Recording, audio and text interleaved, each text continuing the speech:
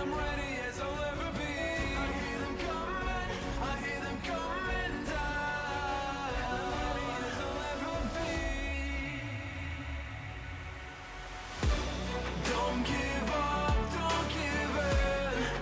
Don't let me down. Be the one to wipe their grin when they hear this sound. Don't give up, don't give in before they catch a glimpse. I know you'll find the strength within. This is your last chance.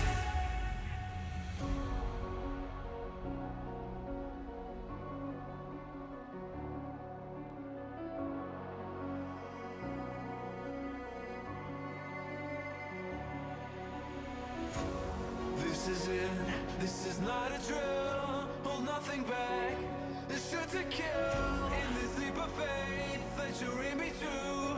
You stand alone, but I'll watch over you. The clock is ticking, the clock is ticking. A single second could mean everything. Time is running, the time is running out.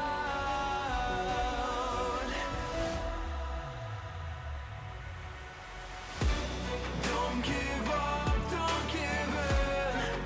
Don't let me down. Be the one to wipe their grin when they hear this sound. Don't give up, don't give in before they catch a glimpse. I know you'll find the strength within. This is your last chance. Now's your time to shine. Make it count. Honor our sacrifice. And now this is your last chance.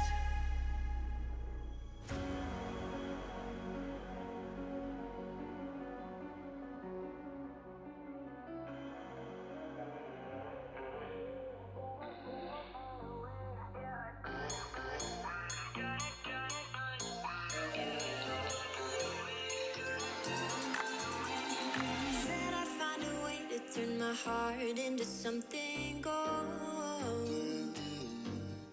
Knew I sold my soul to the devil long ago.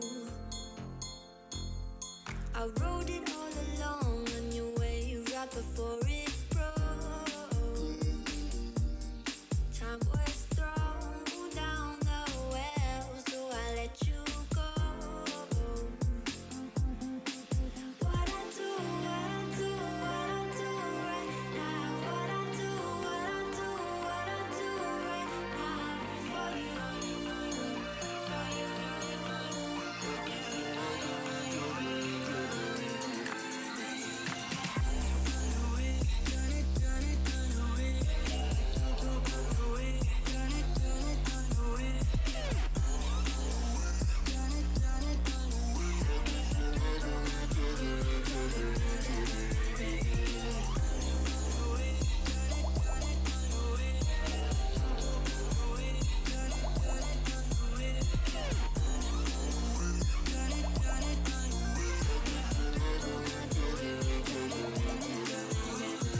Carolina skies in the night, floating by your side.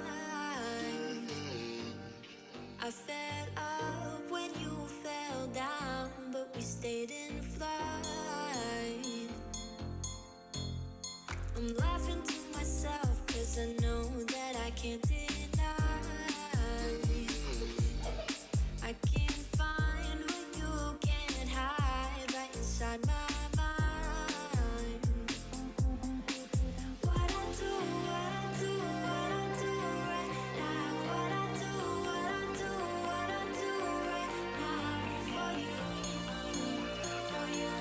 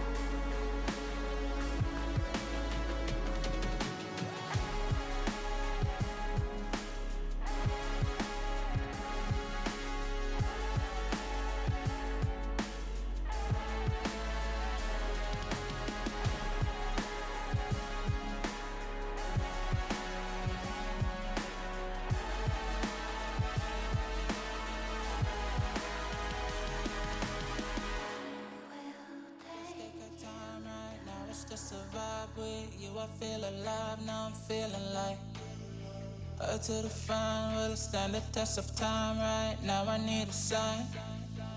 Tell me if it's over, come a little closer. We should take our time to think this damn thing over. Should we grow closer? Should this be over? My heart for your mind, probably we should start over.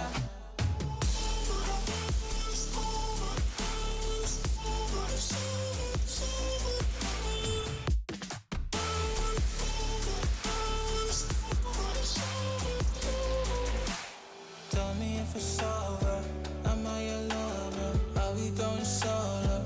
Or is it polo? Her face is saying don't go. I'm acting like I don't know. Whisper my name, say what you want, show me your thoughts. I do the same, my breath on your neck while I slowly caress. Feelings in gray,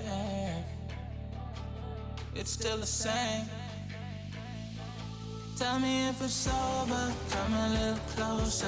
We should take our time to think this damn thing over. Should we grow closer? Should this be over? My heart for your mind, probably we should start over.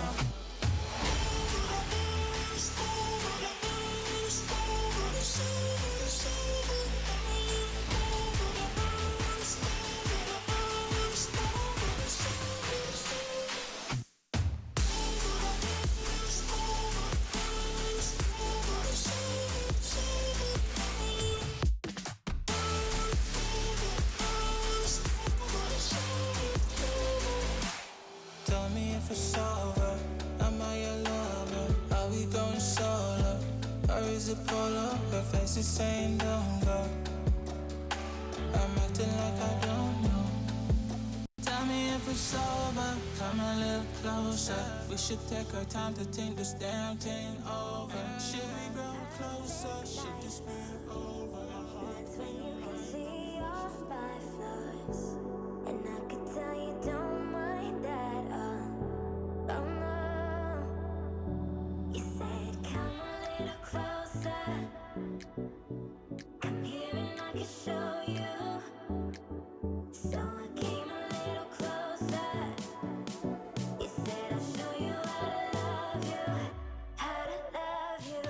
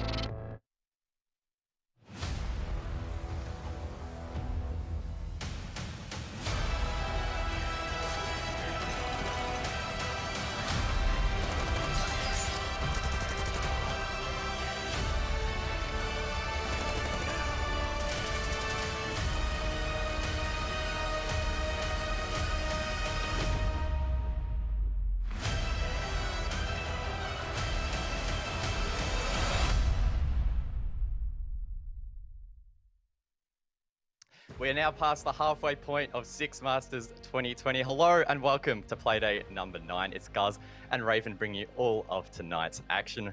Raven, how's things? Good, man. I am super excited for tonight. There's a couple of big matches and a lot on the line. As you said, we're past the halfway mark now, so these matches are really going to be important for the standings. Well, of course, make sure you guys at home stay up to date with everything Six Masters related at Rainbow Six ANZ on your favourite social medias, and of course on Twitter you can jump onto the community polls.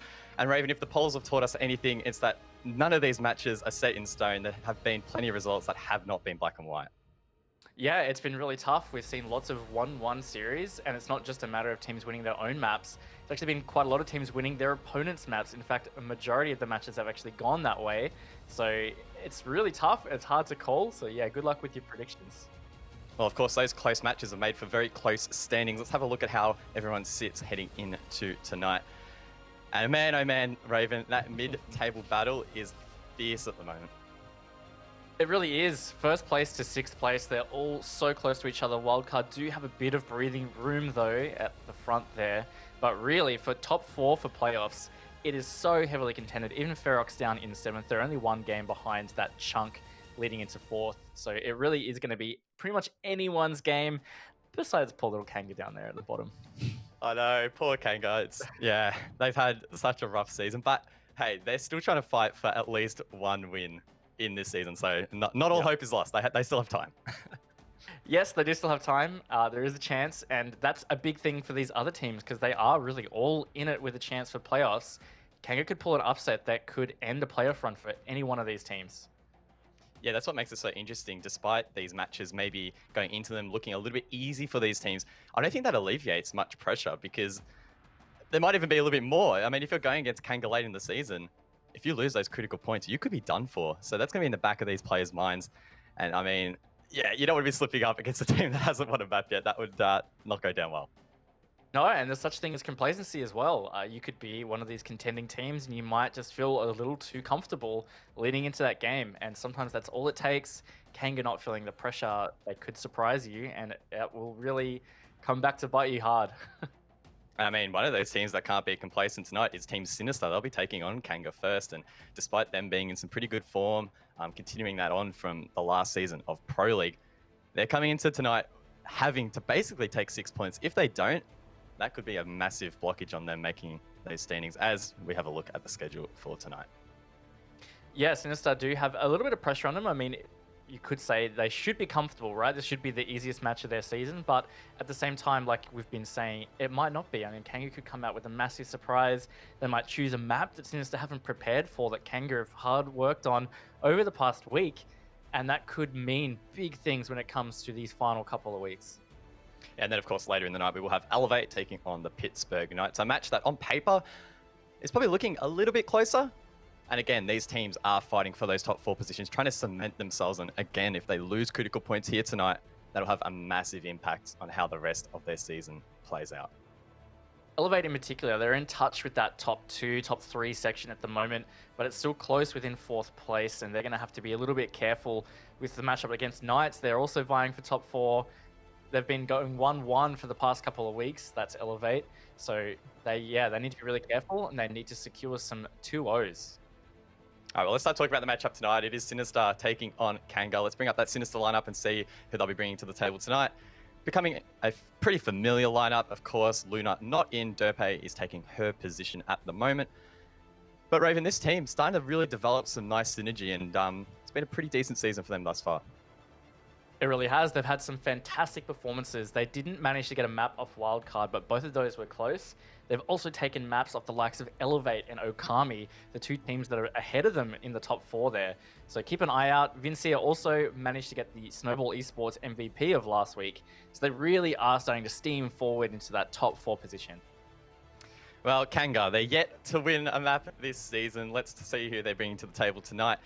And Raven, there has been a roster change. There has been a roster change. So as we heard on broadcast last week, Wayne Man has decided to retire or step away from Rainbow Six / this team. And that means they're bringing in a new player there. And I'm going to apologize if I pronounce this wrong, but I believe it's pronounced Nove or Noveix. But that's going to bring some freshness to this lineup, and it could help them out. It might be all the difference they need. Sometimes it does just take that fresh inclusion of a single player, and things might be dramatically improved. Yeah, it could also be the case of a bit of short-term pain for long-term gain. They might struggle even more tonight, but then find that success later on. I mean, we have seen that with other teams. They bring someone on, it makes things a little bit tricky in the short term, but then they thrive long-term. So it's going to be really interesting, I think, to track how that goes, track how Noveix plays this evening. Hopefully, he has a good one, can try and lift his team's spirits. Because, I mean, even Spruce, the man who brings all the energy for that team, we've seen him in the interviews. He's been pretty down, so I'm really hoping that they can try and muster some confidence and get a result on the board tonight. Yeah, and they've already heavily acknowledged the fact that this season is really a big rebuild phase for them. They didn't have time at the end of Pro League coming into Six Masters to work on that rebuild after they lost a couple of key players. So it's just whatever they can get to work is going to be great for them. And there's some danger behind that as well. Playing that loose, somewhat unpredictable playstyle can work really well against some teams. Well, the map veto plays a massive part in how every matchup plays out. Of course, we are playing a best of 2, which means each team gets 1 ban and 1 pick. Let's bring up the bans first and see where we will not be heading in this series. Clubhouse taken out by KANGA and Consulate by Sinister, and I'm pretty sure that's what we kind of expected, isn't it? Yeah, great bans from both teams. I mean, Sinister, they seem to not like Consulate. They haven't played Consulate yet this season, so I think that's just generally their insta-ban. And KANGA taking out Clubhouse, I mean, they haven't had great performances on it, and also it's one of Sinister's biggest comforts, so you don't want them to be going to that. Alrighty, well, let's see where we will be heading. 1 pick for each team, as I mentioned earlier. Cafe for Team Sinister, and then Theme Park for KANGA. Nice. I'm excited for Theme Park. I just want to see more and more Theme Park, so I'm glad to see it picked. KANGA did choose it last week against Wildcard, and they got 7-0'd, so that was a bit rough. But I mean, that was against Wildcard, right? Top of the table, strong team. They beat Sinister on it earlier in the season. In fact, that was week 1. Sinister lost 5-7 on Theme Park. So maybe that's something that KANGA see as something they can capitalize on. Not too sure there. Yeah, and I'm not sure if... I really hope my results are right here, but from what I've got, Sinister playing Cafe, they played it against Okami and Elevate, and they lost it both times. Did I put that in right? So that's pretty strange of them to be going there, don't you think? Yeah, both 5-7 losses. I'd say that maybe based on the fact that they have been losing Cafe, maybe they've wanted to work on it a lot more and fix it so that it can be back into their map pool as a viable option. And also, they've seen KANGA lose it quite a bit this season. KANGA have had some shaky performances. Their best one was against Okami. They lost 6-8, so it was a bit closer. But other than that, there's a lot of Cafe VODs for KANGA, so that could be what Sinister is really steering into. And I think what's funny about that Okami game against KANGA was the fact that Okami actually won the very first 3 rounds of that map flawlessly. So they didn't lose a man for the first 3 rounds. But they did bounce back, and always managed to take it in the end. So it's going to be up, I think, to Sinister to try and be strong at the start there and not be complacent like Okami may have been during that map when they got that early head start. Yeah, and another part of that as well is the fact that there are so many VODs for KANGA on Cafe. Being a rebuilding team, they're not going to have much depth in their map pool, which is something we've talked about before. But likewise with strategies, so they're not going to be able to change a whole lot in a short period of time. That does give them some kind of predictability, but I also think they're probably going to play quite strange playstyles for the rest of the season. Well, it's time for the poll. Let's see what you guys at home think. Who do you reckon is going to take this one? Sinister. 80%. That's, pretty one-sided. Unfortunately, KANGA just not really bringing much to the table heading into this one, unfortunately. Yeah, and I mean, it's hard to look at that poll any other way. It's hard to look at the game any other way. Sinister are looking really great. KANGA are just not. So if you've been watching Six Masters, I think it should be pretty obvious how to feel about this game going into it. But it doesn't change the fact that KANGA still have that chance of making a surprise. You know, like the underdog story, they might just all of a sudden bring it one week, and you don't want to be the team that they bring it against. Yeah, and I think it's easy to maybe look at this match and look at this lineup and think it's going to be a bit of a boring one-sided game. But for me, the most interesting part about this is that KANGA do have that roster change and seeing maybe how that has altered their playstyle. Will it be for better? Will it be for worse? I guess this matchup will give us that indication of maybe they'll be able to find an upwards trajectory for the rest of the season. Yeah, and that's the thing. They've done a roster change now, so maybe this KANGA isn't what we've seen already for this season. It could be the key. It might not be, and we're going to get to find that out tonight. So it is going to be an exciting series against Sinister. On top of that, Sinister do have that pressure of showing up and ensuring that they get both map wins tonight, because they would be backing themselves to get the full points to give themselves a great chance to finish in playoff contention. Well, you mentioned earlier in the lineups that Vinny, or Vinsiri, won the MVP for Snowball Esports in the last week. Who are you keeping an eye on heading into this one? Is it still Vinny, or are there some other players that you're expecting to maybe step up?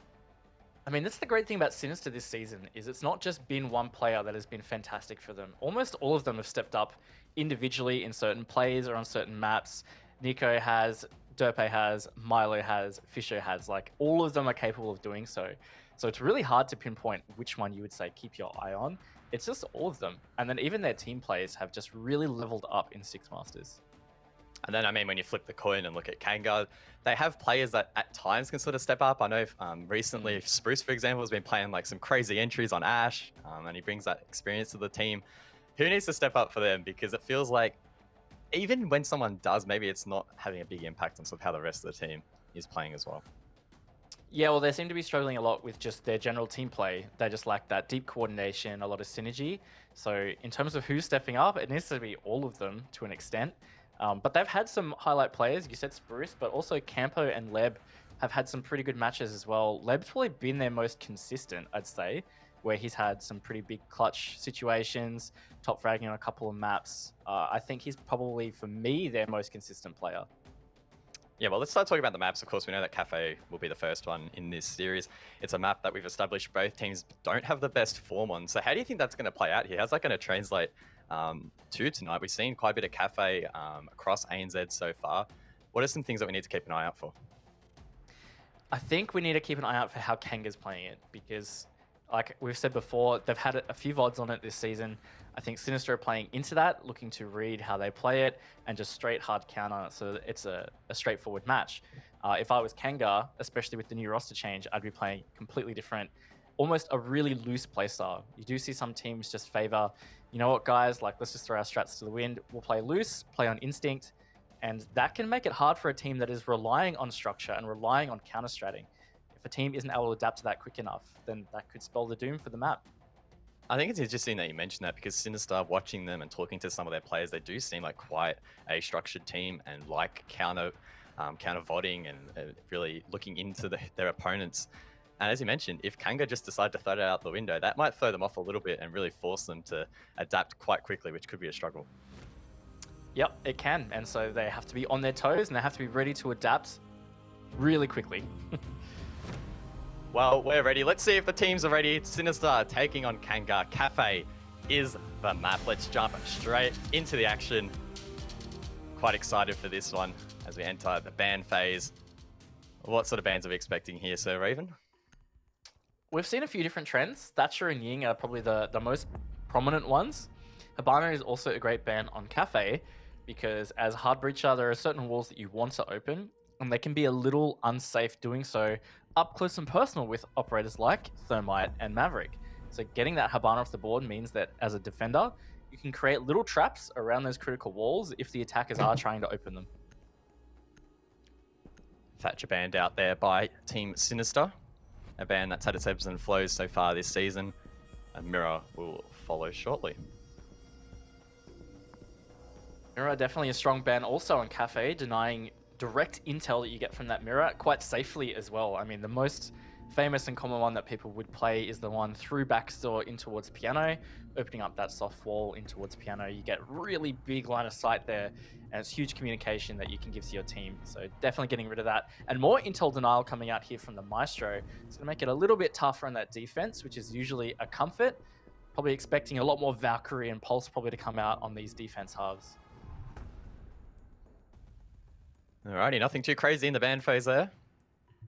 Interested to see where KANGA will elect to go for their first defense. It appears as if it will be kitchen, not upstairs just yet. Again, KANGA probably trying to throw off their opponent a little bit here. It's going to be very interesting, I think, to see how this one plays out. For me, I feel as if the first couple of rounds here are pretty much going to dictate the game. If KANGA let it slip early, Sinister should be able to just get this one under the carpet, put it under the carpet. It never happened. Easy 3 points, but you never know. We almost saw KANGA bring it back against Okami last time. Defenders, protect your bombs from Can't quite put across to them just yet. Yeah, I mean, that's got to say something too, right? That's not all just Okami maybe having struggles. That's KANGA being able to put some things together and make it work. So they've got it in them. And on this map, and you touched on that as well, you said you thought it was maybe a bit risky that Sinister chose this as their map pick.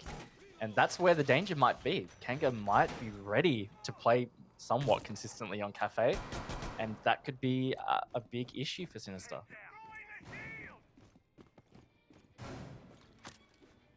10 seconds to insertion. Of course, keep in mind, KANGA are defending below here, despite having some presence above, or at least some utility place. We have seen some teams trying to quite an aggressive Defuse a bomb. hold from above. It doesn't appear as if KANGA will do that, instead trying to spread out more so horizontally. Often the more favored approach. Lab on that KANGA, on that Mozzie rather, trying to find some drones as I find my words. Takes a couple of rounds to warm up, I swear. Playing or casting. I could picture Mozzie riding a kangaroo, you know? So, I mean, it kind of makes sense. True. True. Don't leak the new ability, Raven. Wow. Oh my god. Vehicles incoming, mate. Loses the super short, he gets a KANGA. Yeah, exactly. Sounds pretty good. Sinister are going to go for this top-down clear, which I think a lot of teams have decided to do on kitchen, but it seems to be at a detriment because it takes a lot of time to clear all those floors to get down to the first floor, which usually leaves teams maybe 45 seconds to try and freeze a wall open or actually get around site and get some good positioning to try and get an execute. It really comes down to key time management, and that's where Sinister's going to have to be accurate on this round.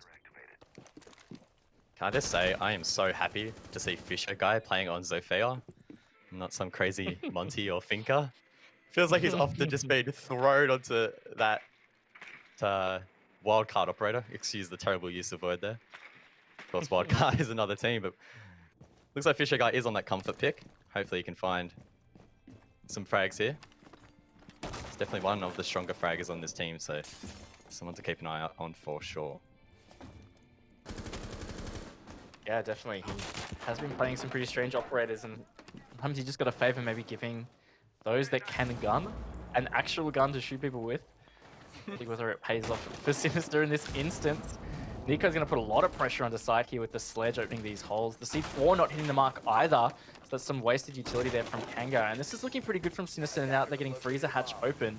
It's not going to be able to be impact trick by any means. And that means there's a lot of pressure on side as Nico just misses that player crossing, leaving it up to the final 50 seconds. Still 5 versus 5 though, guys. This could be a real banger of a final section to this round. Fisher guy just whiffs a couple of shots there. Spruce, the only member from KANGA, or the only member rather in the server that has been lit up.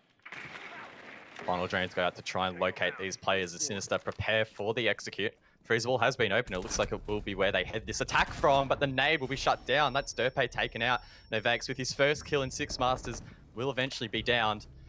It's now a 4-on-4 effectively. Make that a 3-on-5 as Leb gets Vinny and Sinister just really struggling to convert any sort of control. They do eventually make their way in. Molluska with that diffuser in hand, but there we go.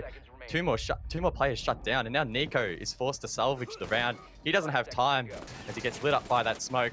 Makes his way over towards the freezer window. There's nothing he can do. He can just stand there and wait for the time to deplete. KANGA with a strong first round. There we go, KANGA on the board. That's more than their first map from last week, so that's a good start there, guys.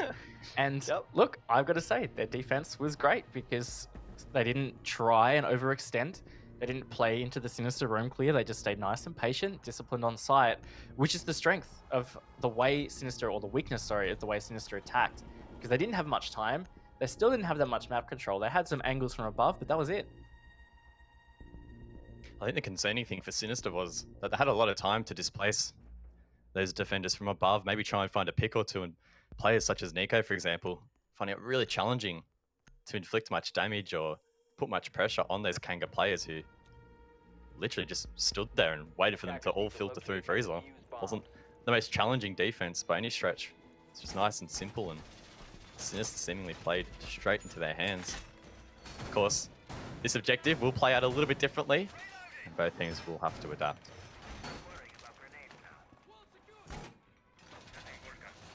I really like from KANGA that they just didn't try, because when you're in a situation like KANGA, right, where they haven't got a map win in 6 Masters, sometimes you could say you try too hard. You try and do something a bit special, a bit cute, a bit strange, and that usually just makes things worse. And you described it perfectly with that defense. They kept it simple. They just didn't really move more than they needed to. And that is just what works when you're trying to hold that site that way. And Sinister just failed to displace them with that vertical control. They did have Nico on that sledge opening the floor, but he never found any picks from it, and it never really had a massive impact on KANGA. KANGA with a little bit of a roam at the moment. Both Spruce and Leb are playing off site. Couple of shots raining out, but none doing any damage. Vinny's actually below as well. Could find himself in an engagement very shortly here with Leb. He hits the shot. That's Leb taken down. Bit of an ill-advised roam there from the Jaeger. And now Sinister will have that man advantage pretty early into the second round. From memory too, I feel like this is a great counter strat and a great read from Sinister, because I've seen KANGA before when they're holding these upper floor bomb sites. They like to run around on the bottom. They like to use it to waste time and force some kind of roam clear from these other teams. So that's Sinister being ready for that. Vinny down there with a drone, nice and early, saw it, pushed in, got the pick. Love it from them, and that's the first minute giving them a man advantage. Could be another engagement here quite shortly. Fisher guy will just get away.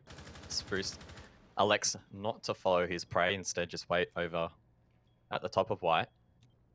Sinister with quite a strange attack so far. It's taken them a long time to make their way onto the roof or over towards Cigar Lounge. And then they have half the round left now. Definitely something that could start to come back against Sinister here. They have taken a little while to get that piano control. They do have Derpe on that Maverick, so if they're going to be using that as hard breaching towards backsaw, they want to rotate there at least. They're going to have to really start to get to work on the wall. It is electrified, but it's not going to do much to counter the Maverick. Derpe will finally start it up here. It's going to put a bit more pressure onto KANGA, and Campo isn't going to be able to play in backsaw for much longer. C4 not hitting the mark there again. Some wasted utility from KANGA they could have used for denial. They do still have the Echo though, so both being able to give them intel and another opportunity for denial later.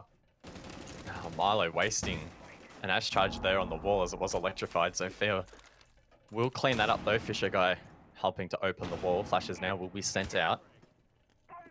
Time well and truly against Sinister. 30 seconds on the board, 4 defenders up to try and deplete more time. Molosca will get aggressive over towards Pixel. Instead may try and push through the breach. They just don't seem to have much direction at the moment. A couple of shots will rain out. Molosca makes his way in freeze, but is shut down, and it's a 4v4. Campo follows up with another onto Fisher guy. As the frags do come out, Nico from below finds Spruce. Nade goes out as Derpe goes for the plant. Not sure the coverage is there though. Vinny is getting aggressive with the pistol. Doesn't quite land enough shots though. Will he be taken out? He is. And now it's Nico to try and hold the post plant. It's a 1-on-2. Nico gets aggressive towards the rotate, but is shut down. And KANGA will get 2 rounds straight. Sinister just really lacking any sort of presence in towards site late round, and KANGA are making them pay. And to think about the fact that that was going in as a 5 versus 4, I'm just amazed that Sinister weren't able to make more headroom there. KANGA, again, playing it simple. They just held their positions and just waited for Sinister to push through. So it's really well played from KANGA. Sinister just not reading into that enough and thinking about how to better displace them. And I was about to say, I think Nico should be bringing the buck, because really what he needed to do was go below in that instance and buck out those guys on Cocktail. That was really what came back to bite Sinister. Vinny had to try and go deep, didn't get any picks, and it just kind of fell apart. Well, this is not a result or a start, at least, of this map that I don't think many expected, myself included. 2-0 in favor of KANGA, who, keep in mind, are yet to win a map at all here in Six Masters 2020. Of course, keep in mind, Cafe tends to be defend-decided, so don't read into the scoreline too much yet, but I think the fact that Sinister do appear to be struggling quite a bit is a fair indication that KANGA's causing them some headaches already. Yeah, I think to an extent as well, maybe Sinister are just kind of outplaying themselves. I mean, they're getting map control. They're lacking a little bit of time management to an extent. I mean, they got into piano pretty late there, but they still had just under a minute. I think it was about 50 seconds by the time they had backstore wall open. So they still had time to make things happen. I just don't think they're making enough happen. You know, like their vertical control is really critical. And even when they got some vertical control on that kitchen attack in round 1, they weren't working any picks and they weren't really displacing those defenders. Big ups to Novaic so far as well. I believe he's on 3 kills so far. Definitely been a strong start for him. There we go. Thank you. I believe MC is observing. I'm not too sure. But thank you very much for showing us the kills there. Oh, yeah, it's Marshall. Thank you, Marshall. Appreciate it, my dude.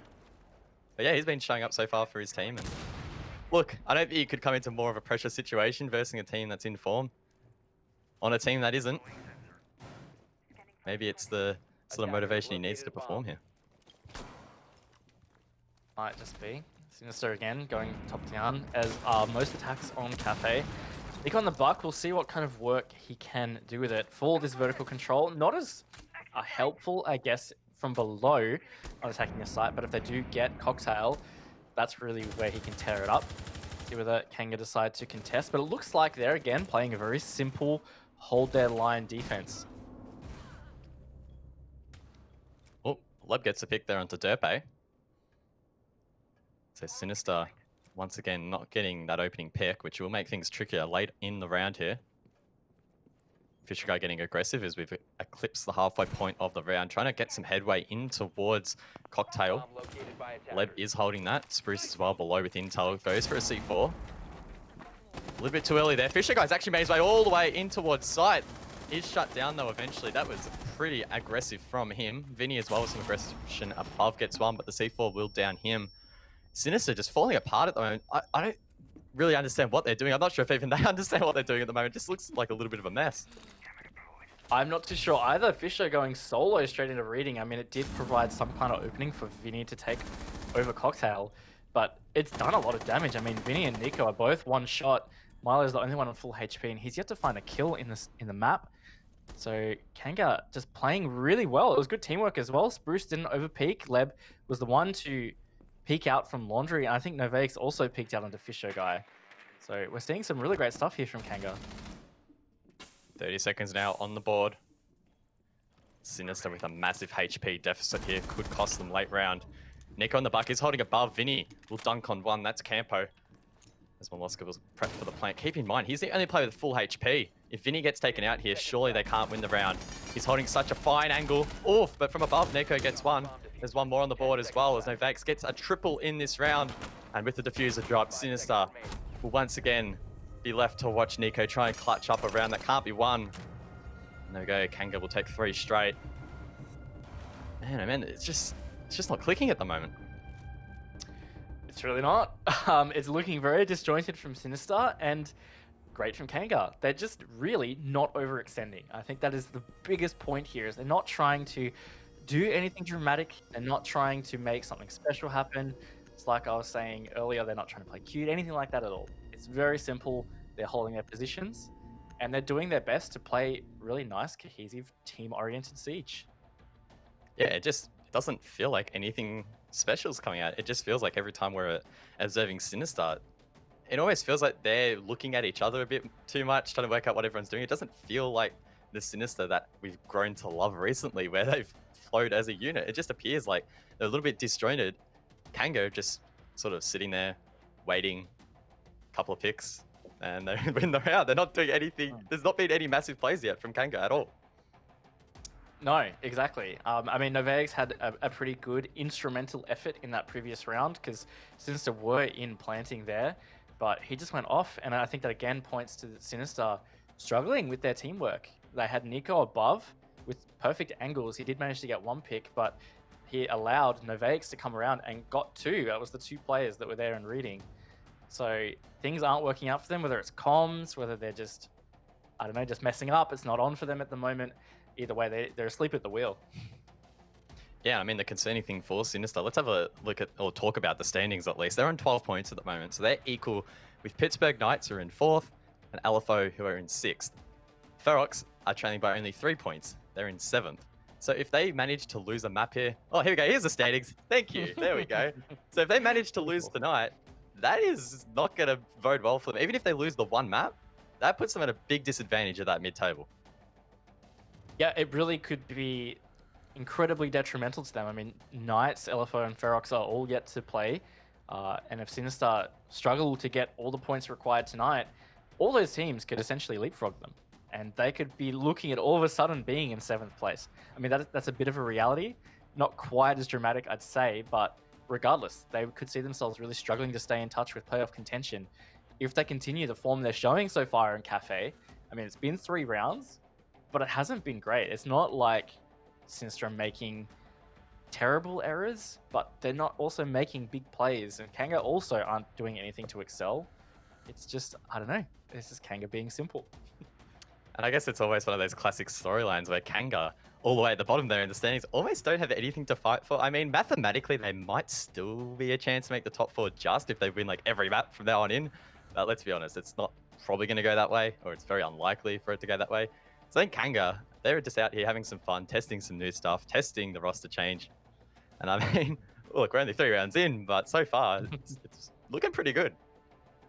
Yeah, and we talked about it a bit in the pre-show. It can be a danger if you're a team in the playoff contention and you're facing KANGA. That kind of puts so much more pressure on you than KANGA because they've got nothing to lose, essentially. They're down there in 8th. They haven't won a map yet in 6 Masters. They've done roster changes. They're just trying to make stuff happen.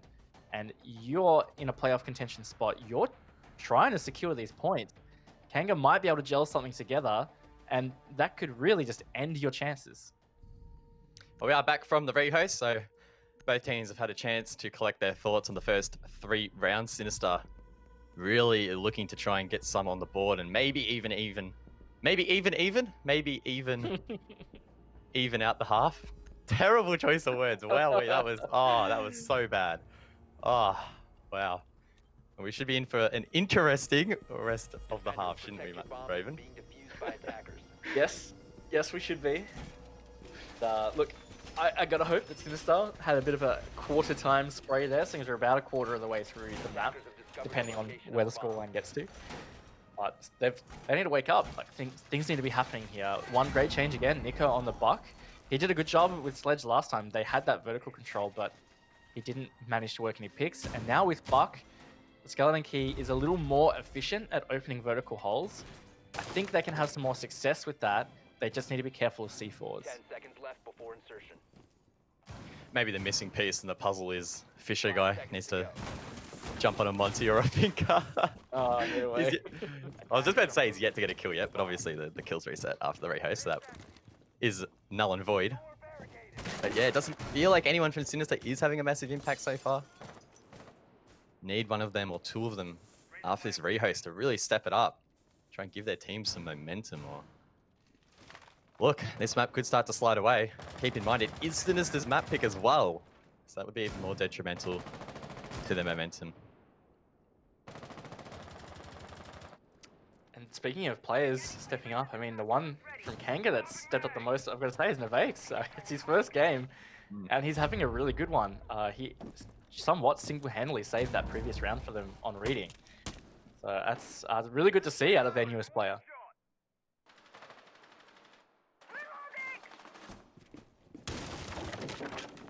Looks like Sinister once again are going for a top-down take.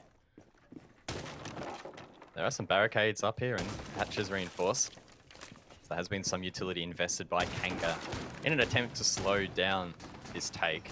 Nico getting to work on that skeleton key, which, as you mentioned, quite efficient these days. A lot of ammo to work with, and Nico can do Nico things and create lots of interesting angles. No picks yet, though. Sinister try and find one. Oh, there's a player to the left here of Vinny. Will he see them? There was a bullet hole produced earlier. Vinny could get shot in the back here. Oh, will make it out. Oh, maybe not. Oh, he gets lit up, but Fisher guy does save him. That's Leb taken out. And Sinister get the early pick. Yeah, that was unfortunate timing for Leb there. He could have at least traded himself out. Not to be. One thing that was really important about that top floor is Nico used so many of those skeleton key shots onto walls up there or floor up there, which means there's going to be less used on site. Equal man advantage now coming into the final minutes, so KANGA definitely still very much in this. Gonna hold some patient angles vertically is Nico, and an aggressive hold in Bakery here. Marlo just runs straight into it by himself, no refrag potential at all. KANGA again are in a great position coming into the final stages of this round. Spruce as well below, still gathering so much intel here.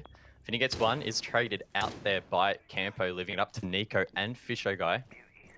Nico, in so many of these rounds, has been the last one alive, just struggling to have an impact or at least assist his team getting round wins. Fisho guy, meanwhile, is at that bar. His one shot, a single bullet will take him out. And again, this is looking like it will go KANGA's way, surely. KANGA don't let this one slip away. As there's 10 seconds left, Fisher guy now forced to send it in towards site. Head checks to the left and gets one. That's Boats.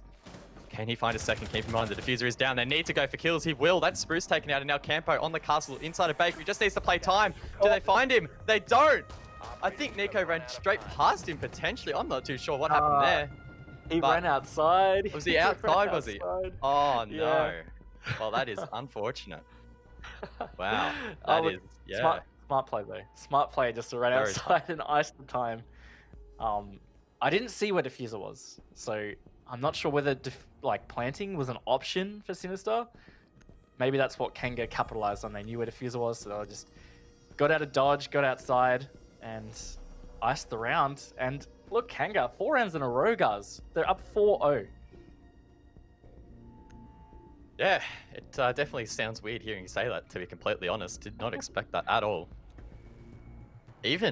Honestly, even if Sinister managed to get 1 or 2 rounds in this half, it's not looking good. This is feeling like the Sinister of old to some extent. Just, I don't know. Something isn't clicking. And that rehost hasn't really seemed to give them any sort of break in this momentum. KANGA are still playing quite strong here, and man, it's definitely concerning if you're in the Team Sinister camp. It is, and it's going to be just stacking more and more pressure, and that's, again, something that's going to work in favor of KANGA, because even though they're up 4-0, they probably still aren't really feeling that much pressure. Like, they're just going to be having some fun, working on some stuff, and it's working out, and that's cool, and that doesn't create any extra pressure for them, it just creates more pressure for Sinister. So that's going to be really tough for Sinister to continue to manage, and again, solo plays, I think, was a big issue in that previous round. I mean, Milo was just yeeted into Bakery. He seemed completely unaware there was actually 2 players there, and he didn't manage to even get one of those picks. And I think one of Sinister's strengths of recent has been their ability to refrag. So far this evening, it does feel like there's been a couple of plays here and there where entries are just sending it in, not finding picks, and not being refragged, which only causes more frustration for your remaining teammates who need to play at that deficit. So hopefully they can tidy that up here, as Derpe does get one. So that's Spruce taken off the board. I believe that may have been on a roam downstairs. So at least now they have a bit of breathing room heading into the rest of this round. A good start. Last time, though, that they had a 5 versus 4 early advantage, they still weren't able to ice out a round. Let's see whether they can change it for them this time. Fisho swiftly in through train on the 2nd floor. They've secured some good map control. There's Vincia down on the 1st floor as well. There is a player, actually, just around reading there, that Leb and Fisho are about to engage. Leb is not going to be able to see Fisho before the bullets come out. So this is looking much better for Sinister so far. hopefully they can continue it and get their first round. I must say, it feels like every week, Lev just plays in stranger and stranger positions on these roams. Bomb And located by attackers. so far tonight, it's produced mixed results. On that occasion, it didn't really do much. And here we go. Nico will now be clearing out Cocktail, which is what you flagged earlier, Raven. So KANGA will find it harder to sit on this side of the map. Yeah, and it's one of the Oh, best nice. places to knife from above, but oh my lord, Novaix actually just deletes Nico. And that means that more of those skeleton keys aren't going to come out, and he can sit more comfortably. He actually sits over a hole, though. Not sure what that was about, but Vincia will capitalize. That means it's all up to Boats and Campo to be able to hold this round for KANGA. It's a 2-on-4. This is really the first round in a long time that Sinister has looked like winning. Can they convert, though? Derpe gets one. Boats now left in a 1-on-4. Finds two. Surely they don't let this round slip away. Boats on a slither of HP finds one more. Vinny now left in a 1-on-1 as he repels in. He has full HP. He might not have intel though, as he's just holding the angle. Needs to be mindful of the time as Boats is looking Attackers have to recovered try the and extend it as long as possible. The diffuser is collected. And Vinny will go for the plant. Keep in mind it takes 7 seconds. Boats will definitely be able to hear it as he crouches up. Does he know where it is? He head checks it once. Oh my god, he almost hits the shot. But Vinny will win the round for his team. And oh my goodness, that was messy. Vinny almost died there. And that would have been KANGA's 5th round straight, but it just wasn't meant to be. And Sinister will finally get one on the board. Look, messy is a great way to describe it. And yeah, Sinister did win the round, but it was close to not being their round again. It's still looking very shaky for them. I'm a bit concerned how it's going to go for the rest of the map. We'll see whether they can start to rein it back in on their attack half. They've got one more, defense half. They do have one more attack though. It's going to be reading, which they did lose last time. Man, I didn't want to curse it, but in the back of my mind, during that Boats' attempt at clutching there, I was thinking, oh my god, don't do it. Don't do a sin throw. Don't do the old Sinister, because I mean, reflecting back to like season 11, their first half of that Pro League season, there were many rounds like that they managed to throw away. And in a similar fashion, man advantage, just not having that confidence to end out these rounds. And man, it almost happened again. Luckily, Vinny, last week's MVP, was able to step up. And they do get that round on the board, but again, it's looking very, very sketchy here for Sinister. And that could just be a sign, again, of the mounting pressure for Sinister in this match, given that they are so many rounds behind on a match they probably would have been backing themselves to just be dominating in. So that's going to be adding up. It's going to cause more mistakes. They need to be able to steady the ship a bit. Sorry, I was just having a little bit of a coughing fit there. But we're back. We're good. Good to be back. Glad you're alive. Thank you. Oh, Leb. Going for a spawn pick. That's a bit cheeky. Again, playing in a peculiar position, still with the shield in hand as well, so I'm expecting him to place that down, and he will, inside of Cocktail. As Sinister look to try and progress through the top of this map. Management pretty decent so far. Got on the roof pretty quick. Hatches open. They're droning out, so they're going to be able to get some pressure in towards Cocktail a bit sooner than previous rounds, which is going to be helpful for them. They can clear out Cocktail and give themselves a lot of time to clear out reading, then they might have a much better chance at planting. But I mean, last time, Nico did have that vertical control to hold reading, and the plant was still not successful. It's just about them tightening up some of those team plays. Again, Spruce gathering intel. I think he's played Pulse every round so far this evening, an operator that he has played quite a bit on across the season, and particularly on this map. Providing a lot of valuable information to the rest of his team. My word, this round's gone quick. We're almost halfway through, and Sinister just yet to gain any meaningful control. Now trying to progress over towards Cocktail, but time is running short here. That's going to take some effort to be able to clear out Cocktail properly. That's going to help, though, as Nico gets Campo. It's a C4, not going to be able to use as well from the mute. He's just going to push up. He's holding a nice little pixel there in the corner. That 3-4 almost gets Fisho, but not quite. He's finished off by a Spruce from below. His boats also adds for 1. KANGA looking pretty good here. They get another through the floor. It's falling apart for Sinister Guards. Not looking like they might be able to get another round here. Neko and Dope are on full HP. Spruce and Boat's low, so they might be able to find those picks, but again, their refragging really lacked during that cocktail take, and it cost them. Dope now running the LMG, will try and enter in towards reading. P-firing all of the common angles, but doesn't find a pick. Again, KANGA playing it smart, playing it passive, and Nico gets time there. Falls off that angle behind the shield. He tries to progress in towards Train. Dope flames out that position as they try and work together here. There is a player at the top of white. Dope sees the gun, but can't get the kill. Novak shuts him down. And Nico is once again left to clutch it out. It is a 1-on-2. Boats has been downed, but there's nothing he can do. He doesn't know where these defenders are. And that is one of the cleanest rounds, or cleanest halves rather, that we've seen from KANGA all season, and Sinister just falling apart. I've got to say, hands down, that's probably KANGA's best half so far in Six Masters. So, pat on the back to them. They're up 5-1. They're only 2 rounds away from getting their first map in Six Masters. And it is against Team Sinister, who is a team hard pushing for a top 4 spot. I mean, all Six Masters, the storyline for us has been that Sinister are looking like a genuine top 4 team. But right now, KANGA is just all over them on Cafe. I think it's going to be very telling how this first defense plays out. If Sinister manage to win it quite comfortably, then maybe we could see a reverse sweep of sorts. But man, that first half doesn't instill a lot of confidence in me. Attackers need to locate and defuse I don't know. bombs as they can. The thing I've had in the back of my head so far in this half is, why did Sinister go to this map in the first place? Because, I don't know. I'm keen to ask them later if we get an interview, because I still can't quite put my finger on why they'd go here. It seems like quite a risky choice, and so far it's not quite paid off.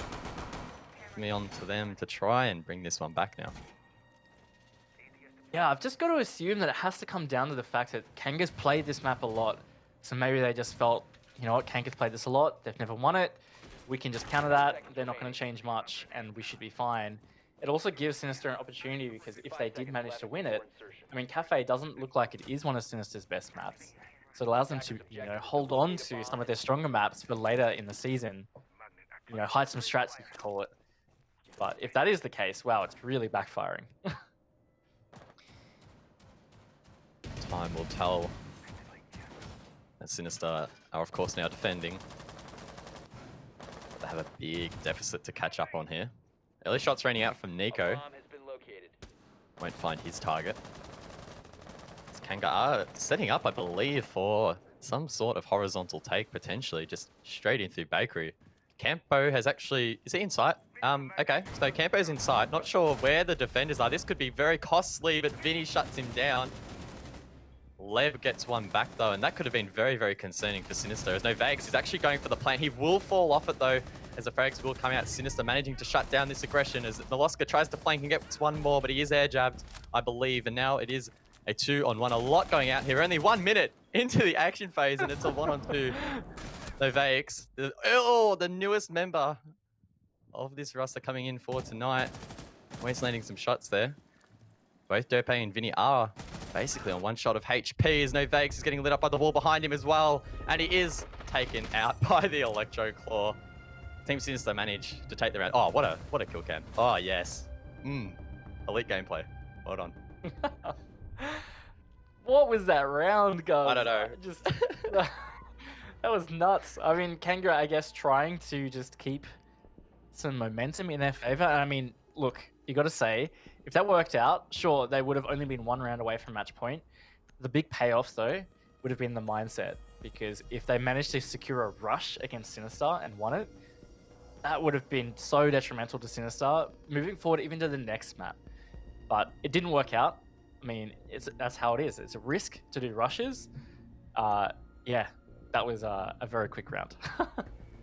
I mean, to be honest, it wasn't that far away from being winnable, really. It was pretty close. You know, I mean, it was a great retake by Sinister in the end, but there were a couple of moments where KANGA look like they might have had it. I mean, Novakes almost managed to stick the plan. If that went down, could have been a very hard round to recover, but Sinister do survive. They start to try and crawl some momentum back, but again, it is such a big deficit to crawl back from.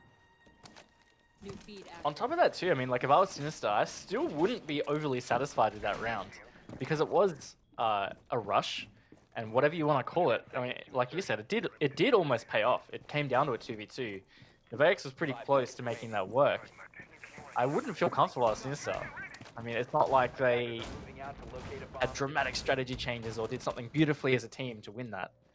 So they're still going to be struggling here, and they are still 3 rounds behind. And that's the beauty of the lead that KANGA have built for themselves.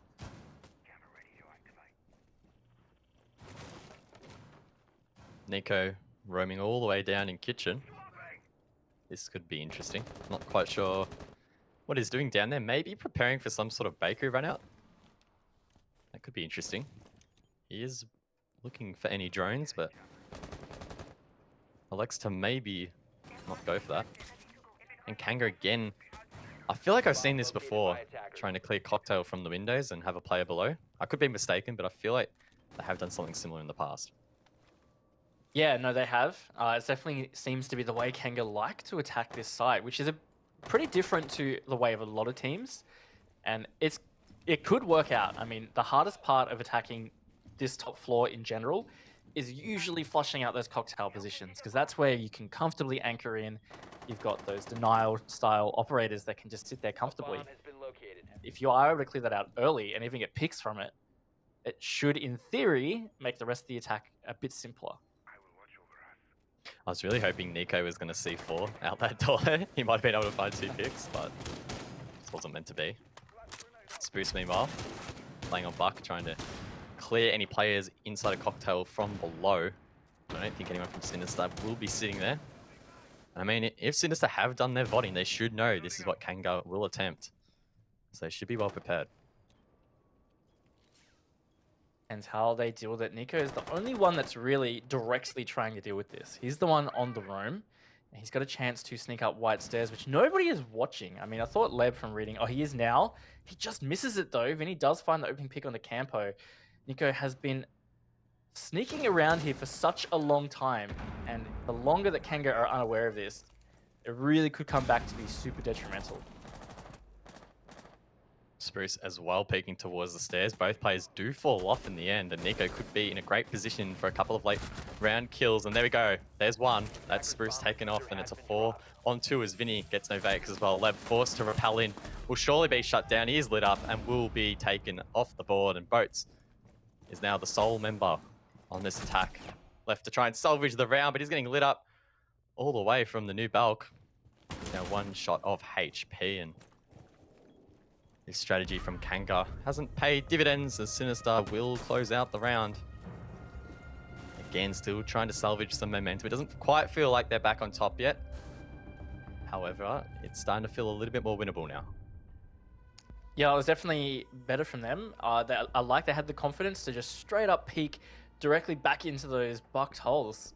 It meant that they got a few picks out of it. KANGA didn't feel comfy in reading, and they never really were able to clear out that cocktail spot. Nico is staying very patient on white stairs. Ended up working out really well as well for Sinister. So maybe some good comms and just great timing there. It's working out well. They're 2 rounds behind now, so they are clawing it back ever so slightly.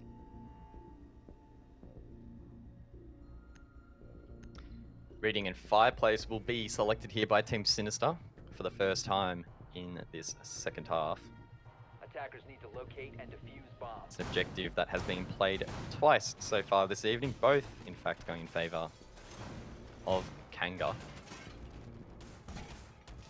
Funnily enough, the only round that Sinister actually did win on their attack was the top floor, off the back of a clutch. So, I mean, maybe we'll see something similar here from KANGA if they start to struggle, and that will really tighten up the scoreline as we head deeper and deeper into this match. And while KANGA are only 2 rounds away from the map win, importantly as well, they're 1 round away from at least forcing overtime. So if I'm Sinister, like, you really just don't want KANGA to be winning even any other rounds. Because if you have to push it to overtime, It's just a longer map, longer series, and it still gives KANGA that inkling to get in. Sinister, if they can get it back to 5-5, I mean, I touched on mindset before. That's going to be really positive for the Sinister mindset, and I think that might end up being too much for KANGA to deal with. Molosca, interestingly enough, playing Alla, an operator that doesn't see a whole lot of playtime in comp. It's a bit of an interesting choice that has caught my eye, playing her over towards Pixel. KANGA electing to go for a more traditional take on this occasion, dropping red stairs, and will likely sweep through Cigar Shop and Cigar Lounge. But I don't think Sinister are going to make it too easy here. They have a really strong hold to try and slow down some time. Definitely going to be tough for KANGA to get that east control around Cocktail. Dope hard contesting at White Stairs window as well. That Spruce that was there. He sledged open that castle just to put pressure on Sinister, being able to rotate down the White Hallway and down the White Stairs. But either way, Sinister holding tight here, and it's almost half the round down. KANGA haven't been able to obtain much control at all. Dope still holding this angle on White Stairs. Really doesn't know if there's a player repelling. Charged off his crosshair placement. Boats tried to send a drone in, but missed. The second one does make it through the window, but is denied by Molosca. So Derpe's position may not be revealed as KANGA will begin to push up through White. Vinny gets the first step onto Boats though, so a nice pick for him and his team. KANGA really need to start getting a move on here as some vertical will be created by that C4. Campo misses his shots though. Can't get the pick. They really have struggled to get good control here, KANGA, and that's going to start really working against them now. Sinister so comfortably holding on around White Stairs. Bruce finally gets the opening pick for KANGA to make it a 5 versus 4. This frag grenade hits though, that could be big for KANGA. Not going to make any damage though. Campo pushes through, cleans up White Stairs finally. It's a nice refrag from Milo. And a refrag again from Spruce, so that's actually going to give KANGA the man advantage now, guys. Coming into the final part of the round. There's a C4 on the roof. Not sure if that's still in play. It probably is, as Novakes will get one more for his team. And Fisher Guy now left in a 1-on-3. So many angles that can be watched from here. And he gets aggressive on the breach and gets one. Doesn't get refragged. Still plenty of HP to play with. 15 seconds left. 15 seconds left on the board. Those footholds will net him another one. Seconds remaining. And now Leb needs to find the pick or go for the plant. The pick is definitely the more viable option here. He pre-fires around the corner and Leb will hit the shot. KANGA now on match point. And Sinister just being left red-faced so far here on Cafe. Oh, that pre-fire was huge from Leb. Massive round from KANGA, and match point for them is a situation that us, and I think it was 80% of the people on the poll did not expect here. So, oof, this is a pretty big deal.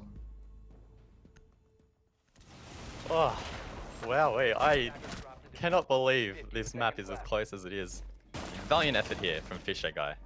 Great couple of picks, but Leb there pre-frame that corner. 4 seconds to go on the timer, and he wins the round for his team.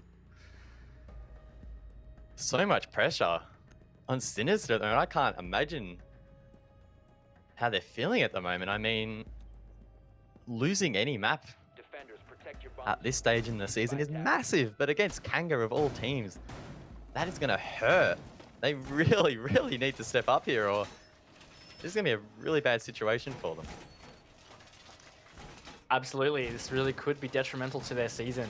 I think that's one of the biggest things to come out of this if KANGA do manage to get the map. It's not just the fact that KANGA have won their first map, but it's more so that this could really mess up Sinister being what everybody has expected as a top 4 finishing team.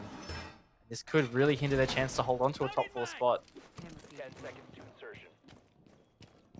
And of course, keep in mind, this is actually Team Sinister's map pick. They lose their own map pick against the one team that's yet to win a map so far at all in this entire competition. That will cut deep. That will hurt so hard. But hey, they have an opportunity to bring this back. It's not over yet.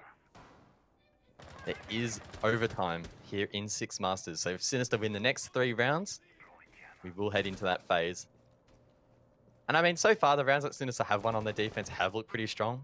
It's really just that last one that looked a bit dicey. So we'll have to wait and see what they can bring to the table. Bomb That being located said, by though, their attackers. first defense was that rush, and that was the last time they held Kitchen. So, yet to see really how their Kitchen has been properly stress tested, besides to a rush. I mean, the collapse ended up being okay when they countered the rush. Still looked a little bit 50-50. KANGA pushing with structure this time. They're also opting for this top-down clear as he led here on this bar cocktail. They're going to be able to pick up all the utility, and they're going to be able to obtain some pretty good vertical map control. But time is going to be the biggest factor here. KANGA, pretty satisfied with their control of the top floor, will now progress to the second. Doesn't appear as if anyone from Sinister is holding this floor, so it's really just a time waster at the moment for KANGA to clear. Beginning to approach the halfway point in this action phase. KANGA will now need to try and convert this control to some sort of vertical presence, or else Sinister will be able to basically just sit where they are quite comfortably. I mean, even as it is at the moment, most of their players are off site, so maybe this presence from above from KANGA won't really be too helpful in helping to win this round. Yeah, wait and see how it pans out. What Spruce can do with vertical control could be pretty critical here if he manages to get a pick or at least flush out some of these deep positions. It's gonna enable things a bit easier for KANGA. There is still somebody holding on to Bakery for Sinister. In fact, there are two players around there as Nico is hanging out around the bus stop window. So if KANGA are going to try and get that control, it's going to be pretty critical. And speaking of, that's Vincia taking out from above by Spruce. Vertical play working out for KANGA, giving themselves about 40 seconds now to try and get an execute happening. KANGA 1 round away from winning their first map in the season as they open these walls in towards Bakery. Vaix looks to try and put even more pressure here on Team Sinister, who really cannot afford to lose a map tonight. 20 seconds left on the board, and Fisho will keep his team's dreams alive by finding one. Not much time left on the board here, and Fisho guy with the flank will find another, leaving KANGA with only a couple of members on the board. It's going to be so challenging to win this round as Boats is now left in the 1-on-3. Is taken down by Molosco, and Sinister will hold on for another round. A great sign of grit there from Sinister because it was looking pretty good for KANGA when Spruce was able to take out, it was Vinny from above, and then he tagged Derpe low on site. I thought once they had wall open, they would have been able to get in and get the plant down. But Sinister worked it really well. A good, somewhat retake, pushing around the red hallway, retaking Bakery, and even above as well. I think it was Fisher that took above. That was a great job by them. They do salvage it. They're still 2 rounds behind though, and that's just to force overtime.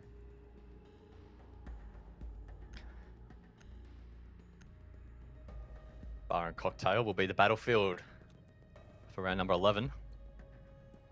Attackers need to locate and defuse as many bombs. It's only as been they can. attempted once thus far here by Team Sinister, where they did manage to take the round. Question is, what can KANGA do to mix things up?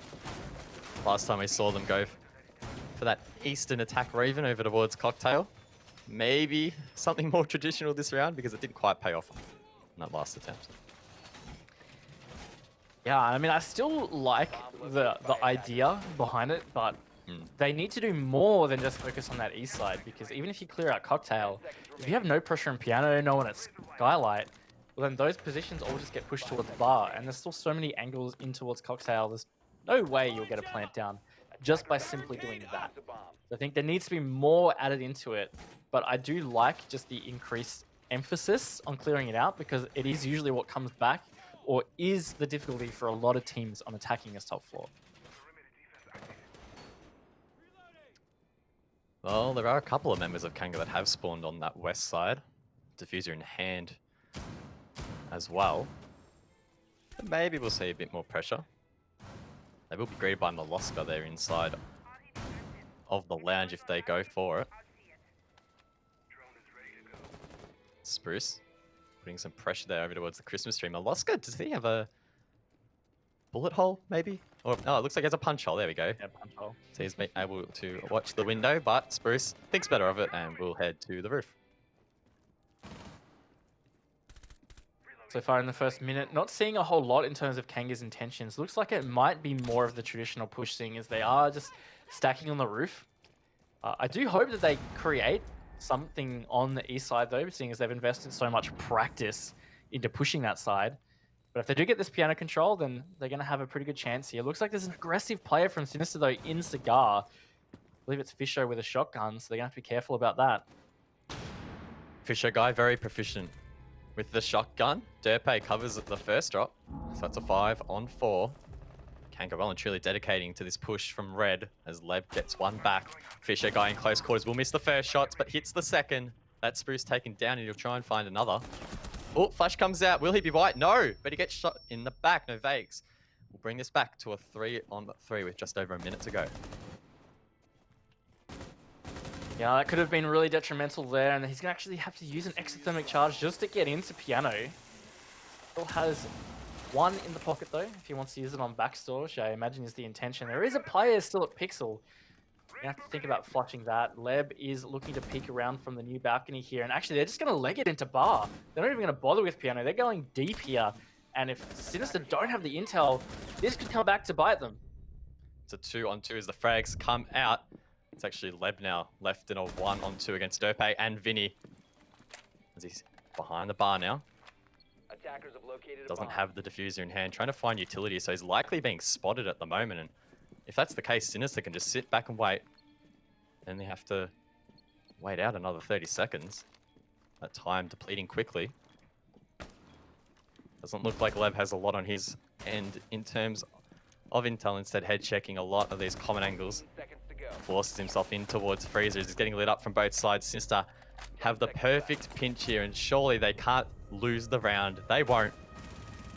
And now we are 1 round away from overtime, or the win going in favor of KANGA. This one definitely very spicy so far. I can't believe we're going this long, but hey, we are. Yep, definitely could be seeing overtime, and I mean, KANGA took Okami to overtime on this map as well. They did end up losing that 8-6. Didn't quite have the lead that they had in this game though, so for sure KANGA are going to be pretty disappointed with themselves if they do ultimately end up losing the map. But let's not get ahead of ourselves. They're still looking pretty good. I mean, that attack was all right. They struggled a bit obtaining piano control, but I love the decision to just ignore it. They just pushed through bar, and it almost worked out. Unfortunately, Leb in that 2v1 situation, always going to be tough. They won reading dining last time based on a massive clutch of Leb. So if they can do it again, well, this is going to be their map. Attackers need to locate and defuse bombs. Man, even I'm finding myself wiping my hands on my pants a little bit here. They're getting a bit sweaty. I didn't expect this game to be as intense as it is. And I mean, for Sinister, that's only going to be amplified. They're the ones actually having to endure this inside of the lobby, having to play with that pressure. Definitely a comfortable position to be in. But of course, not unwinnable. They're going to fight this as hard as they possibly can to get it to overtime and then finish it off. Hasn't been the best night for them so far, but 10 seconds remaining. still plenty to salvage, and they'll definitely be looking to do 5 just that. seconds left before insertion. Attackers So to must bring locate it and defuse back the a little bomb. bit here too, Nevaix has had such a good debut game for KANGA. I mean, we don't have the full scoreboard, but I believe in those first couple of rounds he was their top fragger. And now he's here playing hard reach on attack, and he's still fragging out for them. I have no doubt he's in double digits. He's just been so solid. Given that it's his first game, I think that's really great. Definitely a great performance so far from him. Sinister, on the other hand, haven't really had any of their players step up massively so far. Instead, more of a consistent performance across the board.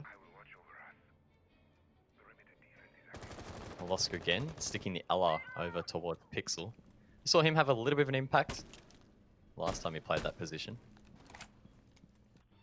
Of course, that Scorpion, very, very difficult to tame even after that slight recoil nerf, or recoil buff.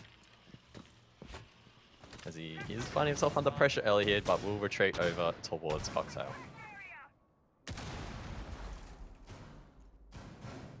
They're definitely putting pressure there on That east side haven't managed to flush out any players. That grenade blowing up really close to Milo, but not really doing much damage.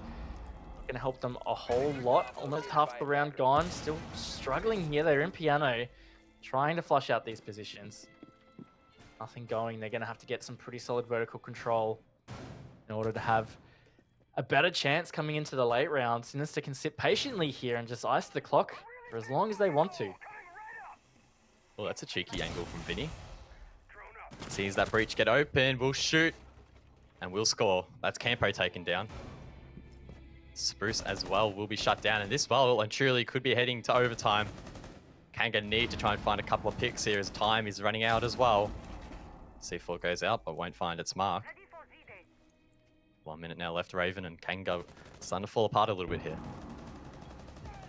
Yeah, it's not looking good for them, but two big picks coming out for KANGA. Does give them a bit of a sniff there. It's up to 11 Novaics, though, as Derpe's found another. That's 3 Sinister players on full HP. So they are sitting in a good chance here. Leb trying to use these vertical holes to find something. So is Novaics.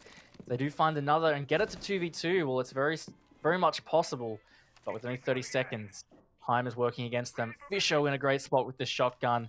Definitely going to be a tough final moment, whether we go to overtime or not.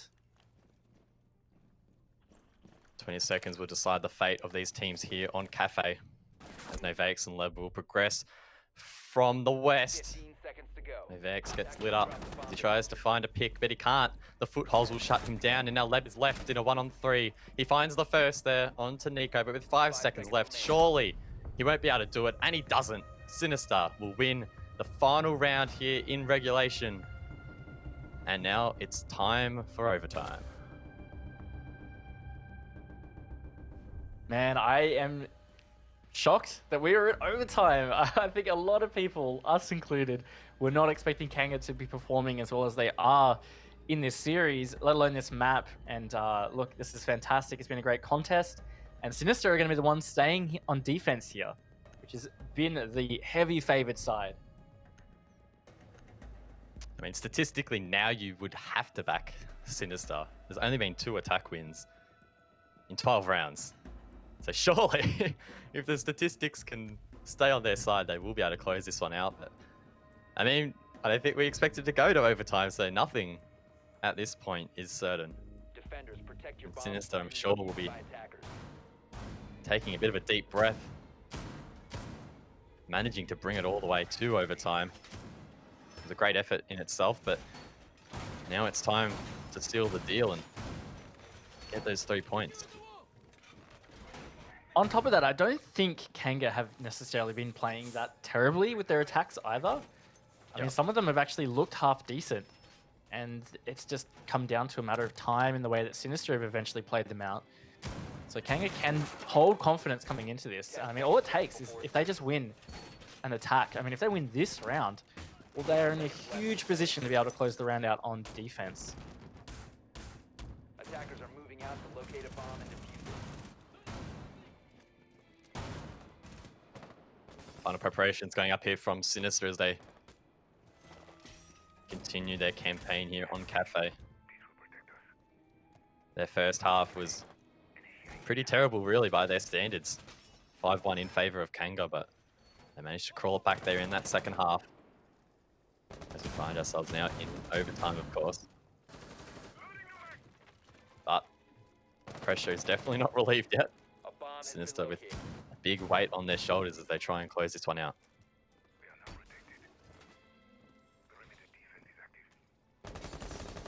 Show again, playing a very tight position here in Cigar. Caused some headaches last time for KANGA. They took a while to flush it out, and it did cost them a couple of men. I think it was 2 that actually died to Fisho in that spot.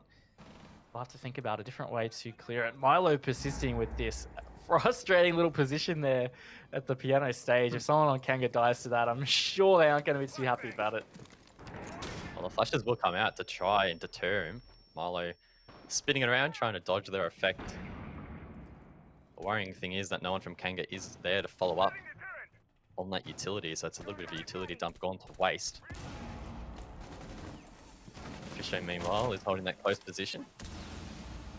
But will fall back as the red wall is blown open. No bakes taken down by Molosca. Is traded out though. That's now a 4-on-4. Oh, is that Nico with an impact blow? I'm not too sure, but Boats does take a bit of damage, and now that bomb carrier is quite low. Yeah, but importantly, they have flushed away the person in Pixel. Boats ultimately does get downed, though, probably again to another Nico impact grenade below, causing some havoc with those impacts in a very unconventional way, so to speak. Does make it a 3 versus 4. Sinister with the man advantage. Time ticking away as well, so clock advantage in favor of Sinister. KANGA going to have to get something moving here and try and equal this out, but Dope has something else to say about that. 4 versus 2 now. It's not looking too good for KANGA in this first round of overtime. KANGA with their backs well and truly against the wall, but Fisho will miss that first shot. Doesn't matter though. Or maybe it will as Dope. He's shut down, and there we go. Fisho as well. Campo showing up big here, despite not having the greatest map here so far, but Spruce will be taken down. No refrag quite yet, but there we go. Vinny, he's shut down, and it's now a 1-on-1. Shots raining out as Nico tries to hold on here. Bomb located by attackers. Only 15 seconds left here. Nico left in so many of these clutch scenarios so far on this map. And he finds himself in another. I think his position's been revealed. The pre-fire will come out, but Nico manages to clutch it out with the UMP. Way too close for comfort there again for Team Sinister, but Nico manages to find that frag and keeps their team in it. Oh my god. Oh, No. the heat is Honestly. up, man. There are some massive rounds happening. I don't know how Nico won that against Ash then. Oh, that was way too close. Campo was low HP, so I think if Campo was Yeah. full HP, we could have seen a very different result to that round. And again, KANGA are playing really well. They got some nice trades as they aggressively pushed through. Campo in particular, very instrumental in the fact that that was a possibility for KANGA. So great job from them.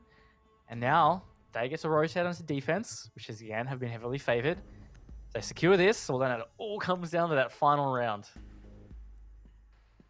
We're going to see a change of objective here in overtime, with KANGA electing to go to kitchen as opposed to the top Protect your floor. bombs from being defused by attackers. This will definitely spice things up a little bit. It's an objective that we have seen played a little bit so far tonight, with varying degrees of success. I don't think anyone, in fact, no one has won an attack yet on this site, so that could make things quite interesting. Interesting. Oh no, I said it. Oh no. Definitely, look, it's definitely gonna be tough. I mean, this is a pretty tough site to attack. But again, these teams have really defaulted to the top-down clears that take a lot of time, a lot of utility investment, and it often comes down to just really tricky executes. And it's not because of really anything other than the fact that it takes time to do that kind of push. And defuse a bomb. So again, if KANGA stay comfortable and don't overextend, well, they're going to be in a great position to be able to close out the round. Looks again like Leb will be playing off-site on that Mozzie. So in place a couple of his pests on the second floor, maybe trying to deny some intel for Team Sinister. Leb actually with the hatch popped, so can make a quick getaway.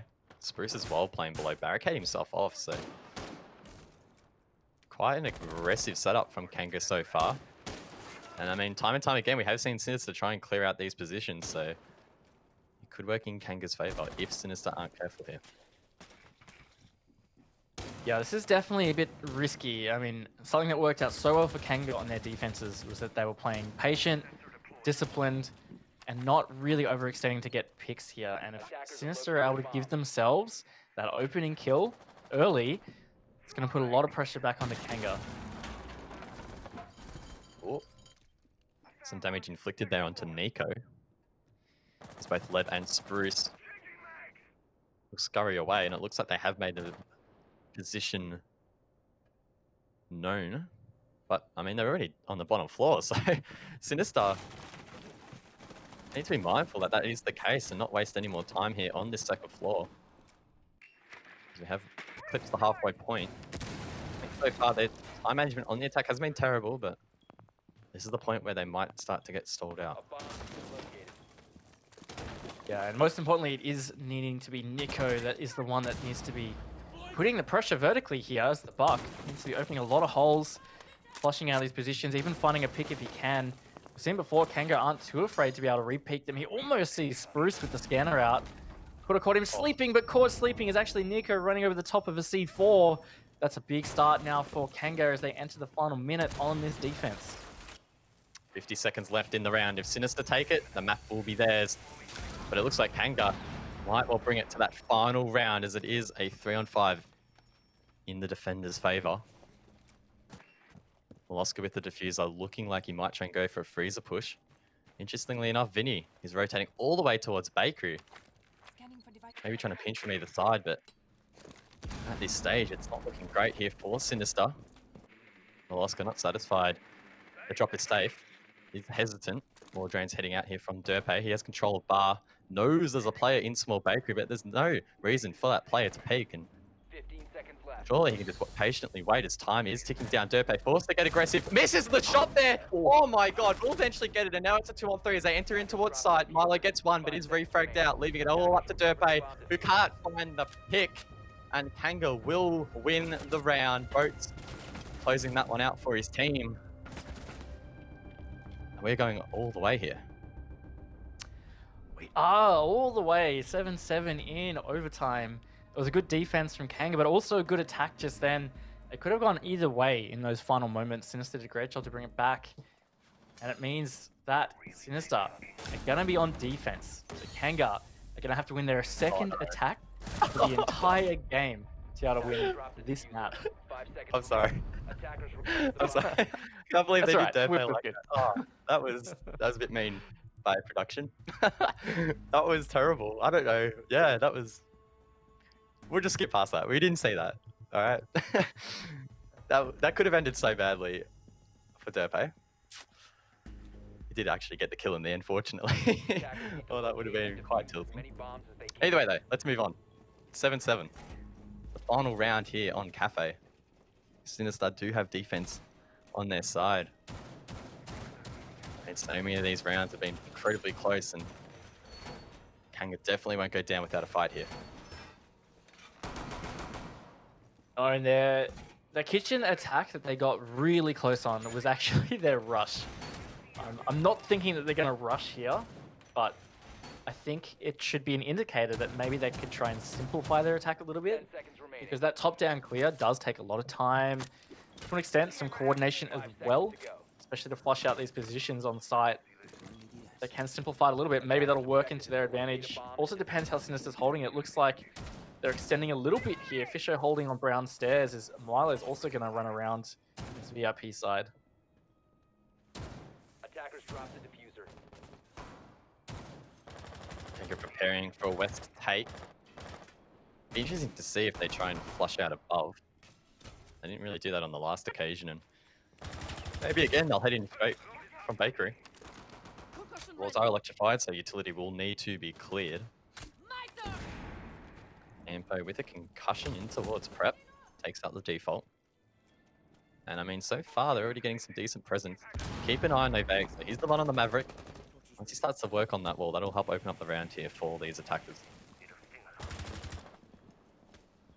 Very important for KANGA to protect that Maverick if they aren't going to be clearing utility or getting vertical control.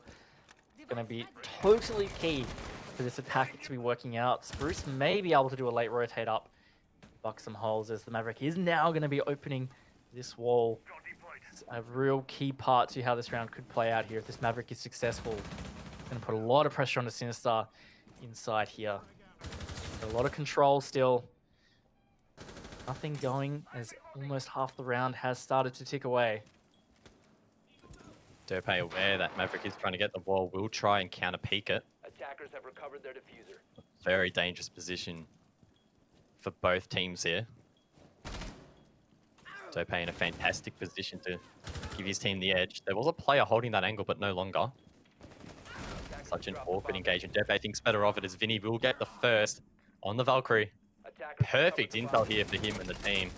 Surely this is Sinister's to lose, as there's only a minute to go. And KANGA really struggling to get any sort of sight presence. Nico finds one more, and this one's slipping away. And I'm surprised that the IQ has taken so long to push through. Vinny is finally picked out from prep there. It's going to give more control back to KANGA.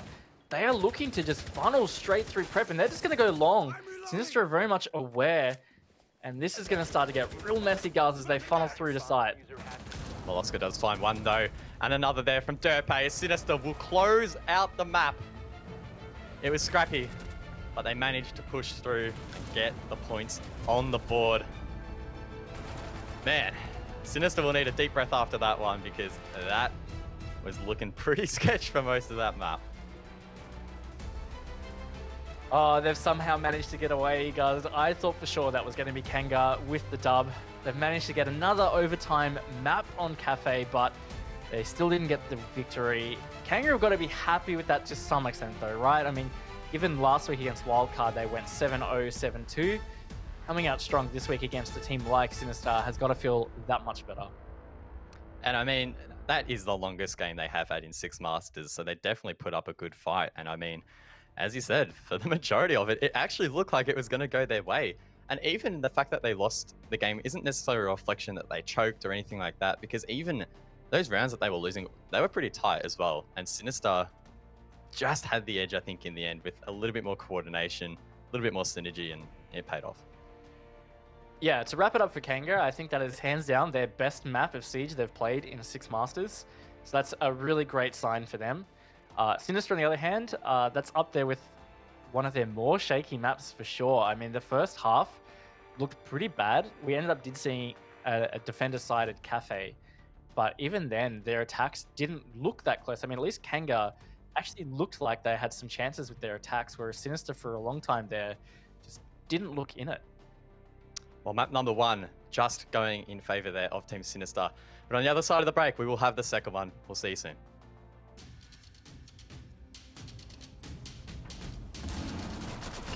Attackers are activating the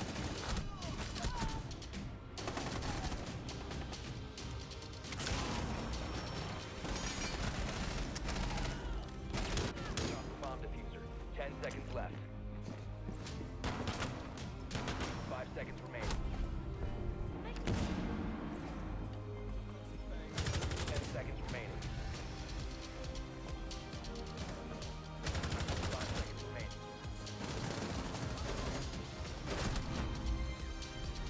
The attacker's bomb diffuser.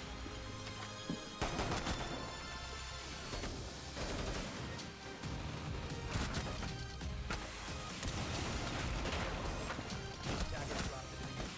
15 seconds left. Attackers recovered the bomb diffuser. 5 seconds remaining.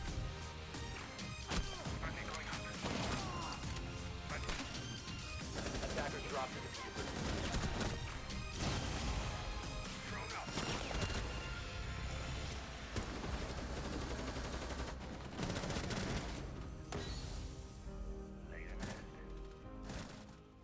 Please hold. Your call is very important to us. All operators are busy at this time.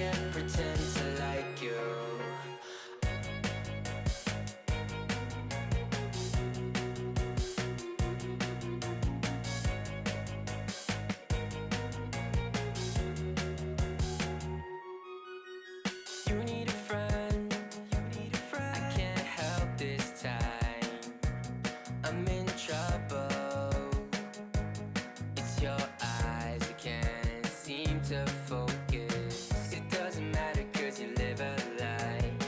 You want attention from every guy in the park, but when you call, give you my heart, you rip it out. I can't pretend to like you, I hope you feel the same. I take a chance and not lose. I can't pretend to like you, I can't pretend to like you. I hope you feel the same. I take a chance and not lose. I can't pretend to like you. I can't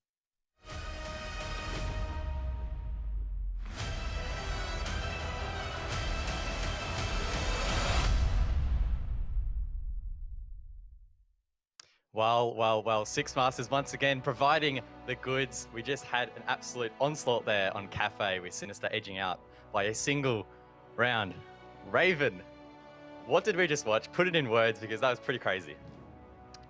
We just watched KANGA showing up. It was one of their best maps, if not their best map, all of Six Masters. And Sinister struggling. And I mean, it was their map pick, so that was our biggest concern for a long time. KANGA just letting it slip away. They had a 6-3 lead at one stage, and they failed to really do much after that other than that one overtime round. Well, I mean, we are now heading soon into the second map, which will be Theme Park. That was KANGA's choice. So maybe this could be KANGA's first win of the season. Is that a possibility? I mean, it could be, considering how well they just played on Cafe, which was Sinister's map pick. You'd have to think they've got something up their sleeve for Theme Park, but not always the case. I believe it was their pick last week as well against Wildcard, and well, that ended up being 0-7. Different opponent though. I mean, Wildcard is a whole different game compared to Sinister. Yeah, I mean, we have seen Sinister actually play Theme Park before, and it was against Wildcard. The scoreline a little bit closer than when, as you mentioned, KANGA took on Wildcard. So, I don't know. I'm still probably going to have to back Sinister heading into this one. But, I mean, we were both, and the community as well, pretty confident that this was going to be a pretty quick night in favor of Sinister. And so far, it's been anything but. Yeah, it's just great to see that KANGA have been able to pull something out here. They've had that roster change. On top of that, I mean, Noveix had a fantastic map.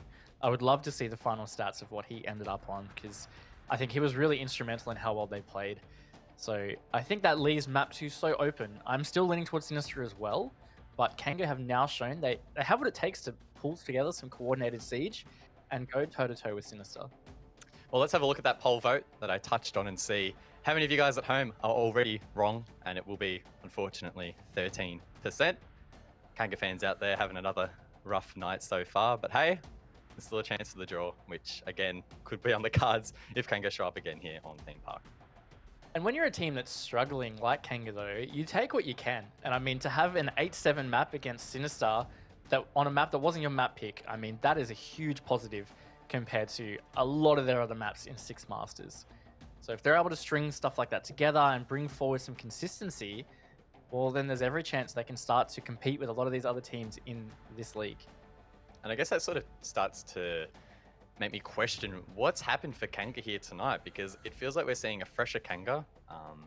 Maybe as well as Sinister not playing the best as well, but I don't think we can really take away from how well KANGA played there. So is there anything that really caught your eye that maybe they weren't bringing to the table when they struggled a bit more earlier in the season?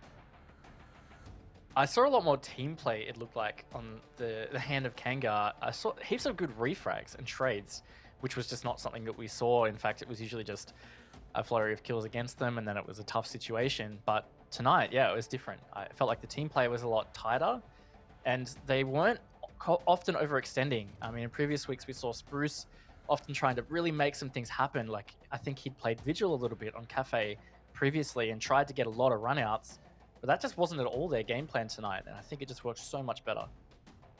Yeah, and I know you mentioned it earlier, but Noveix there for KANGA, he had a really impactful map. I mean, unfortunately, due to the rehost, of course, the kills don't exactly line up, but before the rehost, he went massive after it as well, and he was playing support character as well, so he's definitely someone to keep an eye out for. But it's time for Theme Park. Sinister taking on KANGA.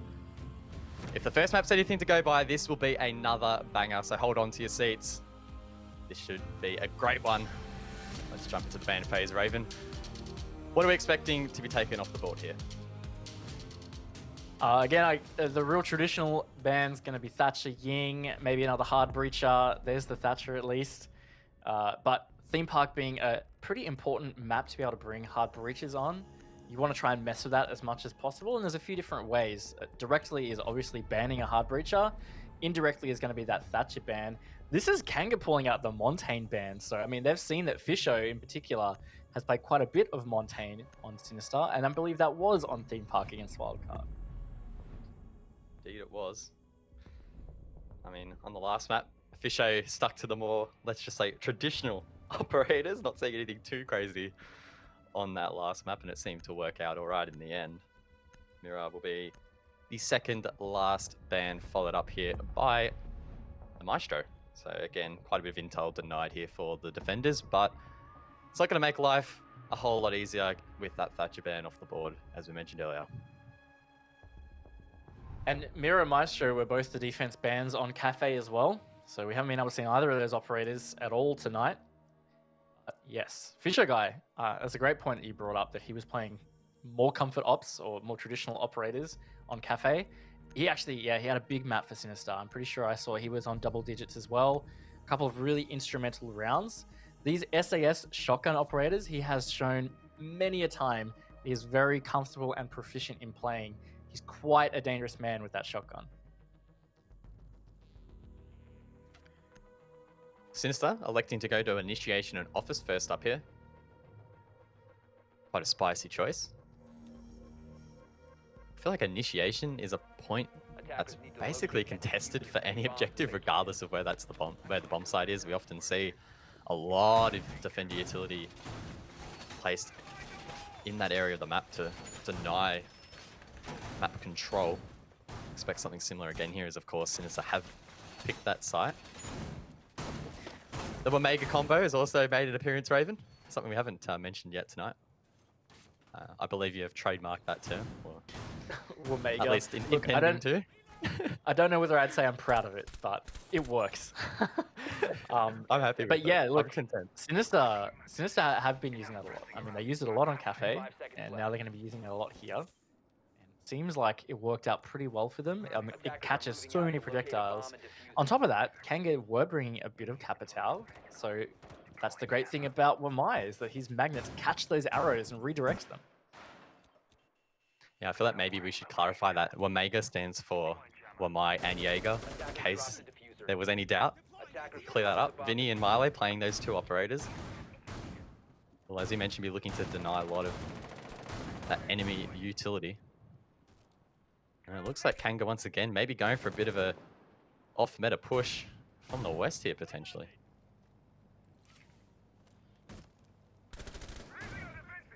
I see exactly what they're trying to do with that. I mean, they do have a free rotate there. If they manage to get control of Bunk, Daycare, Cafe, well, then they've got a direct rotate straight into site. They don't have to use any utility, really, to utilize that. It's something that Sinister have set up for themselves. So that could be helpful, but it's just a matter of how cleanly and quickly they can actually take this control, whether they'll be able to utilize it. I mean, it's not a simple take, trying to take initiation there. That pre-fire came out, that would have been a pretty nuts kill.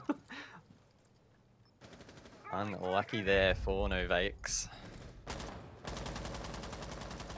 KANGA taking their time here on the repels. Nico in a great position on the Echo to maybe deny these entry points. Boats, meanwhile, he's over towards Cafe and Campo at the arcade's window. Oh, that's Smiley getting the first pick. Maybe another one coming up here from Vinny, who will shoot a player in the back of the head. That's Boats. It's now up to Leb and Novakes to try and bring this one back, but it's not looking great. Attackers have dropped the bomb diffuser. No, it's definitely not, guys. It's all up to Leb, in fact, and he's low HP. And they've basically just been walking straight into crossfires of Sinister here. And Leb is just absolutely surrounded. Sinister will close it out with a flawless round. Great way for them to be starting on Theme Park.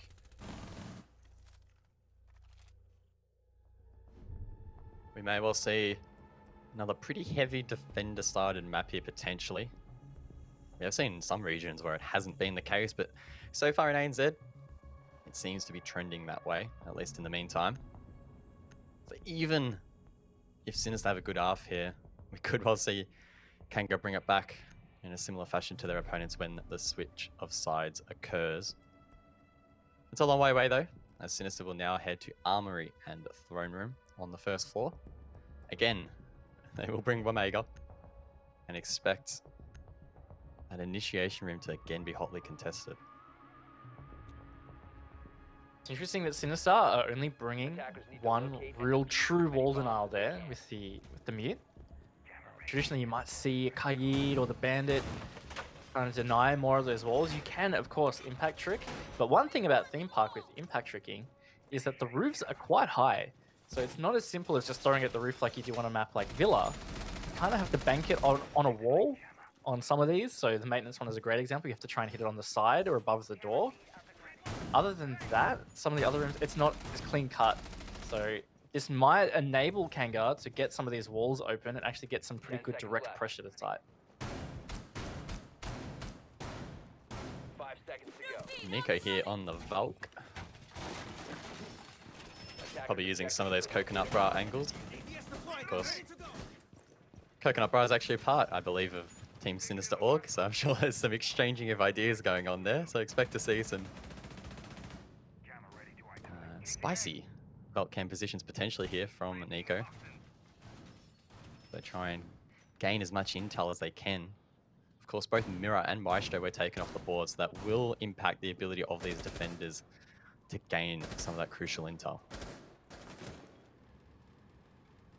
I think definitely of the two, I mean, Maestro is probably the bigger impact of those, because those evil eyes on site are just so strong, and his weaponry is great as well. I mean, that Older is fantastic in so many circumstances. This C4 is going to be big. That's Leb off the board. A strong player for KANGA and the Capital with a lot of great utility. Not going to have an effect, and that's in the first minute. So strong start there from Sinister. That's going to fall out KANGA a little bit. Leb's body just been absolutely sent. This KANGA will now get control of control. That, oh. Oh, wow. Yeah, that was great. Well done to Spruce. It's going to be difficult to convert that. They did have really strong presence over towards the western side, even across from initiation. So KANGA will find this tough. And what I'm thinking, I mean, this is yet to be tested, but what I'm thinking Sinister have done there is they've reinforced that maintenance wall 2 different directions. I believe that makes it tougher to place the thermite charge in the middle of the wall, which is where it's protected from those impact tricks. So it forces you to choose one side to breach. I'm pretty sure that's what they've done here. We will have to wait and see. Novax is playing that thermite as he will place the breach on the left side, opening it up to be impact tricked. It will be blown, and there we go. The trick comes out there from Sinister as he places it now on the right-hand side. Thinks better of it, as there could be a player flanking. Time is running out. Oh, that's smart. Sledge will open up a little crevice there for that exothermic charge to go into and make it very difficult to trick, and it won't come off. 45 seconds now left on the board with the wall open. Bomb diffuser has been dropped. Attackers Yeah, they still don't have much other control than that, though. All they need to do is flush out that player behind Throne. I mean, they've got a chance to get the plant down, but they're still going to have to fight for picks to protect the planter. There's not much time to go, 30 seconds, and no way to get vertical on Throne side.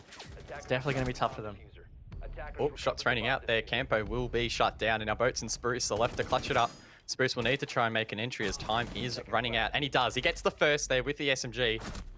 Question is, can he find any more? It doesn't look like he will. Well, Boats won't, at least. He's shut down, and now Spruce is left in the 1-on-3. Only a couple of seconds left, and Sinister can play this so passively. They do. The second round will be theirs. And well played from Sinister. They just held really tight positions, and that's all you need to do with Throne and Armory. I mean, you can contest a little bit early with the vertical play, just to slow down that clear and that push from the attackers, but then you just need to chill on site. I mean, once they get control of Throne, or even with that maintenance wall open, there's only so much they can do with that. They still have to run behind the Throne to plant, and there's a lot of great positions as a defender that you can sit there. So I like the defense from Sinister. KANGA are really struggling with these attacks on Theme Park. Bunk Daycare will be the third site of choice here for Sinister. Of course, the previous two are still locked. Attackers need to locate and defuse as After many this round, bombs of as they course. can. Initiation of office will open up for them to go back to. As they try and cement their lead here, try and mount as much pressure as they can onto KANGA. But I mean, if it's anything like the last map, the defenders can definitely make a comeback, that's for sure. Attackers have located a bomb.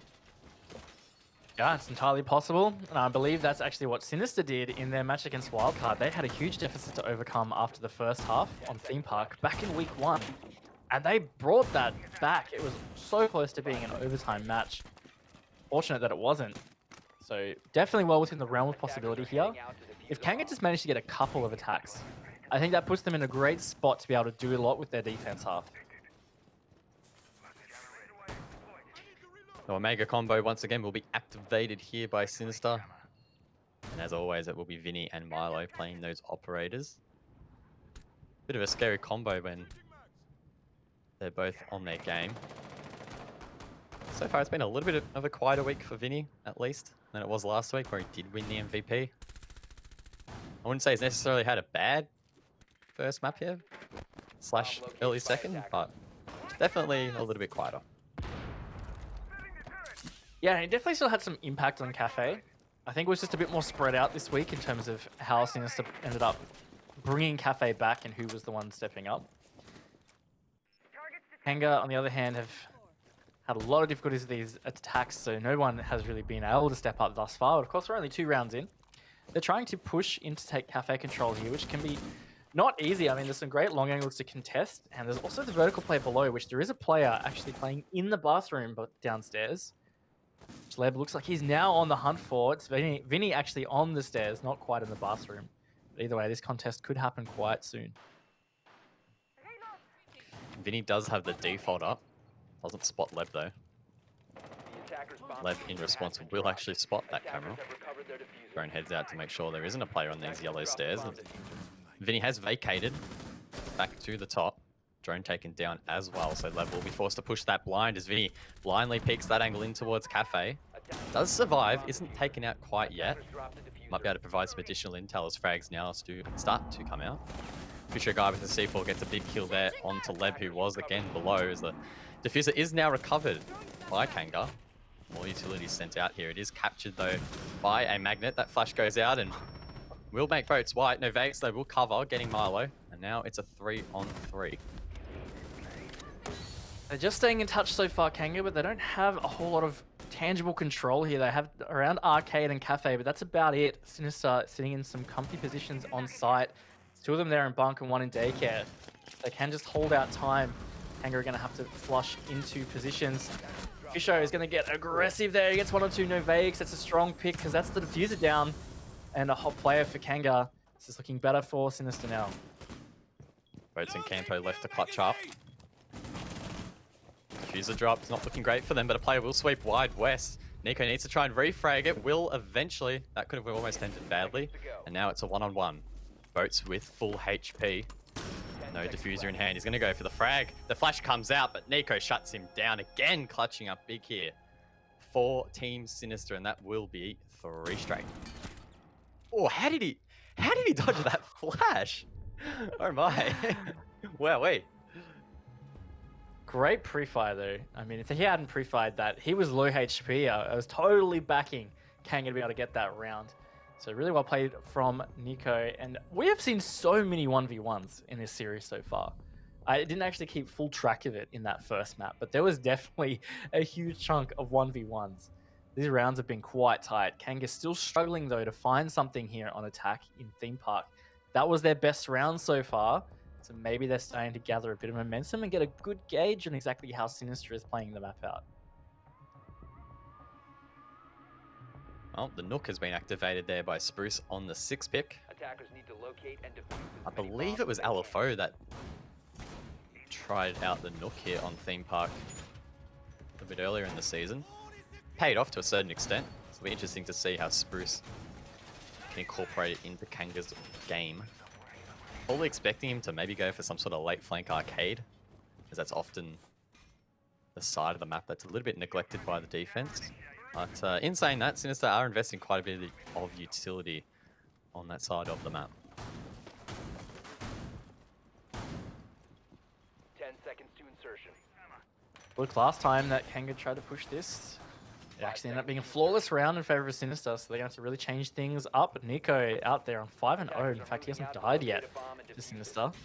He's having a good map so far, and reminds you, this is KANGA's pick. And this is kind of how Cafe started in the opposite direction, right? It was Sinister's pick.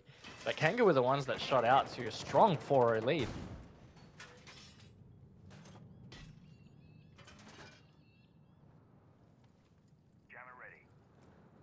KANGA now looking to gather some control. Drone's heading out in towards Cash.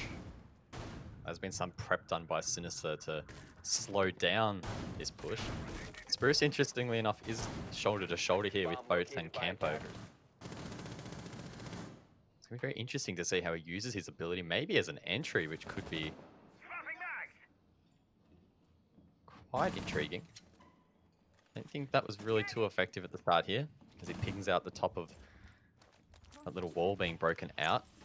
Perfect for projectiles to go to, and KANGA will actually use that to send out some flashes and burn some more utility. Spruce will follow it up with a grenade here. I don't think it will find a pick, but Sinister now might feel a little bit uneasy.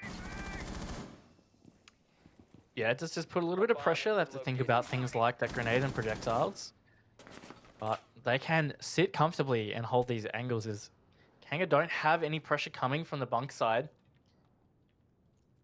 Hold and hold until KANGA are ready to push through. There's 3 of them stacked up around control. The other 2 there, top of Dragon Stairs. So half the round, and they really just haven't achieved a whole lot besides flushing out a little bit of utility. Things not looking great here for KANGA. Spruce not really making full use of his gadget thus far. More flashes will rain out. I believe maybe the shield taken down, not able to tell quite yet. It may still be standing. It is. C4 comes out there from Fisher over that said shield and won't find a target. Habana pallets will be going off on that control wall to try and deny Derpay's position. It will force him off temporarily. Smoke rain to follow up, but no one's really that close. Talk about close range though. This could be big with the shotgun. Derpay is taken down though. A couple of big kills there for KANGA. Give themselves a chance in this round, and now it's a 2-on-4. Fisher guy and Molosca need to try and clutch it up. Now it's just Milo on the Jaeger. He's all the way over at Yellow Stairs, going in for a massive flank here. Head checking all of these angles, and KANGA will, in the meantime, get that plant down. Sinister let this round slip away, and I mean, Milo's good, but I'm not sure he's this good. He finds one. Needs to find 3 more, as that time is now ticking down. Keep in mind, he needs 7 seconds to counter defuse. So he really doesn't have much to work with here as he makes his way now in towards waiting room. There is a player to his left that he doesn't spot. Will eventually be shut down, and KANGA will get their first round here on Theme Park. Yeah, what a great attack from KANGA. As we said, they got flawless on that attack attempt last time. And this time, wow, it was so much better. Just some beautiful frags coming in through towards initiation, pinching Sinister out perfectly. It was almost like night and day how that worked out for them. So if they can continue this as they repeat through these bomb sites, ooh, Sinister could be in for a hard contest, because like I said, if KANGA managed to get maybe even just 2 attacks under their belt, if they get a 3-3 half, it's going to be putting a lot of pressure on Sinister's attack. Man, I'm not even sure what went wrong there for Sinister. Maybe a little bit of an overextension on their peaks. It's a little bit hard to tell, but when KANGA exploded there, they were winning those ones, and before you knew it, Milo's left all alone in that 1v4, an unwinnable position. I mean, probably Sinister's real first fault here on Theme Park. And to be honest, probably expect them to at least lose 1 round here on the defense. So they'll be looking to try and win the next 2. Give themselves a really nice opportunity to get full points this evening. 10 seconds remaining. Which is totally what they would have been expecting of themselves. seconds So left. as long as they hold a lead here, I think they're going to be feeling all right. But as soon as KANGA start to really resist, I mean, if KANGA do get this back to be a 3-3 half, it's really going to be compounding some pressure on the Sinister. It's going to be making the second half all the more exciting for us. Spruce is persisting with this Nook pick as well. I mean, I don't know whether it really worked out for the reasons you would pick Nook in that previous round. Maybe just continuing to try and build surprise and that unknown for Sinister. I mean, in the last round, the FMJ did net him a kill, but it wasn't necessarily his ability that had an impact on the round. Maybe we'll see something different here. Keep in mind that Sinister do have Knock on the board for trying to gather intel. Spruce is getting lit up. Almost thought he would be taken down, but skates away with full HP and will retreat back outside to this cafe terrace. So Spruce almost had an impact in that round trying to sneak up, but wasn't quite meant to be. Yeah, I mean, if he picked off that player as they peaked cafe, that could have been huge. In fact, he's going to be the one that goes down though. So now they know he's off the board. That eases a lot of that Nook pressure. Unknown of where exactly she is creeping around on the map. Speaking of though, KANGA started to put some presence close to sight. Avax is in maintenance, ready to try and open that wall. Dirtbay there to impact trick it yet again. So if that is successful this time, that's going to change things dramatically. Minute 30 now left on the board. Dragon control has been given to KANGA or gained by KANGA. They maybe try and find a pick on towards side, but Sinister with that man advantage, not too keen to pick back. Really no incentive for them to at this stage in the round. It's all up to KANGA to try and make that first move. And while there were only 2 on site, there might have even been a chance if KANGA wanted to just up the aggression a little bit. But it's now been more rotating back to site. Milo is still wreaking havoc off site. That's the aggressive player of KANGA of Campo taken out now. So with 2-man disadvantage coming into this final moment, it's really going to be tough for KANGA to be able to bring this one back on Throne and Armory. Sinister just playing it so patiently. Leb is fired at by a Sinister member rather on that western side of the objective as Milo is now flanking yellow stairs. This could spell the end of this attack. I don't think that player spotted him. That's Leb being lit up now as Fisher Guy gets another for his team, and it's looking like it will be 4-1 in favor of Team Sinister. Surely it will, as Leb is traded out, and now Novax, the newest member of this roster, is left in a 1-on-4. 10 seconds left on the board. He pre-fires one.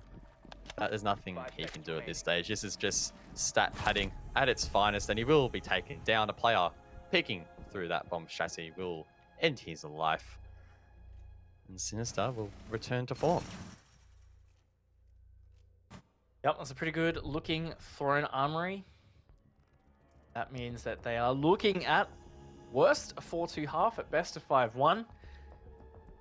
If I'm KANGA, I would be stoked with a 4-2 attack half, to be honest.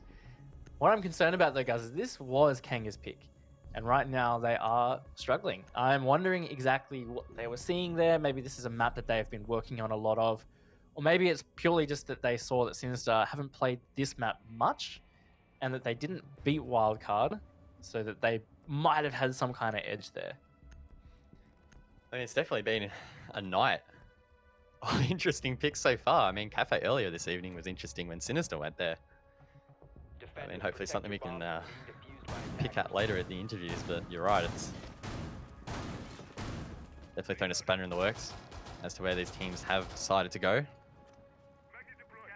Either way, it's produced some interesting results so far, or at least some close ones. And the Sinister try and assert their dominance in this first half. It's definitely not over. When KANGA goes to that defense, I mean, we could definitely see them bring it back. I'm not putting that rather out of the realm of possibility. I mean, we almost saw Sinister choke it there on map 1, so again, anything is possible.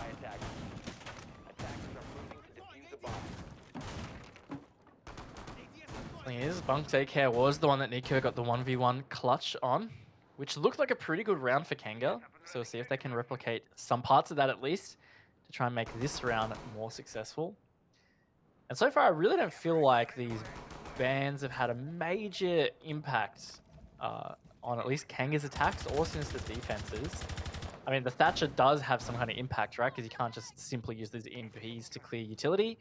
But on the other hand, Thatcher is banned so often these days. Really, as a team, like, you should be ready on how to have other solutions.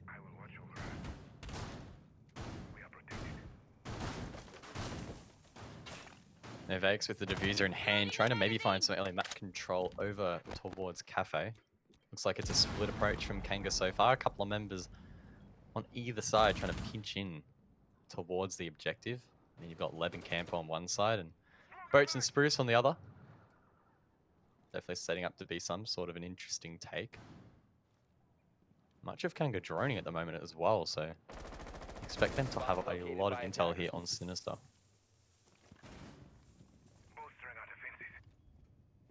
Aggressive push up from Spruce as well. Arcade stairs. Very strong map control considering that is sight that he's looking at there in daycare. So common rotate from the defense is in and out through that door towards top arcade to help contest with Cafe. What he might not be ready for though is the fact that Milo is still holding his position below in blue. And there's a player right in that hallway. It's Leb. He's just going to be completely unaware of Milo. Not even looking in the remote direction of him. So not great there from KANGA, but there is still some pretty good map control here obtained. Yeah, look, I may have cursed the droning a little bit here as KANGA are just falling like flies. C4 comes down. That could be another. Oh, Boats manages to shoot it though as Milo gets another. It is looking like this will go in favor of Sinister. If they win the round, that's a 5-1 half. Send themselves up so nicely to take full points this evening, but Milo is shut down on the flank. Giving KANGA a bit of a sniff here, maybe. Boats has a diffuser, trying to make an entry in towards a daycare. Can't quite find that opening yet. As Nico is holding this bunk door again. We are seeing Alla on the board. That Scorpion so dangerous at close range. Sinister electing not to have a rotate here on the break room wall. Potentially protecting KANGA a little bit, but with only 20 seconds left, Spruce on a slither of HP. Surely they won't be able to win this round. The entry does come through. Boats will need to go for a plant, and he does. Spruce, with that 1 HP, will need to try and cover the plant, which may well be stuck. Surely not. It is, actually, in the end, and Sinister now need to retake. Surely a winnable position here for their team.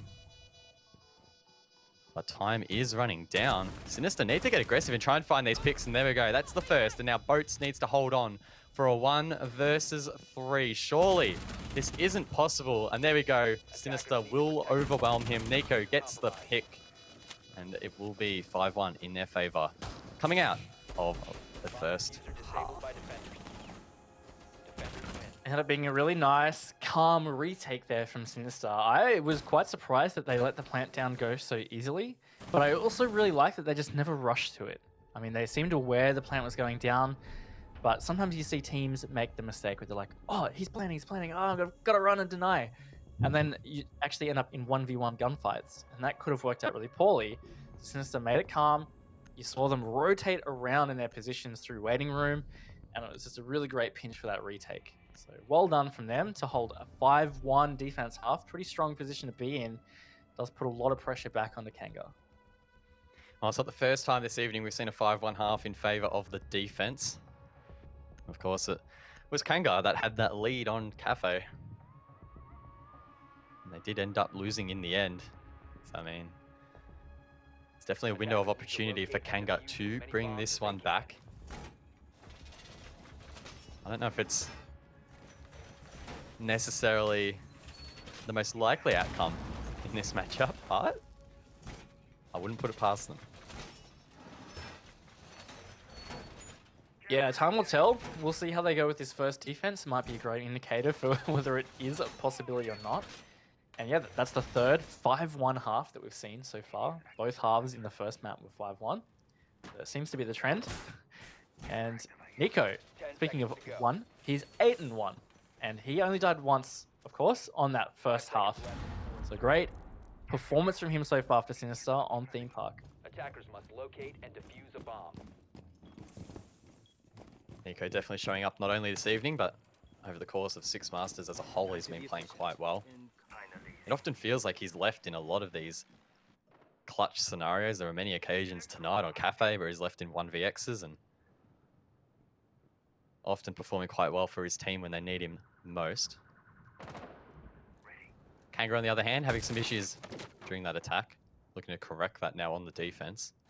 Both Campo and Leb on a very interesting roam as Sinister will approach from the eastern side of the map.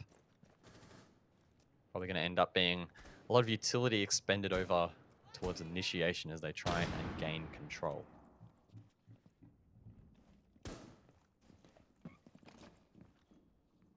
Yeah, definitely looking for that vertical clear, take that vertical control, which is going to be big pressure on Nico, the man of the hour.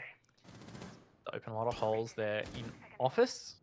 There's a lot of pressure on the players hanging out around Armory, and right now that's really only boats from what I can see from KANGA, and he's freely rotating through sight. Leb and Novakes, though, they're putting some pressure in from the west side there, south side bunk daycare. Something that Sinister will have to be careful of, because if that sneaks up on them, it could be really detrimental. And Vinny, getting a little aggressive by himself, is taken down. Not 100% sure of that angle. Means that even with the revive, he's going to be on 20 HP.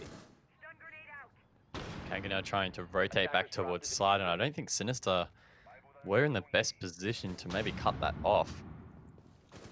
So I need to be mindful of that later in the round. At 15 on the board. Nico gets to work now from above, using that sledgehammer. Looks like KANGA quite content playing on site, at least in the meantime. Couple of shots rain out. Oh, Nico almost finding one. The C4 will end his life though in the end, and it will be a 4-on-5. He opened some pretty important holes though, so somewhat of his job has been done, or the damage has been dealt. See whether it does come back to affect Sinister, but they haven't given themselves a whole lot of time here. They haven't really opened any walls. It's finally up to Milo and Derpe to do so. But KANGA has some strong positions on site. Novakes gets another big pick onto Vinny. He's finally finished off. It's going to make it a little tough here for Sinister in this final 30 seconds. Molosco aware that a player might be above. He is correct, but can't find the pick. And as time depletes, their chances of winning this round go with it. Looks like they may well just be sending it into sight, try and find some refrags, but Spruce on the Echo will deny that. And look at that. Kill feed will light up and KANGA end up on top. Well played by KANGA in the end, and pretty good way to start off the half. Yep, did look good. So maybe comeback potential is there. I mean, in terms of the way the map is playing out and the way these teams have been playing, a 5-1 comeback on defense wouldn't be totally out of the realm of possibility. And yeah, that form looked pretty good. So we'll see whether they can continue it, bring some consistency. They're going to go on bunk daycare now, which means they get to explore the whole second floor. Being too dramatic with their lineup either. They're bringing in a Goyo, which is going to be really helpful to deny some of that hallway control. Maybe even top arcade could do some interesting Goyo shields around there. Defenders, protect your bombs from being defused by attackers. As well as that, KANGA will be bringing the Omega combo. So a lot of utility will need to be expended to clear those Goyo shields, and anything else that KANGA place in and around the objective. Like a pretty similar setup to Sinister, quite default so far. And should be well and truly aware of that and have a plan to try and defeat KANGA here and try and put themselves on that match point. Again, just not wanting this match to drag out longer than it needs to. Attackers are moving out. Locate a bomb and defuse it. Like they've elected to go shield heavy on the east side, in fact, so deny control take in towards initiation, deny the bathroom cash shot take into office, which looks like exactly how Sinister's going to push, so that's a good read from KANGA. And it's a matter of whether Sinister see this and they decide this is going to be way too hard for us to push through, let's rotate, or whether they will actually hard push it.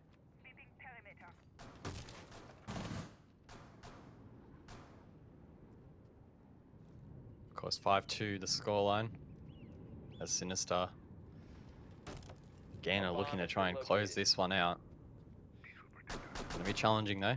So far, this map has been heavily defender-sided, and that trend, if it continues, will only tighten the scoreline. Decent entries from Sinister so far, but no real meaningful control gathered near the objective. Closest defender will be Campo inside of Bathroom. Derpe drones that out and will force that bandit back at least temporarily. One drone's taken out. Milo follows it up though quickly with another, and Vinny might be able to shut him down as he tries to cross back towards site. Campo is taken low, but will get away with his life.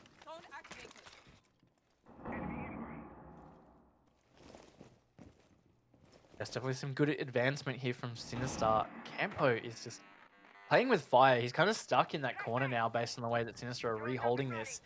He's trying to peek out and just get that opening. And if he somehow manages to get the first pick from these engagements, definitely going to spell trouble for Sinister. Oh, Nico almost finds one there in towards Office. And some bullet holes will now be created by Campo. Sinister being stalled out here at the moment. It's not looking great. With only a minute to go. Looks like there's still plenty of utility that needs to be cleared and picks that need to be found, but they are really struggling.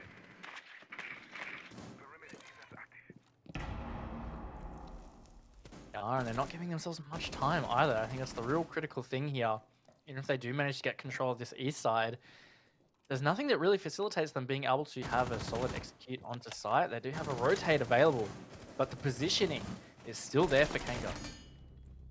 Oh, Vinny finds one there. That's Novak's off the board. So that's the opening pick that they really needed to try and initiate this execute. As Fisho now at the initiation wall tries to find another. Dodges the C4.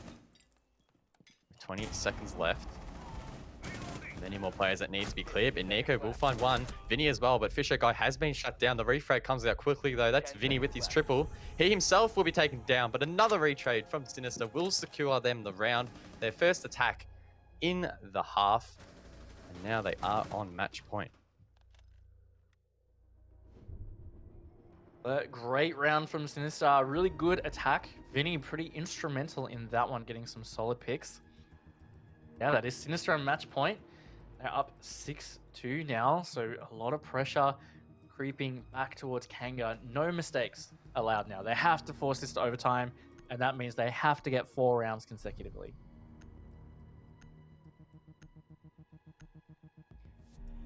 Initiation and Office will be selected here by KANGA. Bringing an identical lineup to the previous round.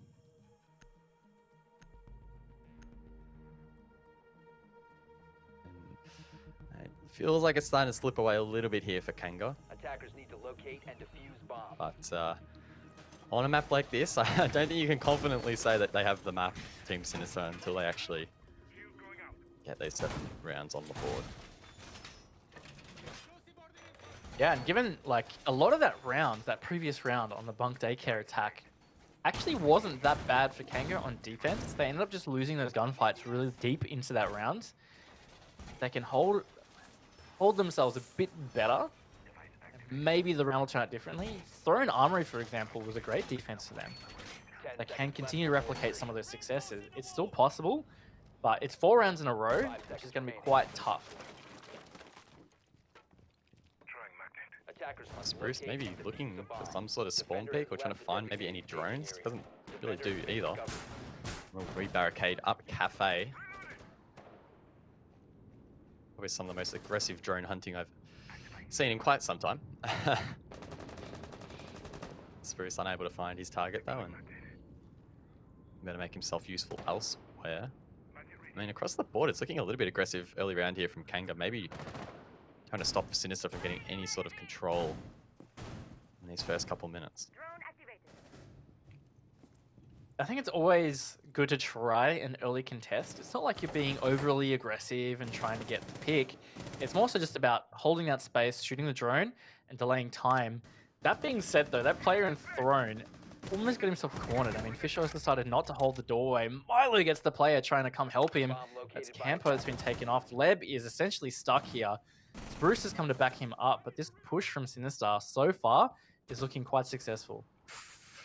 Ooh, I'm not sure those players are aware of Leb's position. Fortunately for them, they seem to fall off. Vinny maybe being quite cautious. Oh, Vinny, Fisher rather, actually is holding that exit. Doesn't find the pick though.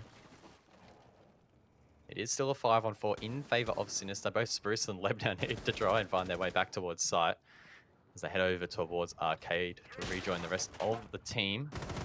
Sinister, meanwhile, with some pretty good control here on the eastern side. This is where they're really going to start to stall out if they don't have any kind of control in the west. Because they don't have the Thatcher to really simply deal with the wall denial of these walls, as well as the fact that Novakes is holding a strong position with the shield in initiation towards control. So they can't just walk up the site. It's a lot to deal with to flush that out. They're going to have to blow up the shield for one. And this one, Maya can throw out these magnets from his pocket to continuously deny this utility. Oh, a couple of shots rain out. Novakes will survive with that shield. So many flashbangs being used to try and clear some of these magnets and ADS devices. Shield finally popped there. Of course, it was a Goro shield, so that will stall out time for a little bit. In time, quite a precious commodity. Only 40 seconds left. Sinister need to try and get a move on. They've got some better positioning here, but still, it's going to be a very small amount of time available to try and push the site here. There's some long angles available for Sinister to use. But at the end of the day, it's going to be a bit of a cluster rush in, and they're going to have to try and get some pretty big picks. The rush will come, and it is shut down, but Milo refrags it. I think he's stuck on the wall there, and Milo can't enter. Is taken down. A couple more frags will come out there from Sinister, and 11 boats are left in a 2-on-3. Very winnable here on the defense if Sinister can't get in, but Nico gets one. They only need to find one more, and they do. Team Sinister managed to close out Theme Park a little bit cleaner than map number 1 this evening, and they will go home with 6 points. Well, they ended up getting the points that you'd say they expected, but probably not fully in the fashion that they expected. Map 2, much more how we were all expecting. Star 7-2. Yep, very good performance from them in the end. Milo and Nico being the 2 in double digits for their team. Overall, I mean, KANGA looked better this week, but Sinister still managed to bring it home. That last map definitely coming to more of an abrupt end than Cafe. It always felt like out of nowhere Sinister managed to win that round and take the map. And look, it was definitely a great turnaround from what was a pretty disastrous map 1 for the most part. So I think they'll be pretty happy with how they ended up. And I mean, at the end of the day, it's 6 points on the board. 6 points is 6 points. Yeah, as long as they got those points, they can go back, they can watch their match back, they can figure out what was going wrong on Cafe. And I mean, standings-wise, the pressure's off in terms of losing a map tonight. So they've managed to get that, and that's, yeah, the most important thing. And I mean, let's talk about the Team KANGA camp. I mean, they're still yet now to win a map in this season. They came so close, the closest they've ever been so far. But it did feel like they had, you know, a bit of a refreshment to the team. Novakes came in, played quite well. The rest of his team stood up as well for the most part. So it's not all doom and gloom in the KANGA camp. Yeah, I think they just have to take the positives they can. And tonight was their best map so far in Six Masters. Even on Theme Park, I mean, it's not like they got terribly trounced by Sinister. Some of those rounds looked pretty good. I mean, that last round also was totally winnable. It just came down to the final moments. Sinister did manage to run over the top and get the picks needed. But it was a much better performance from KANGA than we've seen from them in quite a few weeks. And I mean, looking ahead now, Sinister, they'll be taking on LFO. So they don't have it any easier for the rest of this season. Let's not get this wrong. Despite versing a lower seeded team, or the lowest seeded team heading into this, because LFO qualified through those open quals, you might think, oh yeah, it'd be an easier 2-0 than KANGA. But I mean, LFO have been the one team that have upset the party so far this season. So Sinister really need to work hard to try and iron out some of those issues they had this evening. Absolutely. LFO is not a team to underestimate. They've proven it week in, week out. They've managed to secure maps against the top teams. So since they really need to tidy up things that were happening on that first map, because that was really, it could have gone in the hands of KANGA, and we could have been facing a very different situation. Well, we have our first interview of the night ready and waiting. It will be the epic gamer himself, Nico from Sinister. Hello, gamers. G'day, Nico. The jawline's looking as fantastic as always. How are you Shit. feeling? I'm feeling pretty good. How are you guys doing? Yeah, I'm doing all right. How was map 1? Let's talk about that because obviously map 2 was a bit more straightforward. Cafe not quite going away for the Damn. most part. How'd you guys crawl back? Really got to hit me with the tough questions. No, it was definitely the initial beginning that everyone saw it, the roller coaster of emotions on the. I don't. It was a rough beginning, but obviously, like a lot of the rounds were close. But we know exactly what we did wrong. So yeah, we fixed our mistakes on theme. Kind of. There was still a lot of mistakes. Like came down to the wire on a lot of rounds, but I don't know, pulled it off in the end. Theme park was obviously KANGA's pick. Was that a surprise for you guys? Were you expecting to be playing theme parks tonight, or we did warm up on it? Okay, well that's good. Yeah, that's it. Like, we warmed up. We knew what we were doing. And with Cafe, you already highlighted like at the start of that map, things just weren't going well for you guys. Was there something, like when you chose the map, was there something in particular that you were trying to focus on against KANGA? Not really. We've realized that a lot of like, you know, I don't want to BM or anything here, but like with the playstyle of like just do a lot of like we aren't prepared for a lot of the things that they did, for example. But it's not like the structure that I wouldn't say used to, but it dismantles our attempt of a structure pretty easily. So we definitely got caught off guard by a lot of players. Awesome. Well, you guys will be taking on LFO in your next Playday. How are you expecting that one to play out? Because LFO have had a pretty strong season so far. Yeah, they're going off pretty strong, but we're hoping to continue the second map momentum right through. We won't be, you know, dropping our expectations or raising our expectations. We're just going to keep doing what we're doing. Awesome. Well, Nico, congrats on tonight. We'll talk soon. Thank you. Have a good night. Definitely was a roller coaster of emotions on that first map. I think you described it pretty well. Yeah, I'm sure it was for them because they would have been coming into this expecting totally 2 map wins. I think that's fair to say as well. I wouldn't say that would be BM or underestimating KANGA totally. Based on the way KANGA been playing and the way Sinister's been playing, that was expectation of a lot of people. So when they were up against that 4-0 deficit in the start of map 1, that would have been massive pressure for them. So credit to Sinister to be able to bring it back, turn it around, and actually not lose the map in the end. Well, I mean, we've already talked about who Sinister are taking on in their next Playday. Let's focus in now on KANGA, who again still yet to win a map. They'll be taking on Ferox. Again, it's looking tough. Like, I can't really picture a scenario where you can go into a matchup and say, oh, KANGA will probably take a map, because so far they just haven't quite produced the goods. But I mean, tonight started to show that maybe things are starting to come along. Definitely looked better for them. And as I was saying in pre-show, with a team like KANGA, where there's very much no expectation against what they're going to do, they're always going to have that surprise factor. I mean, Sinister weren't playing that great, but KANGA were actually playing pretty good Siege in that first map. So there's every chance that they could bring out a surprise there, and it could be just enough to secure a map. So a team is never safe. Well, we have the man himself waiting on the line. It is Spruce the Moose from KANGA. How are we, boys? G'day, Spruce. Again, a little bit of a rough night for you boys tonight, but I mean, Cafe, let's talk about that. 8-6, 8-7, sorry.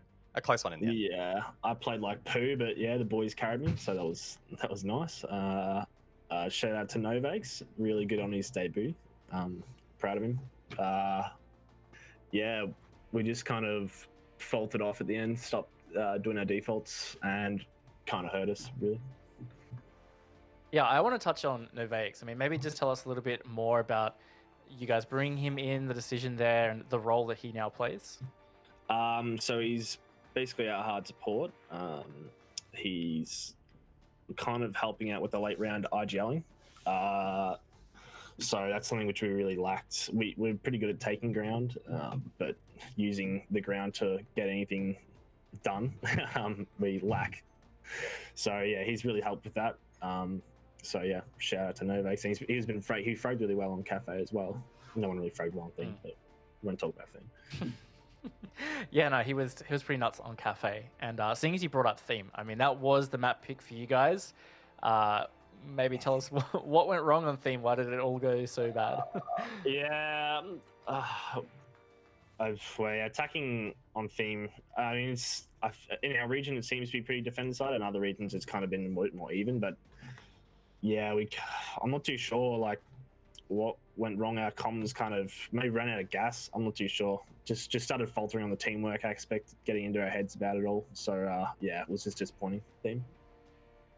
Well, in your next Playday, you guys will be taking on your old team, Team Ferox. What are your goals? What are you trying to get out of that match? I just want to beat that snake sushi. All right. Apart from that, yeah, not much else. All right, we'll leave it at that, Spruce. Again, we appreciate your time. We'll talk soon, man. See you later. Have a good one. See you later, boys. He never fails to disappoint. There's always something he says in every interview, isn't there? Yeah, we've had some pretty good banter in interviews in Six Masters. It's setting some good storylines for these matchups. Look, I think he brought up a great point about Theme Park. It did look like their teamwork was really starting to fade away, which was something that was working so well for them on Cafe. I think that's not totally unnatural considering their circumstances. But if they can build consistency from the way they played on Cafe, they can start to string together some good performances and maybe start to win a map. I mean, it's really interesting. I know Spruce being Spruce saying that he just wants to win, but what do you think is realistically KANGA's goal heading into these final matchups of the season? Are they actually looking to take maps, or is it more so trying to team build and try and work into future tournaments? I think the focus really has to be just building themselves as a team and getting ready for future competitions. Of course, you're going to try and win the maps because that's what you want to do. And they could have a hand in a team missing out on playoffs. And I mean, to an extent, you can have some satisfaction from that if you want to. But at the end of the day, I think the main focus is definitely going to be their performances, getting those to be better and more consistent. Well, that is the first series of the night done and dusted. Sinister will take it 2-0. But on the other side of the break, we will have Elevate taking on the Pittsburgh Knights. We'll see you soon.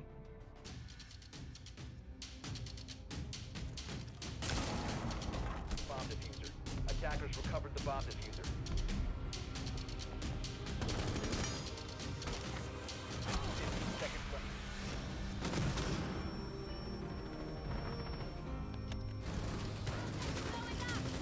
Attackers dropped the bomb diffuser. 10 seconds left.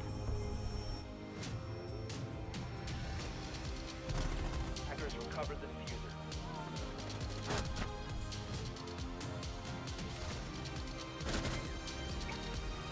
10 seconds left.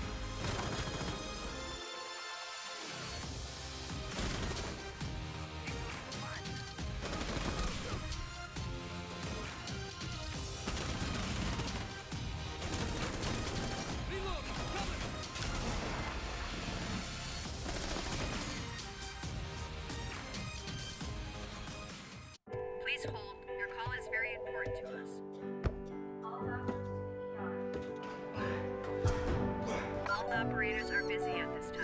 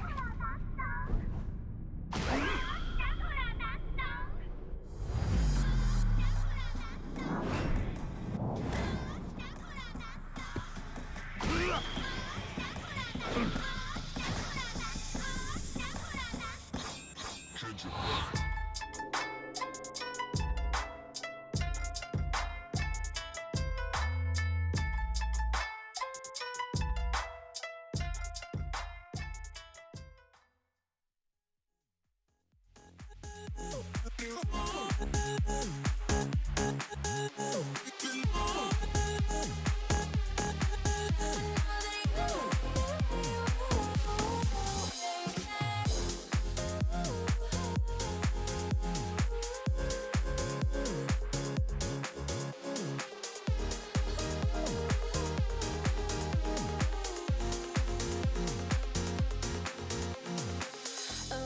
from the start, I say the end. A world torn apart, but I know we're meant forever hold. No matter if we cast away, a fire in the dark. I know that you have me where you belong.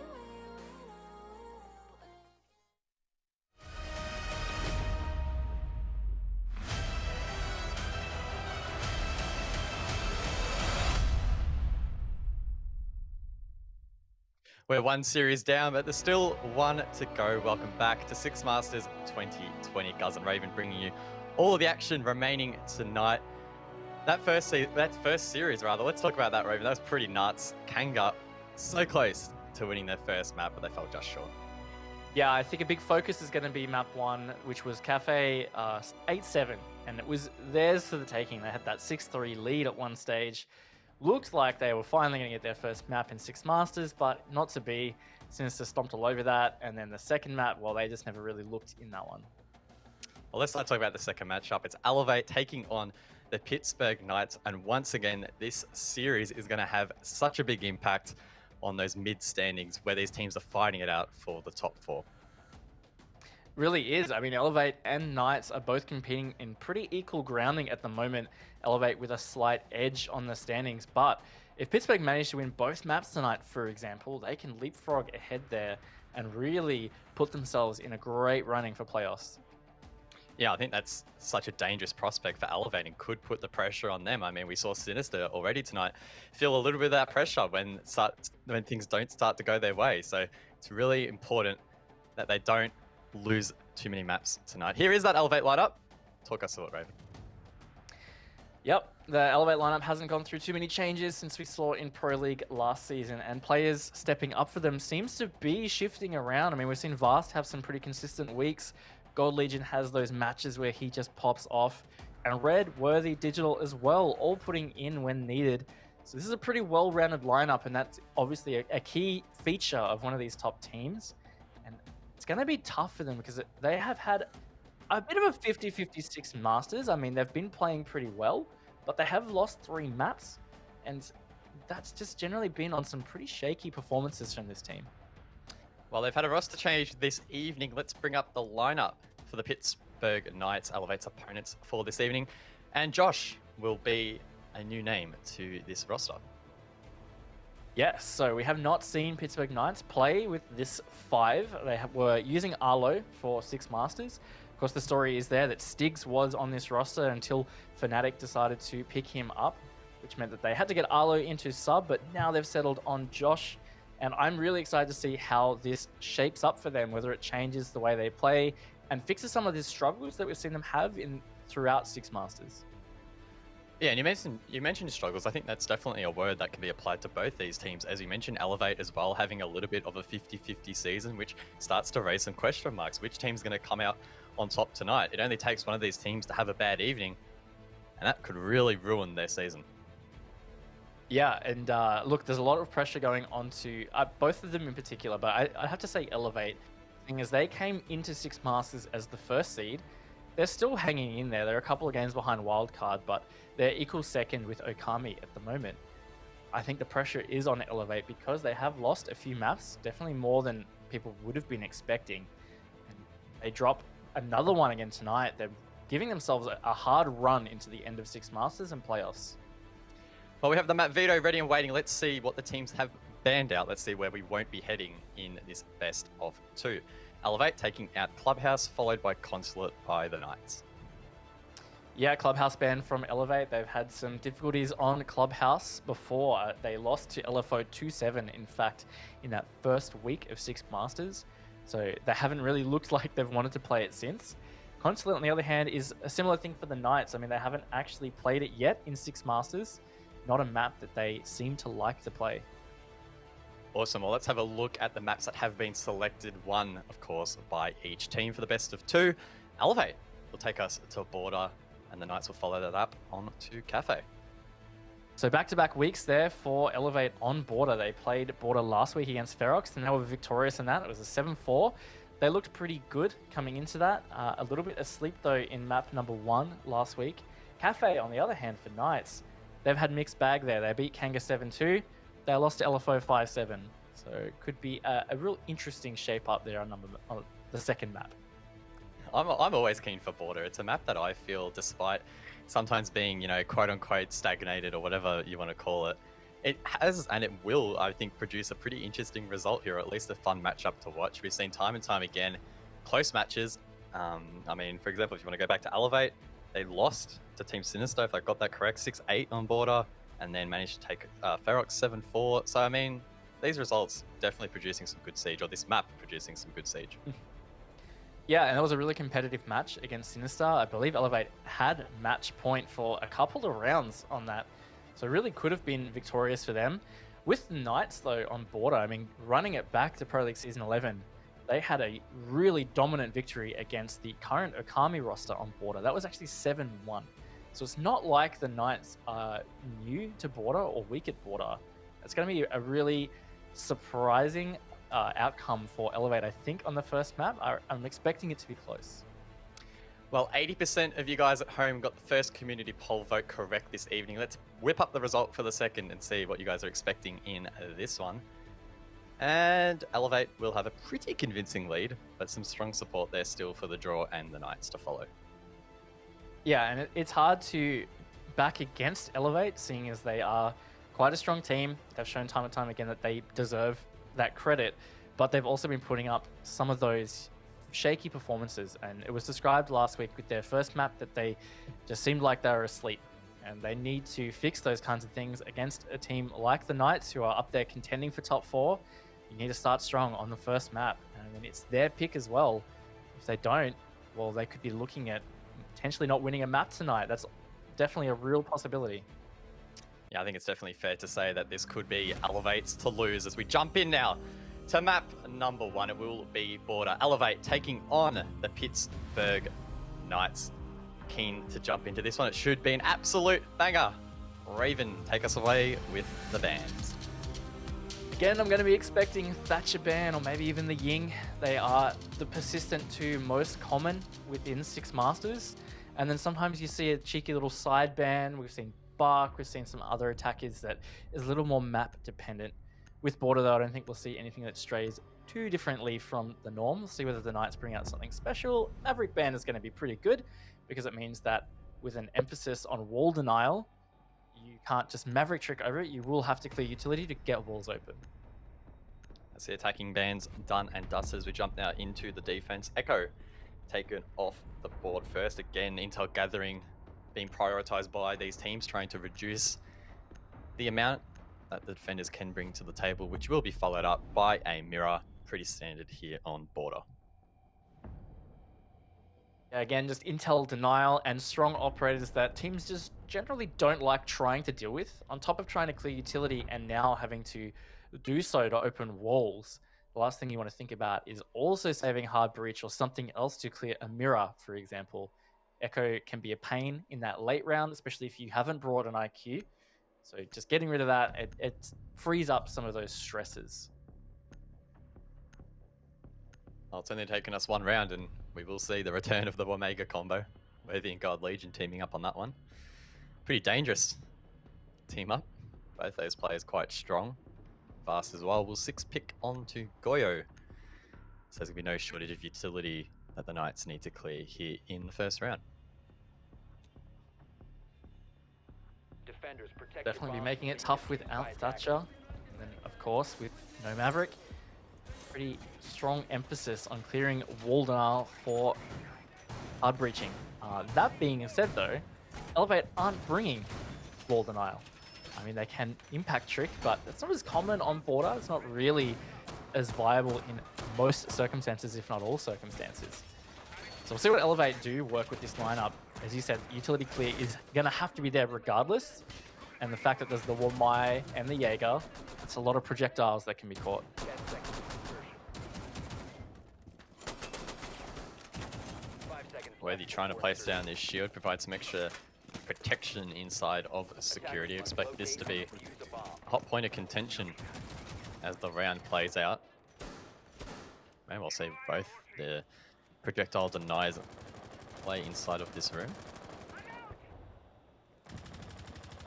Interesting to see how the Knights deal with this. They really have two options. Do they go towards the triple wall at office and ignore it, or do they try and flush out CCTV? I guess time will tell. As Josh, there we go. First game here for the Knights in Six Masters, and he gets the first pick. Not a bad start. Not a bad start indeed for the Knights. Actually, Juicy follows it up with another. So that's Digital and God Legion taken off the board. Two big picks, in fact. God Legion, one of the bigger fraggers for Elevate, and Digital being a great anchor player using a great anchor operator. That's a great start for the Knights there. Looks like a heavy push going in towards Office. Vast is the one to front up to slow that down and deny it. He's playing the Goyo there around that sandwich wall. But Knights are giving themselves a lot of time to be able to deal with this. And now a solid man advantage. Worthy forced now to rotate out of security towards 90. Misses the initial pick there as he is half flashed. Shield taken out as well by a grenade, so his cover is blown. This round not looking very salvageable here for Elevate. Red needs to be mindful as multiple angles trying to hunt him down, and there we go. It's now Worthy in a 1-on-5, and this could well be a flawless start for the Knights, and it is. What a start for Pittsburgh, and it's a little bit unsettling for Elevate to start things off. Yeah, Knights looking so comfortable on this map, and this is something that I said at the start. I'm not sure whether Elevate have factored this into their prep, but the last time the Knights played this against the top team, being Okami in Pro League, oh boy, they were all over them. And granted, Okami don't play this map much, and they also said that they were quite surprised by it getting through veto. But regardless, that just shows the Knights' proficiency. They've had roster changes since then, but man, that was a statement of an attack to start off on. Yeah, I was definitely thinking about that at the time, Homeless v TBD game in Pro League. It was, yeah, quite dominant by the now Knights. Attackers need to locate Looking and to defuse as many bombs as they can. maybe feed off that a little bit. As I mentioned, there have been some roster changes, which will lead to a variation in game style and game play, but can't do much better than a flawless round to start things off, so it's all looking good in the Knights camp at the moment. Still very early days, and Elevate will be looking to put that round, I think, in the backs of their minds, maybe try and correct some of those wrongs and come back stronger here in the second round.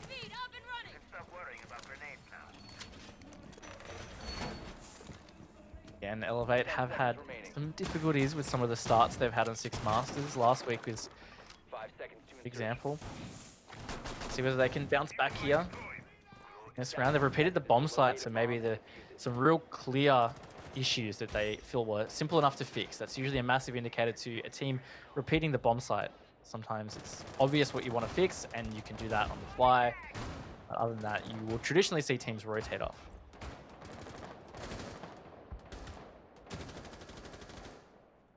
The Knights not getting any super early picks on this occasion. Elevate probably wary of that and playing a little bit more passive early round. The Knights, they have found themselves in a great position over towards Eastern Stairs. Some nice control gathered by Dino, who isn't faced by a shield on this occasion, so Elevate not bringing that Goyo on this occasion. You're not worrying about explosives. And of course, one thing to point out here, Elevate have brought the Kai this time, so much better, or actually having wall denial, great. Frag Grenade's going to make real light work of that Electric Claw there. Nice C4 lobbed over from Fast. That's going to get rid of Dino. Beautifully lined up in the moment from him. It's a much better start now for Elevate. A bit of an impact player for Knights now off the board. I mean, we talked about that Pro League game, and this attack from the Knights is feeling very, very similar in the way they've approached this triple wall. Fast is eventually taken out. Bit of a delayed refrag, but Josh, with his second kill of the map, will get that critical pick. Plenty of time for the Knights to work with here, and Elevate definitely aren't out of trouble just yet. Oh, that's the thing. The Knights are quite a sharp team. We've seen them hit some pretty decent shots before. And their general attack style is quite an aggressive bully style, if you want to call it that. Defense is never really going to feel that comfortable for Elevate. And on Border, it's a pretty balanced map. We do see attacks win quite frequently. Great pre-fire from Hayward through into the player on Fountain. Probably not even realizing he had a hit there. Pre-fire's coming out. Another player coming from Archives does get the pick though, but that almost looked like it was bad for Red. That was a messy engagement. God Legion gets another, so it is effectively a 2-on-4. Make that a 1-on-4 now as Josh, again, the newest member of this team, needs to clutch up. He doesn't quite see that player in Fountain, misses Valkyrie's head and will be punished. Elevate taking the second round. Much better from Elevate there, really coming together for some good team frags. I mean, when Red was under a lot of pressure at that Archives wall, it was worthy from Fountain peeking out to assist as well. Meant that the Knights never really had those comfortable gunfights, which we were seeing them take in that first round. So I like the answer. We'll see them rotate down to Vents now. And also, I think the Kaid was a good pick because it slowed down that take of Office or opening of Triple, and it meant that utility had to be spent on that rather than other things. Gold Legion 6 picking onto Valkyrie on this occasion, and again, Elevate switching up their roles. I mean, last round we saw Gold Legion on the Jaeger, but it'll be Vast on this occasion, who was playing the Kaid, who's on another player this round. So definitely not afraid to switch it up. They're a team that have been doing that quite a bit recently, for better or for worse. So definitely something to keep an eye on.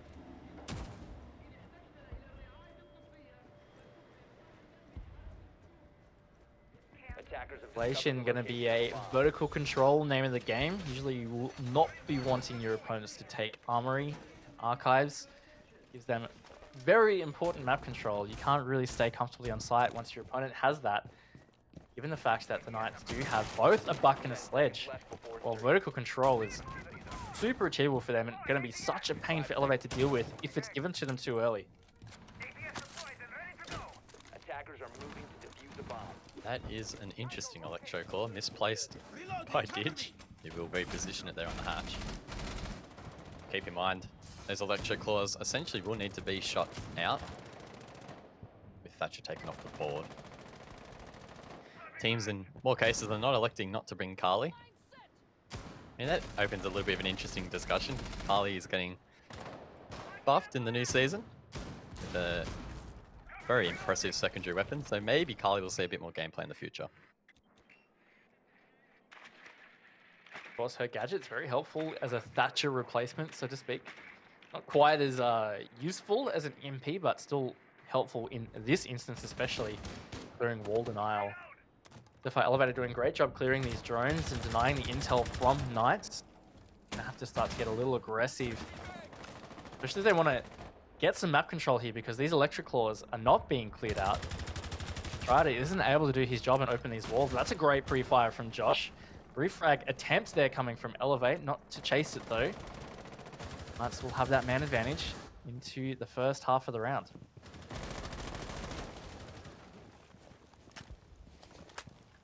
Hayward here on the buck, looking to try and gain control from above so they get to work with the skeleton key. Red and Varsle will both rotate out through the sandwich window and back in towards site, so that does forfeit control to the Knights, who now have half the round to work with that. They will need to be mindful of any flanks that come out here from Elevate. So far, they seem to be holding site pretty contently. Attackers have located Hayward and the bomb. Dino, two key players in helping flush out these positions.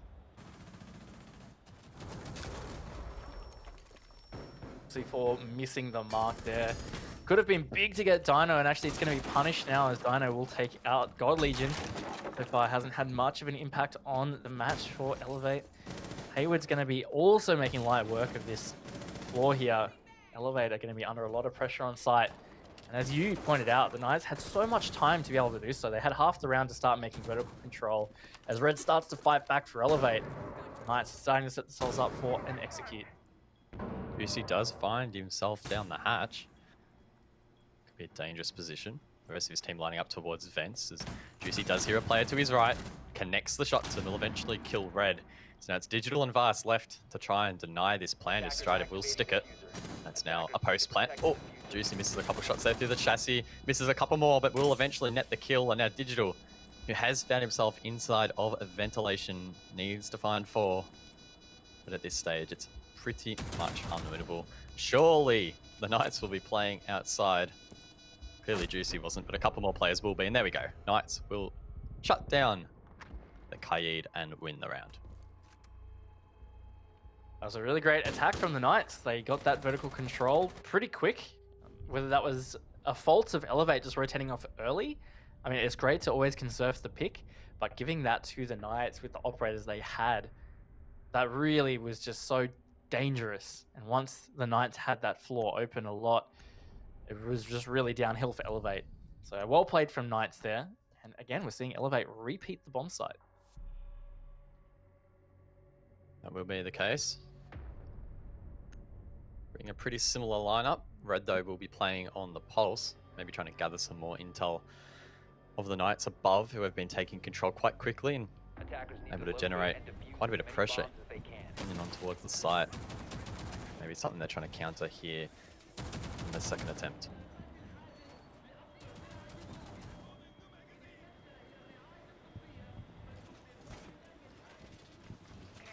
We'll wait and see what changes Elevate implement to make this better. They did a great job adapting to the Armory Archives after the first round being flawless against them.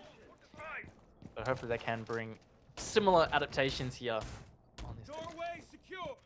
Knights persisting with the way they're playing in terms of their lineup, and I think that's great because it's working out really well for them.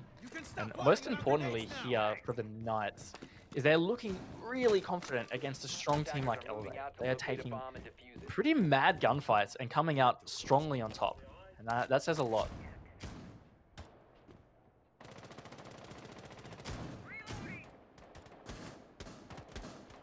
Elevate again, holding above. That is quite dirty from Vast. Those bullet holes all the way over, peeking all the way over rather to the southern balcony. Doesn't really find its mark though. We're meanwhile doing a couple more touch-ups, opening up the hatches to allow Elevate to rotate.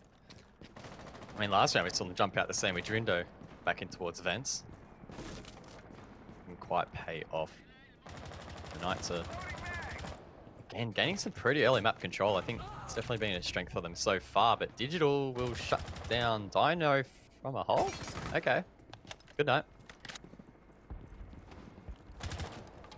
And I like that it was just a small hole. You know, a nice subtle one that was probably missed by a drone. Couldn't see it from the window before you jumped in. And of course, once you vault in that vault animation, you're pretty stuck. There's not much you can do besides look around. So getting Dino off, it's going to help a lot. Still, some strong positions being held here by Elevate top floor. Pretty sure Strider would have seen that guy over at the blue bunker wall there. Get some shots off, in fact. This is a lot better from Elevate, still holding this vertical control. We get to a minute 30. Oh, God Legion will find the second for his team in this round. Josh using that as an indication to push in and will find a pick. Or Juicy finding it, rather. As Josh now has that diffuser in hand above. Control given to the Knights.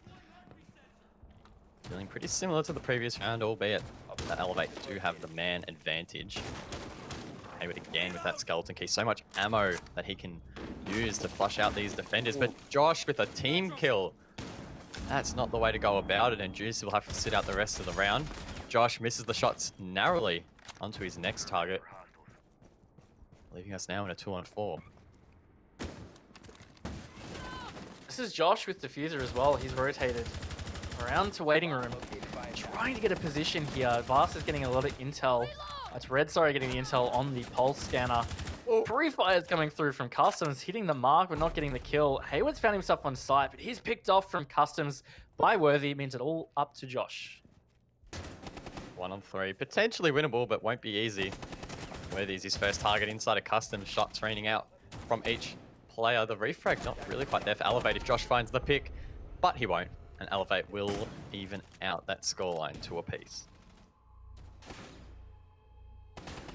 And we see Elevate repeat bomb site, adapt, and win it pretty strongly as well. They looked in control of that for most of the round, even when they did forfeit that vertical control. As you said, they had that man advantage, and I like that they backed away. We saw a player retreat into bathroom. Two of them were around customs, bottom of metal stairs. They were not ready to be shot from above, and that meant that vertical control was not as effective from the Knights this time.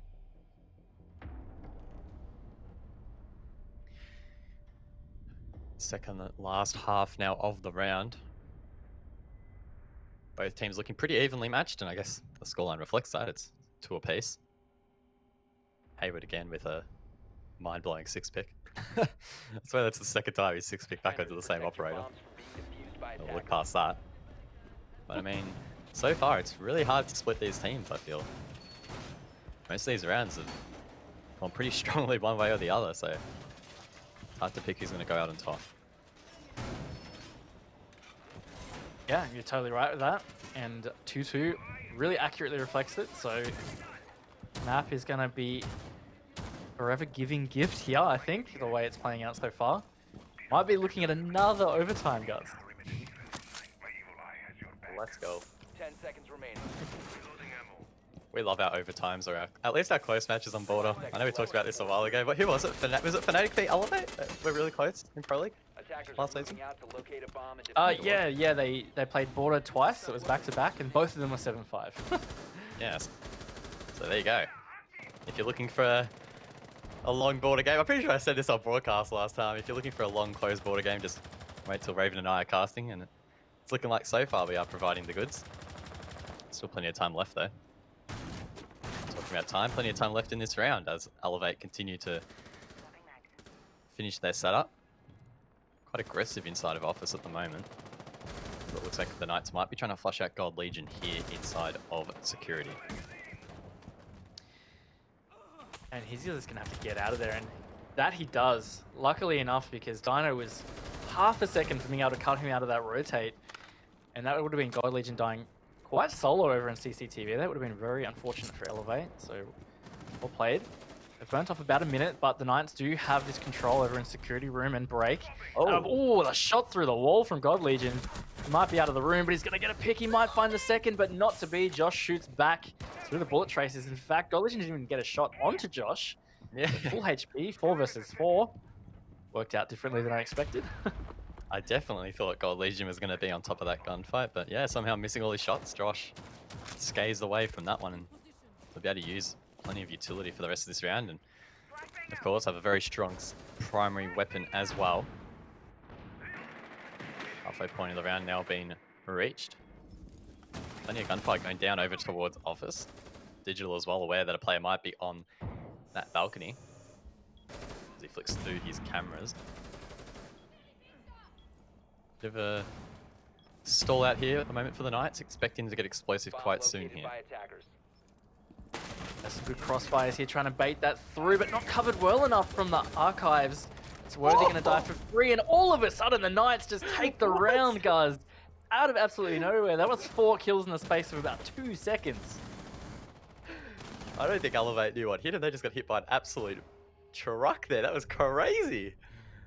Absolutely out of nowhere. PK will take the round, and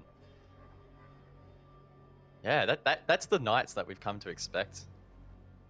In those stall-out occasions, a team that can just flick a switch and execute cleanly, and on that occasion, it does pay off.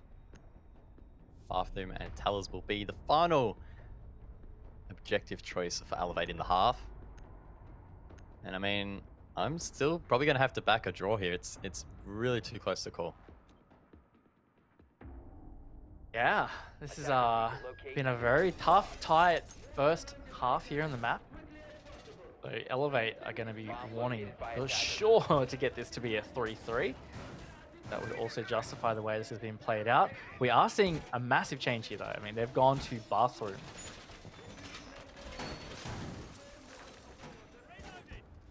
Yeah, which is a little bit surprising because they have repeated a bomb site before successfully. That was in the second round over at Lockers and Archives, but maybe just not feeling confident in backing that up once again, trying to throw the Knights off here. Very, very interesting to see how this one plays out. That's very strong hold from above. A lot of utility placed here. Objective is to defuse a bomb. This falls apart for Elevate. They could find themselves in a world of hurt pretty quickly. Yeah, so generally with Teller's bathroom, you are going to be wanting to be holding the vertical control in office and generally archives as well, because that gives you holes straight into both sites. And of course, you want to be also holding workshop. It's pretty common that teams will push through workshop and they'll open up those walls into bathroom and try to get the plant that way. Digital just got tagged Yeah, what? heavily in a pre-fire. I'd love to know where that was from. Not sure. Maybe from South Balk? Windows? Maybe like passport wall or door or something? I don't know. Bit strange. Elevate, of course, don't have a dock on the board, so he'll have to survive on that HP for the remainder of the round, and it's going to be very, very tough. Knights here already taking customs as well, so they're probably looking to get that workshop control, or at least stop rotates through, waiting back towards workshop. Might push more aggressive. I mean, that's what we've seen from Knights before. They're quite aggressive with these attacks, so definitely wouldn't put it past them to storm into workshop and take out those players. Elevate have a lot of holes set up here, so even if they do take tellers, it's kind of designed more so as a retake or just to make it sketchy to even get that plant down. But the Knights already have a lot of control around site here. It's going to be pretty tough for Elevate to be able to hold on to this, and there's still a minute and a half to go. Looks like the Knights are completely avoiding above at the moment. Or at least Strider is with the diffuser in hand. Makes his way in towards waiting slowly as Dino shuts down Worthy. So this is looking pretty dangerous here for Elevate, who need to try and hold on for another minute. Oh, Dino will get his double. That's Digital in the bathroom. He was so low on HP, taken out, and Red as well, also on low HP. So definitely looking in favor of the Knights at the moment. And there it is. They had that aggressive push in a workshop. They've taken that workshop control, which means they can hard push bathroom. Juicy with a great shot onto Vast. All falling apart for Elevate now. It makes it a 2 versus 5. God Legion does have vertical control. Gets a trade. Red's taken low, though. And this is going to be a tough finish to the round for Elevate. God Legion's good, but I'm not sure he's good enough for this. This is going to be such a challenging retake of Red as well. And so low HP. The diffuser is down. As both of these Elevate defenders try and retake site, but God Legion is taken down. Red as well, and the Knights will finish out the half on top. Pretty successful attack rather for them that first 6 rounds. Great attacks from the Knights in the end. I mean, that attack was beautiful. They just took solid map control where they could for free, so customs was their starting point, and then the storm of workshop just worked out so well. Dino got the double to take into that, and it was just downhill from there for Elevate. A 4-2 half on the attack side is not super uncommon for Border, so we could still see Elevate bring it back here on the attack. An interesting pick on the side of Knights though. Will this cap can persist? No, and that makes me sad because I was excited. Wouldn't be the first time we've seen some interesting trap operators from this team. Again, harping back to that Pro League match of the Knights versus Akami. Actually brought a Frost to pretty good effect way back when. So, to be honest, it wouldn't have been too shocking to see the Capcan brought out by this team. But unfortunately, it was 6-picked onto the Kaida. Bomb located by attackers. That's the question. Is now, will Elevate be able to step up here on their attacks? Is their map pick? You would be expecting them to be quite strong here. Try and really force Knights into some mistakes. 10 seconds remaining. 5 seconds to And go. again, this is Elevate's map pick as well. I talked about it quite a bit here. Teams losing their map picks and struggling on their map picks. What we're seeing from Elevate. They've got a big chance though. I mean, it's only 2 rounds to get it back to even terms, which is very possible on a map like Border. And as a team like Elevate, see how they go with it. Digital the one bringing Thermite. That's what they've elected for Hard Breach. Of course, Maverick is banned with Thatcher banned as well. That does make Hard Breach use a bit trickier.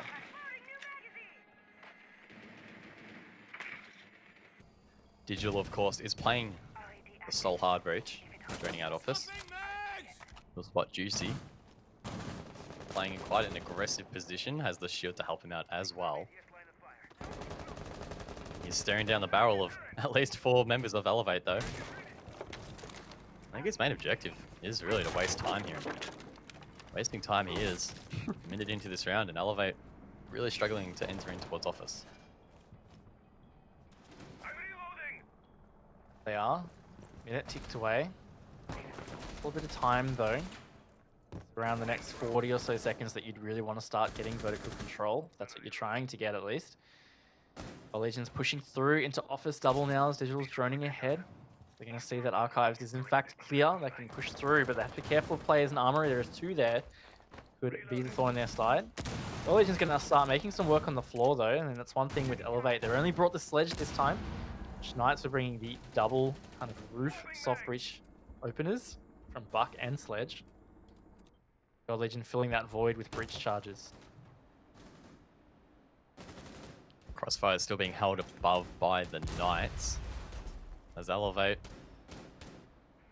don't really feel like clearing lockers all the way through, leaving Dino and Hayward to sit quite safely in those positions. And dangerous positions they could be as Gold Legion does get the opening pick, leaving a minute on the board now in a 5-on-4. Digital still with that diffuser in hand down below. To try and mount this attack worthy, it gets one as well. Question is, when will Hayward flank? He's playing it so patiently, but needs to be careful that he doesn't wait too long. And Dino's dropped down now. He's retaken Workshop. He's pushing deep as well, which could be right into the crosshairs of God Legion if he's not careful. They're now aware very much so that Hayward is in this position in Armory. Hayward does get a pick too onto Red. Could start a bit of a comeback there. Vast has something else to say about it now. Elevate entering the final 20 seconds. Have to get onto site. Josh getting quite aggressive below as well, using those footholds to full effect. Trying to find them entering from Bathroom as Vast will get another. It's Josh now left in a 1-on-4. Digital will get that plant down, and again, this round looking like it will surely go in favor of Elevators. Josh just misses the shots there on his first target. Doesn't have a lot of time to work with. Players positioning above as well. And look, it's not looking good for him. And there we go. Elevate will close out the round. Good opening attack from Elevate. I mean, they played that very patient. And I really like that they just didn't overextend into Armory. They would have been pushing into such dangerous crossfires. They would have had to think about additional utility use, time use, all that kind of stuff to try and flush out those 2 players. Instead, God Legion just pushed up to Fountain, just worked some holes. They held the cross back into Archives, and they never actually pushed into Archives. They didn't need to. I really like that approach from them because the Knights were essentially baiting them to, you know, overextend on that attack.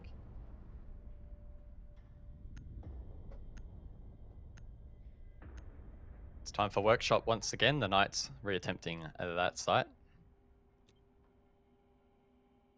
Defenders, protect your bombs from being defused by attackers. Seen it reattempted once this evening and it was successful by Elevate.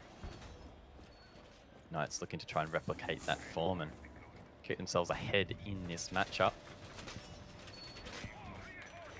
Keep in mind that both teams are under some form of pressure to perform here for that mid-table, but it's probably safe to say that Elevate feeling it a little bit more if they lose both of these maps tonight. Knights will surely jump in front of them in the standings and 10 seconds left before insertion. will very much negatively impact the season for Elevate, so it's definitely something to keep in the backs of your mind. Attacker's objective is to locate a bomb. Absolutely. And we talked about it with Sinister against KANGA. Sinister hunting for that 2-0 gives them that strong chance to be chasing a top 4 position. And I mean, Elevate's pretty much in the same situation here. They would be looking for a 2-0 against Knights, given that they are a top 2 seeded team and generally a top 2 contending team. Getting a 2-0 here tonight really puts them comfortable for a playoff spot.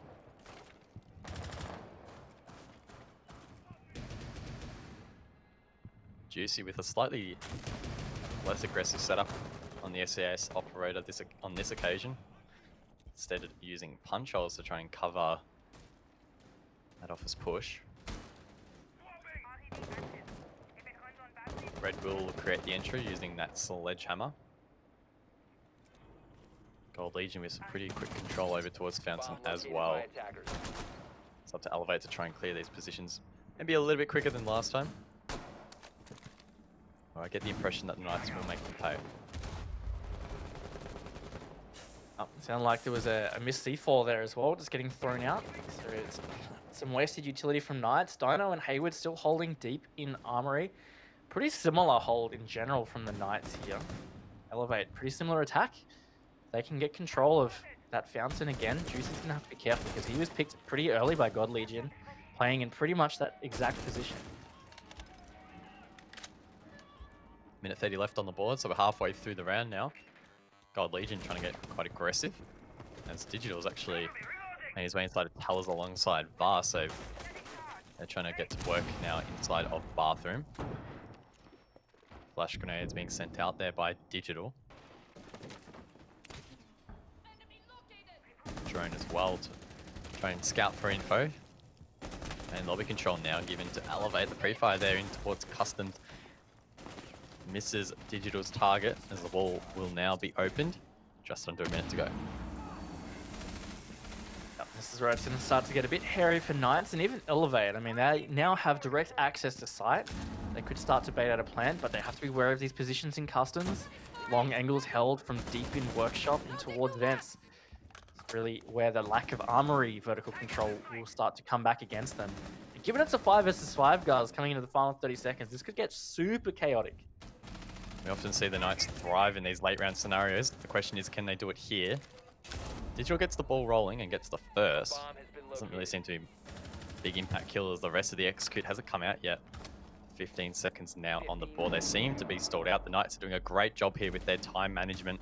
Hayward in a position to flank once again.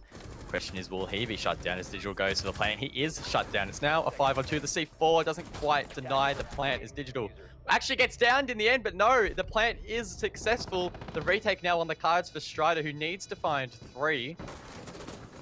He did manage to find 1, but there's so many angles that will shut him down, and Elevate will just win the round. I thought the plant was denied there, but it's just a second too slow there from the Knights.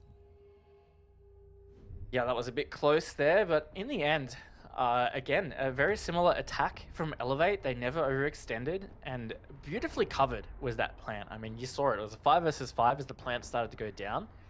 And just as the Knights tried to push through, all those angles covered beautifully by Elevate meant that Pittsburgh Knights ended up in I think it was a 5v2 in the end as the plant was almost down.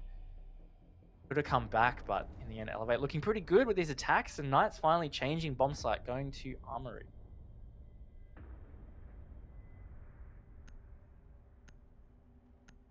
Fortunately for the Knights, not really able to carry across that momentum in the first half, and we will now find the scores even for a piece. Defenders, protect your bombs from I being mean, I'm defused starting by to lean now a little bit in favor of Elevate. These attacks so far have been quite confident. Definitely the Elevate we've come to expect, and the fact that it's their map pick should indicate that they might be able to close this one out quite quickly here. I think on top of that too, just the nature of the way that they won both of those attacks. Like, they're quite structured attacks that they're putting together. And it doesn't really matter what the Knights have thrown at it. It never really looked like it was really destabilizing it. 10 seconds to I think that's really important because the way the Knights play is that kind of aggressive, in your face, with a hint of structure there. And aggression usually counters aggression, but structure can counter that. diffuser has been But I dropped. think this is really where the onus is on the Knights to adapt to the way Elevate is attacking.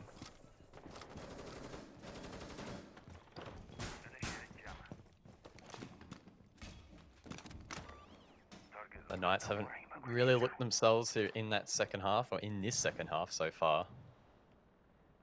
Even the rounds where it's looked close, they haven't quite been able to close them out. Elevate with some really quick map control here over towards security. Not even a minute into the round and they have basically full control of this southwest corner of the map. Gold Legion droning ahead for any potential flanks. The coast is looking clear. The Knights seemingly quite content in giving that map control away for the meantime. Yeah, and playing the Kaid is so strong on Armory side because you can place those electric cores in spots where they can't just be shot from below. And of course, with no Thatcher and no Maverick, can't ignore it either. So it will be based on an explosion, which is why they're clearing a lot of utility here. I reckon they're going to be banking in a frag grenade, and that's how they've now cleared that first electric core, which means that Digital can open up the wall. That C4 comes out, though, and actually does get the exothermic charge. So well played from Josh. Big C4 and taking out that utility, making things a little bit harder now for Elevate. Digital should have another one in his pocket and will reattempt it, and that will be the case. Ready and waiting for a run out, as the wall will now be blown. Plenty of time for Elevate to get something going here. Have that good control. They've got all of break and security. Worthy on the window here, contesting. Dino below with a nice deep angle through to the window, so Worthy's going to have to be careful of that. Digital, in fact, is just ready to go for this plant. He's walking in backwards, ready for a backwards plant. C4 comes out, doesn't hit the mark on Worthy, tags him low, but here's this plant from Digital. He can stick this in this smoke. And, oh, no, it does deny in that final fraction of a second, Guz. Oh, so close. Almost felt like the last round where Digital would be able to get it down, but on this occasion he doesn't, and now Elevate have their backs against the wall. Red under ADSs at the wrong time, and Josh will take him down. So 2-on-4 now as Hayward finds one more, and Worthy and Vast both so low on HP, both one shot each. Need to try and bring this round back, but it's looking unlikely. In saying that, Vast gets the first as his teammate is dropped, and now surely they can clean this up. Vast on an absolute slither of HP. Oh, no. Will be taken down. Will be forced to try and resin. Actually, will pull it off, but there we go. GC will shut him down.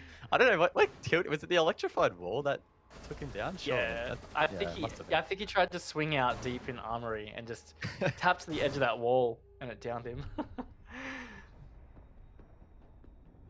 How close was that plant though from Digital? That was, I was literally like looking at the timer. It was so close. Definitely under a second. And Knights just managed to scathe out of that round, but wasn't really convincing for the most part. I think they would have been a bit more comfortable if that plant wasn't as close as it was. But I mean, in the end, they cleaned it up, and now they will have the lead. Attackers need to locate. Yeah, that really could have played out so differently if that plant went down. So just in time for the Knights there. Juicy out on the 10 bomb so far. He's having a pretty good match for the Knights. Josh, not too bad of a debut as well. That was a much better defense attempt from Knights, but as we've said, Elevate started really strong on that attack, and they were pretty close to almost securing that round for themselves with that plant. I mean, that post plant is one of the harder post plants to deal with on border. 10 seconds to go. They're going to see a Talor's defense for the second time 5 seconds remaining. in this map. The first from the Knights. Attackers are moving to defuse the bomb. Defender Of course, exposed. Pittsburgh win this round, they will head to match point. If Elevate win, they will draw out the map 5 apiece as we continue this onslaught. That's what it's felt like, both teams going back and forth. It's definitely been a close one thus far.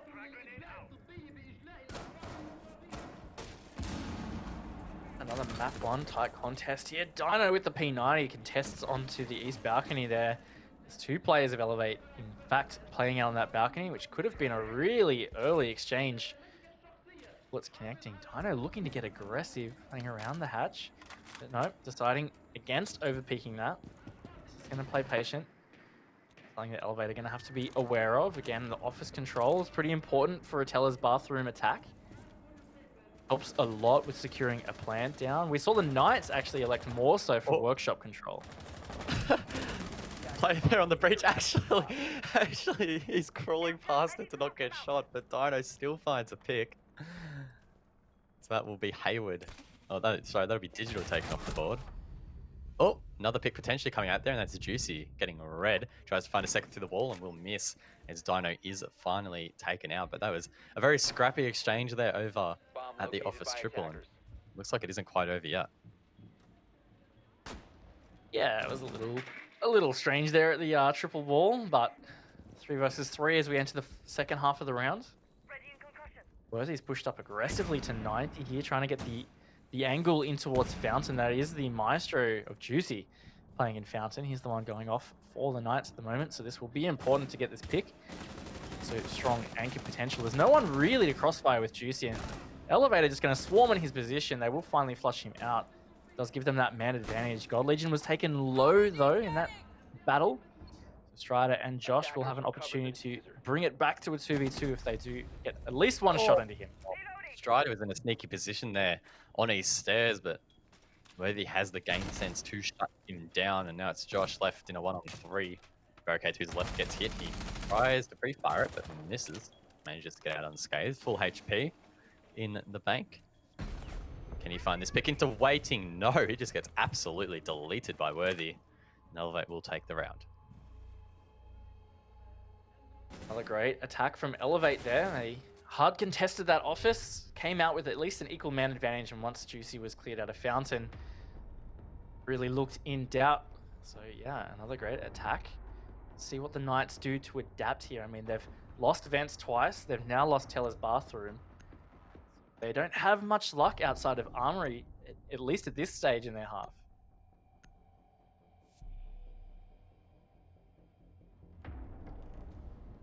Interestingly enough, the Knights are actually going to reattempt Bathroom Tellers.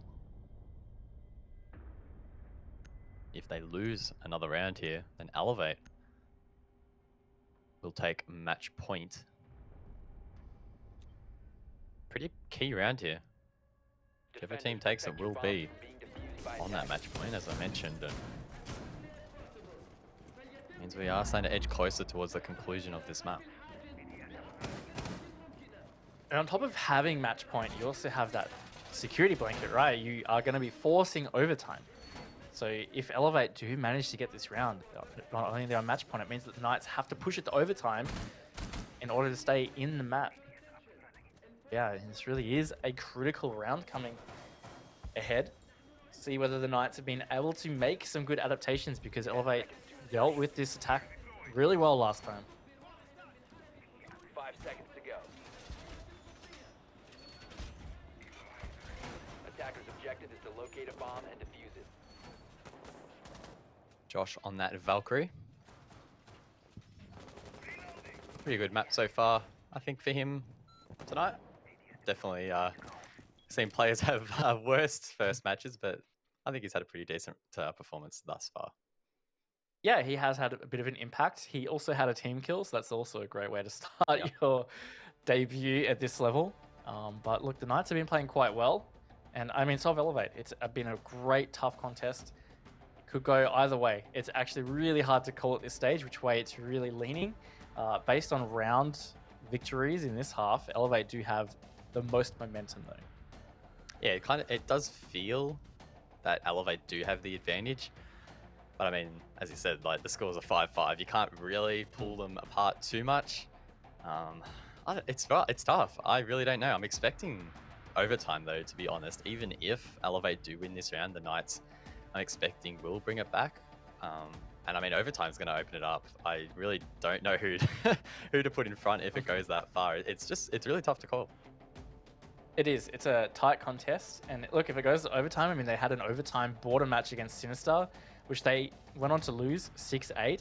And they had match point in that as well. So if they win this next round to give themselves match point and then go on to lose the map, they're going to feel extra frustrated about that, I'm sure. Because I know they've been cursing the fact that they had that match point in the Sinister match and never were able to secure it. In fact, they never got a round after that. I think it was 6-4.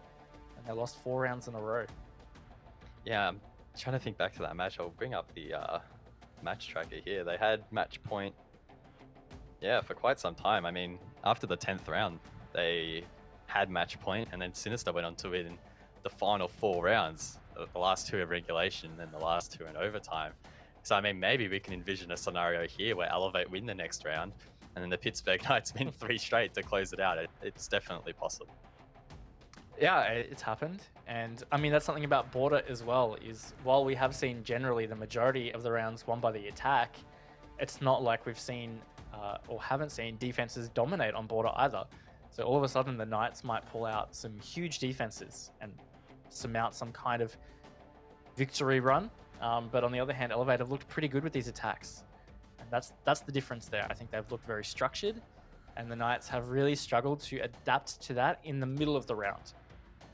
And I mean, one thing to consider as well, talking about the result of this matchup, is the round differential. It's an aspect that we've seen play a pretty big role in some other matchups. I mean, Elevate have already sort of fell victim to this against LFO, despite it being that 1-0 series. LFO went out of that with the stronger round differential in that series, which can come back to when the standings are even later, if that's the case. So, I mean, Elevate need to be really careful here. Despite, this being close so far, if they let this slide and then have a poor second map, things might not go their way in that round differential in the end. Yeah, and that's really important given how tight the standings are. This final run into playoffs, of course, is top 4 going through. And if you have 4 teams, all tied on points, gets broken down into the head-to-heads. So that round differential is the big separator when they've had those 1-1 series. So I guess building onto that, if Elevate do manage to win the next 2 rounds and they win the map 7-5, if Pittsburgh win the next map 7-3, well then Pittsburgh essentially have the head-to-head in the series. So yeah, it's super critical to think about those kinds of things. I think this result as well will be pretty big for Elevate's momentum for the rest of the season. I mean, their next Playday is against Wildcard, and that's a big matchup. Wildcard, first in the standings. They've only dropped the 1 map so far here in 6 Masters. So that's likely going to be Elevate's hardest match, you would expect, for the season. And if they don't perform too well here, maybe drop a map, I can't help but feel that could potentially, it might not, but it could potentially have a roll-on effect to that next match. Definitely does set the stage for a really tough series next week. And then in their final week, I believe their last opponent's Okami. So it's not like their run home is at all comfortable or easy. They arguably have one of the strongest, or the weakest, schedules in terms of the finish to the season, because they have really tough opponents. So these 2 maps tonight are really critical for Elevate. And I mean, talking about Okami, that'll be Pittsburgh Knights' next opponent. And looking at the standings, Okami currently 2nd, drawn with Elevate, and Pittsburgh trailing by 3 points. So that matchup as well is going to have a pretty big impact on their standings. And again, we could see the series difference between the teams coming to effect as well. So if Pittsburgh struggle here, closing out these matches tonight, then again, we could see a flow-on effect to their next match. Yeah, and that's just been the beautiful thing about 6 Masters, is all of these series, pretty much all of them, have just been neck and neck, either trading maps, close maps, some really interesting head-to-head outcomes, and that's all just coming to fruition towards the end. And it means that we're getting so many exciting matchups, no matter where they are in terms of the table. There's just so many teams vying for one of those top 4 spots for playoffs, and there's just so many possibilities for outcomes. And I mean, we mentioned there about the round differential between the teams being quite critical, but just the round differential as a whole is quite impactful. So I mean, let's look at the standings again. We've got Pittsburgh, they're +6 currently in those round differentials, whereas Elevate are also +6. Akami as well, who are also even with Elevate. So I mean, it's really close there in terms of those round differentials. Oh, here we go, the standings. Thank you very much. This makes it a lot easier. So it makes things really, really interesting at that mid-table, and it only takes Pittsburgh or Elevate not only to lose a map, but even just have a poor map where their round differential goes down the drain, for that to cost them for those top 4 playoff positions. Yeah, it just builds to the fact that so many scenarios could play out here in terms of playoffs. I mean, you look at that and you think, okay, we could see Wildcard, Sinister, Okami, and Elevate, but there's also a total possibility that you might end up seeing Wildcard, Knights, LFO, and Ferox. I mean, who's to say that Sinister, Okami, and Elevate are going to continue to win all their maps? Like, if none of them win their maps from here on out, they're so easy to be leapfrogged. It's just that close. And like you said, with round differentials as well, if we get a bunch of teams tied on equal points, it's going to be down to some really fun math to figure out who actually finishes in those top 4 spots. Yeah, if you have just joined us, don't freak out. We're in a rehost. We're looking at the standings. These are updated from the first series tonight. That's why Sinister have been elevated so high there. As you can see in the matches column, they've played 10, and the teams around them have only played 8. Hence why they're a little bit higher in the standings, but they are still a really hot chance of making that top 4. I mean, pretty much all the teams, except for KANGA, unfortunately, are a pretty good chances. We jump back into the game, Raven. It's border. It's good to be back. It is, and it's 5. I think it's meant to be 5-5, right? Now that I'm just looking at the score. Or am I? Yeah, I'm pretty sure I put in 5-5. So we'll see what happens. We could well have another rehost, but we'll let the smart people handle that, and we'll just talk about the game. Yes. Look, I Ah. think Elevate have had some good momentum on their attacks. So I'm really excited to see how this continues for them, whether it is raw momentum and whether the Knights are struggling. So far, for me, the biggest thing is that the Knights seem like they're struggling to adapt on the fly in a round. They struggled completely on Vent's Workshop. In fact, it only got better for Elevate when they repeated that bomb site. Elevate won that in stronger fashion the second time round. And so we're about to see this happen with Teller's Bathroom. They're repeating the bomb site. Yeah, I mean, it's a trend that has continued, as you were alluding to, throughout this map. There's been plenty of occasions where teams have retried the bomb site for that second occasion. We haven't seen anyone try for the third occasion. I guess in competitive, that's something you rarely see. I mean, by the second loss, most teams will go, yeah, maybe we should mix it up a bit here. But yeah, it's going to be interesting to see the adaptations that these teams bring to the board, particularly on border, because it's a map where arguably you don't see as much of that innovation. So any small changes could have a pretty big impact on how these rounds play out. Yeah, and it's just about reading into your opponent and what exactly they're doing. I think the biggest thing here is that Elevate are not overextending. And a lot of what Pittsburgh Knights are trying to do is bait them into tricky situations. So that crossfire example in Armory, when Elevate have been trying to attack Vent's Workshop, for example, Elevate haven't been baited into that. They've never overextended past Archives. In fact, I don't think they've ever extended past Fountain in that instance. So it means that the Knights are the ones that have to come and pick the gunfight, and then they're walking into Elevate's crossfire. So the Knights have to figure out ways to try and flip that on its head and bring it back into their advantage. Yeah, and I mean, it's proven to be quite tough. I don't think that there's ever been a time where one team's looked dominant over the other. So it really has come down to making sort of those small changes. And look, we've got 2 rounds left now in regulation once we jump back in. It's a pretty small window for these teams to make those changes, I feel, despite, it's been a bit of a lengthy rehost, blah, yada, yada, yada. It's still not a massive amount of time to sort of make these changes, I don't think. Again, it's really going to come down to who can do that in the shortest amount of time and the most efficient way possible. Yeah, and something that might work against the Knights here is the fact that we have had the rehost. So both teams have had a chance to talk things through. And the Knights have probably talked about what they can change for Teller's Bathroom. And like you said, there's not a whole lot you can do to innovate on border. There are some small changes you can make. But at the same time, Elevate have had a chance to talk about what they saw on that Teller's Bathroom attack.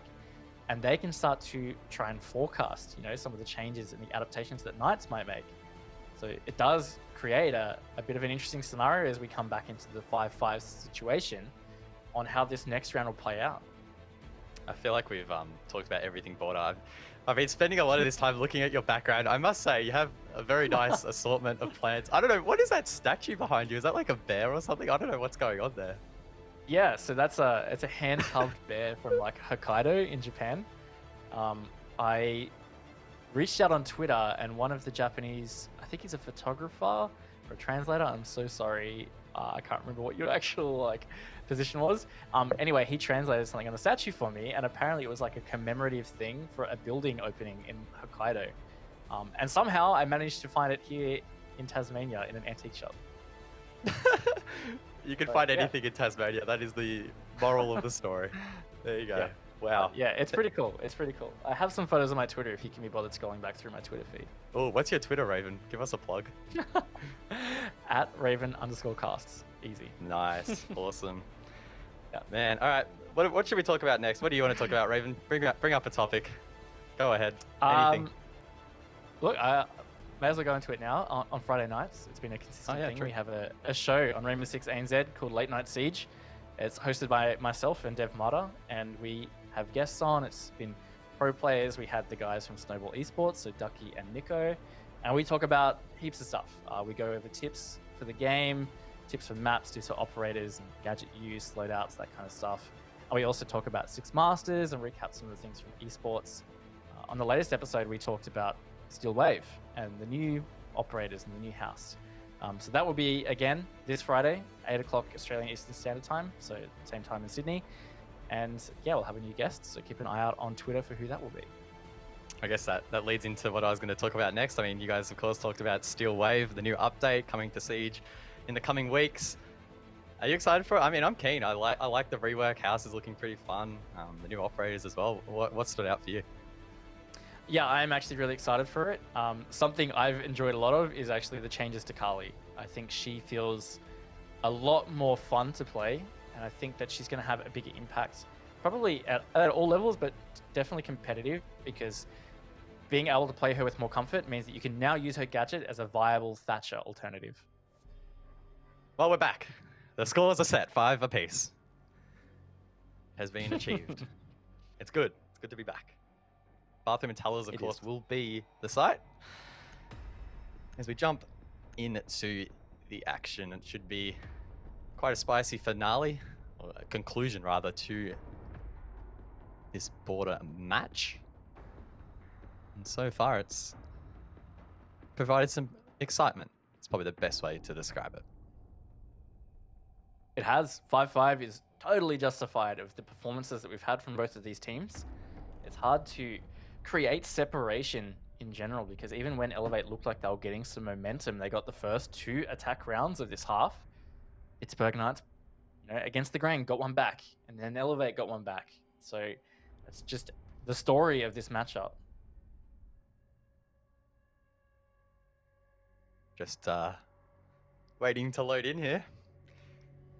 I guess I'll talk about my my favorite change to Steel Wave. It has to be Amaru. She is absolutely insane. For those of you who may not know Amaru in Steel Wave, the animation's been smoothened up and fastened a little bit. And most importantly, when you now grapple into a window, the window doesn't break until you literally like kick through it. And you can definitely throw defenders off. On top of that, you can actually now just Amaru straight through soft hatches. And I'm honestly seeing her, or envisioning her, maybe getting some comp play. I feel like if attackers can create enough sound and distraction on site, that potentially she could actually be a pretty decent pocket strat. So I don't know, I'm just going to put that out there. If we ever see a good Amaru play in the future, I'll clip this, go back and post it, because it's going to happen. And if there's one person I had to pick that's going to be doing those plays, it has to be Nico. I don't know why, I just feel like it's such a Nico play. Yeah, I wouldn't be surprised. I also wouldn't be surprised. I mean, Corey from Rogue in Europe, he was already picking a bit of Amaru. So I wouldn't be surprised if he starts to, flex onto that a little bit. Excited to see how that goes, and I'm excited to see how this concludes, guys. So let's bring it back to border. And Knights, they're repeating Teller's bathroom. It didn't go so well for them in the previous round, just before the rehost. Elevate had a great attack. So they're trying to do some adaptations here. They're contesting a lot vertically. They've put a lot into Armory, which I find interesting, because that's not as critical. I mean, Elevate didn't really take a lot of workshop control last time. Oh, Josh says GN to digital. That's the diffuser down, and the only hard breach for Elevate, so that could be a massive pick here for the Knights early in the round. Attackers have recovered their diffuser.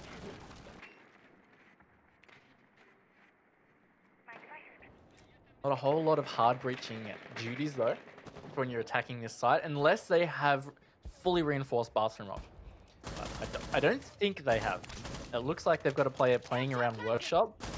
And you wouldn't want a hard reinforced team off from bathroom, because then he's not going to have much of a chance to have a good retake, for example. So it might not be too bad for them, but either way, it's a man disadvantage. Dino again on the P90 inside of offices, maybe trying to find a pick over towards security sees. I believe it's the crossbow on Vice back there. Doesn't quite go for the shot yet. Oh, this could be spicy. Oh, Dino, you didn't. Oh my. He got refrags, so that wasn't the worst result there for Elevate, but man, that was a sneaky shot. That was Vast. Won't be too happy about that one. And that's, again, utility, not going to be used by Elevate. Was Capitao arrows, pretty important and really helpful. Time ticked away pretty quick there. Can't believe we're actually almost entering the final minute of the round. Got Legion starting to get some control close to site. It's in waiting room. In fact, he's got somebody right next to him. He hears them right under his sides. He finally gets him. Strider also completely unaware. Josh gets another pick. Makes it a 2 versus 3 in favor of Knights right now. Red and Gold Legion with 50 seconds left to maybe try and get this bomb down. Red very aware of that angle that is above on the hatch. Throws out a nade and will attempt the plant. Gold Legion now left in a 1-on-3 as he tries to cover the plant. It sounds as if maybe the Knights have heard it, but they can't quite deny it.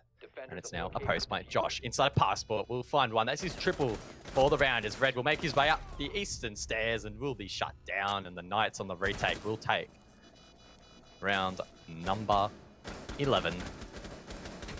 And in doing so, they will have match point.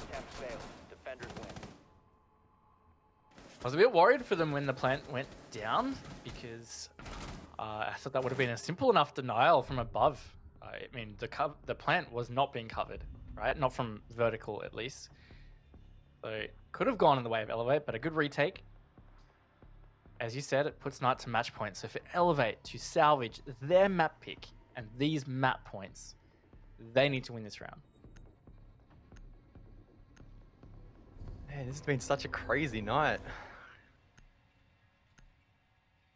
Armory and Archives will be potentially the final bomb site here if, of course, Pittsburgh defend it successfully. This could be one hell of a battle in this potentially final round, or it is the final round of regulation at least. Keen to see how this one pans out.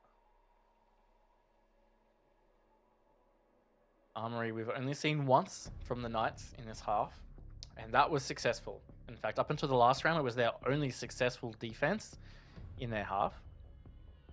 This could be dangerous for Elevate. Have to think back long and hard to round 9, think about what went wrong and how they can change that. Whereas, yeah, they could be facing a loss on their map pick.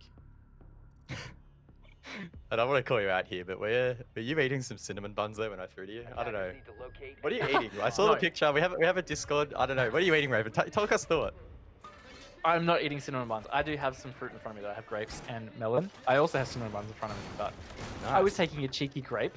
I wasn't eating though when you threw to me. So. Nice. You know, it's definitely sounding like some gamer fuel, and gamer fuel we need because we're in for another rehost. But you know, we love it. We love talking. That's what we do. Look, we had another round under the belt, which means that one team has the advantage. It will be the Knights.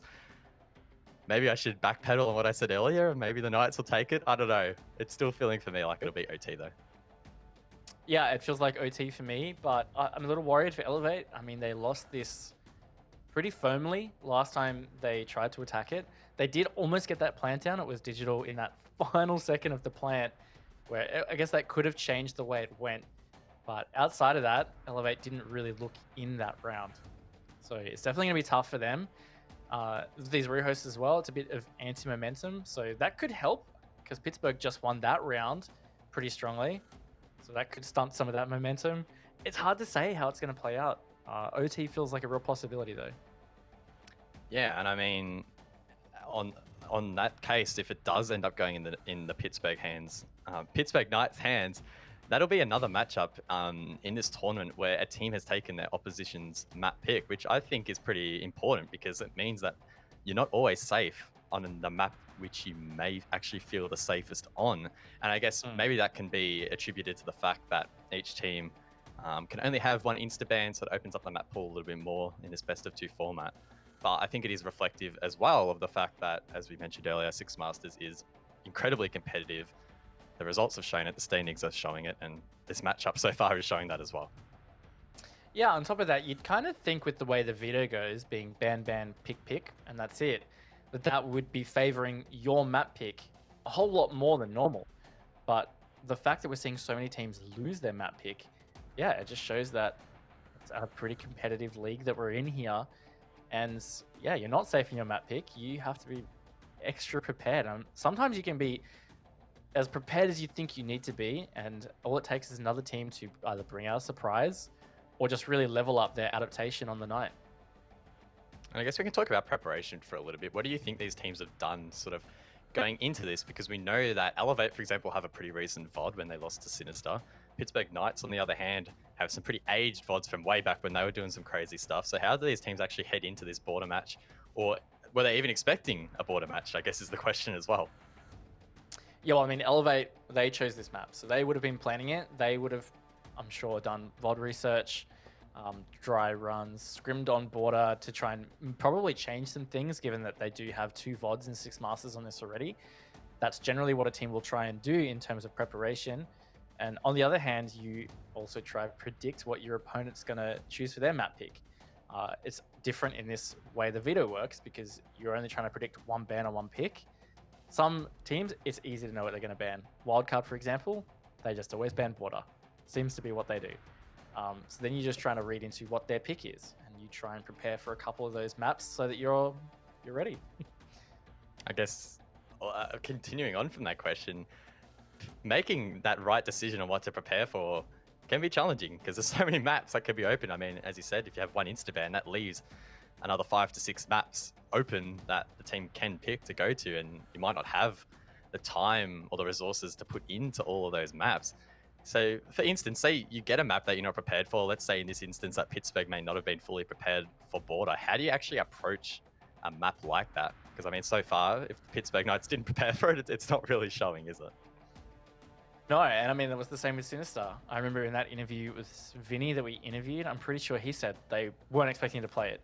They just pulled out on-the-fly stuff. They were just adapting as they went, and that's basically what you have to do. You just have to play off your teamwork and just figure out. Most teams would have default strats, even if they don't like the map. So you just have to be able to, adapt on the fly, figure out what to change from your default strats, and also just get a good read on how your opponent plays. And so far, I feel like the Knights have done a pretty good job of that with Elevate. Yeah, it doesn't feel like the Pittsburgh Knights have gone too far out of their comfort zone. I mean, that obviously the rounds they've lost have gone against them, and they've seemed to have moved on from those pretty well, though. And the rounds that they have won, I know we mentioned earlier that Pittsburgh were a team that on border are bringing quite creative stuff, but I don't know, maybe I've missed it, maybe I haven't been looking for it, but so far it hasn't felt like it's been as wild as it was back in that season 11 of Pro League. Yeah, no, it's looking pretty good for them. They've had the roster changes, and it's always hard to say how roster changes affect a team. And for Pittsburgh Knights, I feel like things have gone really well for them in 6 Masters. And that's not to say that Stiggs was a bad player. Stiggs was actually a great player. I mean, he's now playing on Fnatic. But some things just click for some teams really well. And things seem to be clicking for the Knights. And the longer they go in this season, it seems like it's working out better and better. And I know we harped on about this quite a bit at the start of the season, but we have a bit of an opportunity to talk about it now. You mentioned Stiggs, how he departed the team, went to Fnatic. Now that the dust has sort of settled from that, how do you think that Pittsburgh Knights have sort of come out on the other side of that? Because it doesn't really look like they're missing a key player at the moment. Yeah, even when they played with Arlo, it never seemed like there was dramatic changes for them. They still had pretty good form in the first half of 6 Masters. I mean, they're here in the standings. They're close as they can be, really, with the playoffs. So, yeah, they haven't really been affected. I mean, they had a good win against Ferox in the first week, 7-4. They've had the double win against KANGA, and they also took a map of LFO, and that's by no means a pushover. So, yeah, things have gone really well for them. And even in interviews, Strider has said that there was just some small things they had to get over just to grind in the substitute player. But, yeah, things are going well. Things are going well indeed as we are back on border. Let's go. By 6, the scoreline, the Knights are in front. Elevate trailing.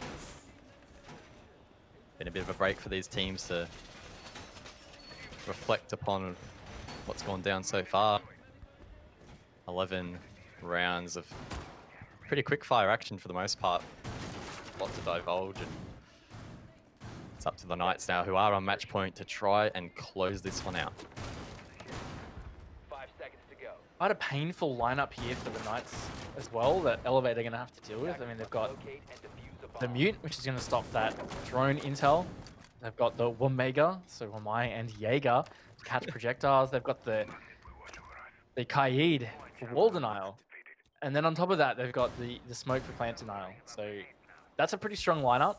And The attacker's with bomb diffuser has the been Thatcher destroyed. and the Maverick ban, Attackers that recover does the make it diffuser. tough for Elevate to deal with.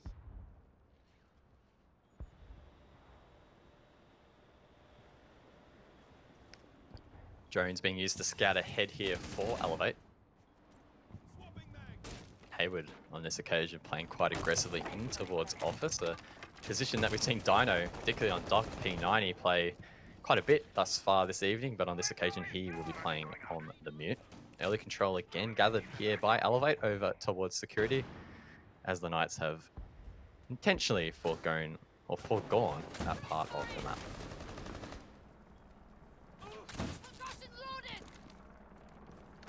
Elevate attacking is pretty similar to last time, and that is facilitated by the fact that the Knights are constantly reinforcing that wall directly on the right-hand side as you walk through Armory.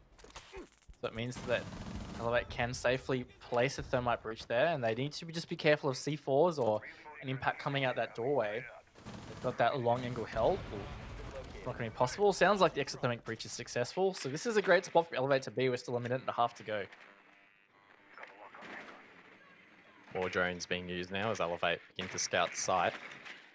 Digital makes his way over all the way to behind the half wall with his drone. That'll provide critical intel to the rest of his team. Fast at the sandwich window. Again, another point of interest for these attackers. Digital's actually going for the plant. Juicy, not sure what he's smoking there, but that's really not good. Digital actually fell off the plan and will now go back for it. So some strange things going down in this round. As Vast from the sandwich window will cover that cross. The diffuser still yet to go down. I don't know what is happening at the moment. Elevate just can't seem to stick it, and Digital will now need to be revived. The plus side to that, though, is I'm pretty sure Juicy's now used all his smokes, so they can attempt to plant. All they need to do is just cover this cross. And this is going to be really risky for Juicy to peek out from this. There's angles being held. He hears the plant. He drops below. No one's covering from below. He can easily deny that. Elevate need to go deep now. There's only one on site. If they can take that 3v1, they can cut Juicy's rotate back. Massive denial there from Juicy, but the round is still not over for Elevate. Hayward repositions just in time. Will find himself in a gunfight at 90, but loses it. And now it's up to Juicy to try and clutch it out. But we are going overtime, ladies and gentlemen. Elevate take the final round of regulation. And now it's time for OT. Another overtime map for us tonight here, guys. And you know what is always a great signal for overtime? It's when my fiance brings me freshly baked goods that smell amazing. So the map decides to go as long as possible. So what you're saying is that the viewers at home should blame you for the rehosts and the overtime extending the length of this match because you want your freshly baked goods. Is that what you're trying to say? Yeah, look, I'll take that. I'll take that, sure. Blame me. I guess that is one positive view of us not casting from the studio is that you can have buns freshly delivered whenever you want. Oh my. Wowee. Look, I don't envy the players though because this has been a slog of a map. I mean, this is only the first map of this series too, guys. Yes.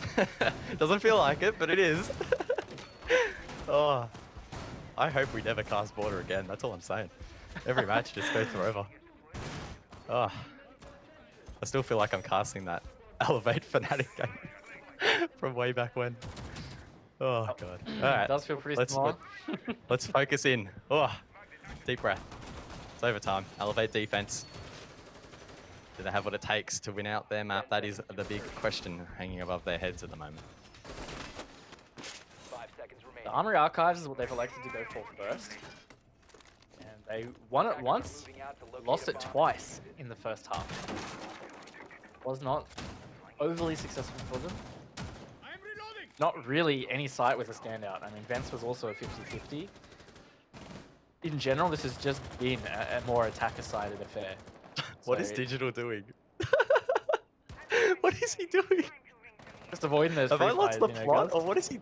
Is he just trying to avoid the pre-fires? Is that it? What is? Oh, that Surely, is, yeah. I think so. I think so. Because like you can spray through that archives door from that east balcony and you can get somebody on that cross. I've seen some things tonight that I will not unsee. Oh my lord. Must be a full moon outside. I'm going to open up the window after this map and check because there's been some crazy stuff going down here on border. And it's only going to get wilder. A couple of rounds left. 2 minutes on the board. Time for the Knights to get something going here. Elevate pretty content in playing passively so far in this round. No damage taken by either team. Fast being tasked with holding the triple wall is flashed out. The Knights are ready to pounce, but Red will slow that down with a smoke grenade. Bit unlucky for him to get flash grenade. There's an ADS right at his foot. Not sure how the smoke grenade managed to miss that. They finally burnt it off. Us is still persisting in that spot. Red trying to cover, making it tough. And this is going to make it even tougher with these X-Kairos going off. He's going to hit the deck. He's going to have to worry about projectiles or frag grenades because there's no ADS now. There's a direct angle to him. There goes that frag grenade. Not hitting the mark though. Red preventing a rush from that window. And preventing the time working in the attack favor. That frag grenade finally gets Vast though. And now Knights secure themselves a man advantage. Just over a minute to go. Red will find himself under the pump shortly here as well. That's a Habana X-Kairos pallet going off on the wall, and as he tries to rotate, Hayward will shut him down. The refrag not there from Elevate. And the Knights are looking like they may well take this round. It's looking even more likely as Josh gets a pick. Whether he gets one back though. Oh, God Legion. In a very dangerous position, but as he tries to rotate, he himself will take some damage. Worthy as well. Losing HP, and now the Elevate defenders need to try and get aggro here. Try and retake the site. Gold Legion gets one. Oh, the refrag narrowly misses there. The wallbang through Fountain doesn't quite hit the mark. Gold Legion so dangerous. Needs to be taken down here by the Knights, who seem to be stalled out a little bit here. Gold Legion on the flank. Oh, just narrowly misses that shot. Worthy inside of Armory. In a position to potentially deny this plan. Tries to get aggressive, but is shut down, leaving it all up to God Legion. In a 1 versus 3, but he doesn't have the goods. And the Knights will take the round. Never really looked in doubt. They got that first pick, and then that was it. Maintain that man advantage. In fact, I believe it came down to a 5 versus 2 at one stage. The Knights continue to strengthen attack. Elevate will rotate onto attack now. Attack, guys. Seems to be the thing here. So we might be seeing another 8-7. We may well. Events on Workshop will be the side of choice here for the Knights. A little bit spicy. In saying that though, it was picked first by Elevate on their defenses. Still not quite sure what to expect in this round. Could go either team's way. We could well go the full distance if Elevate win this round, and then this will officially be a marathon, that's for sure. Yep, it will. And the Knights are going to be going to Events Workshop. So let's break it down. On their defense, they in fact were never successful on this bomb side. So that's an interesting one. Did you deliberately say interesting? No, Did you deliberately? but it's interesting. Oh no! Wow, I'm gonna clip that because it was an unironic interesting, and we don't. This is a no interesting zone, Raven. I'm sorry, but even though I'll be honest, I know I've said it a couple of times tonight. I could just feel Xenox and Dev just shaking their heads right now in absolute disgust, and we apologize. But Border does strange things. That's all I'm saying. You know what's strange, actually, is that we really haven't seen massive amounts of Valkyrie. You know, I feel like Valkyrie hasn't had as much of an impact as I would have expected so far. And Dino's here on Valkyrie, which is cool. See how that plays out. But what I want to see right now is on the 2 times that the Knights played Vents and lost, Elevate played that controlled attack where they took Office, took Fountain, and that was it. They never overextended. So I want to see how the Knights finally try and counter that.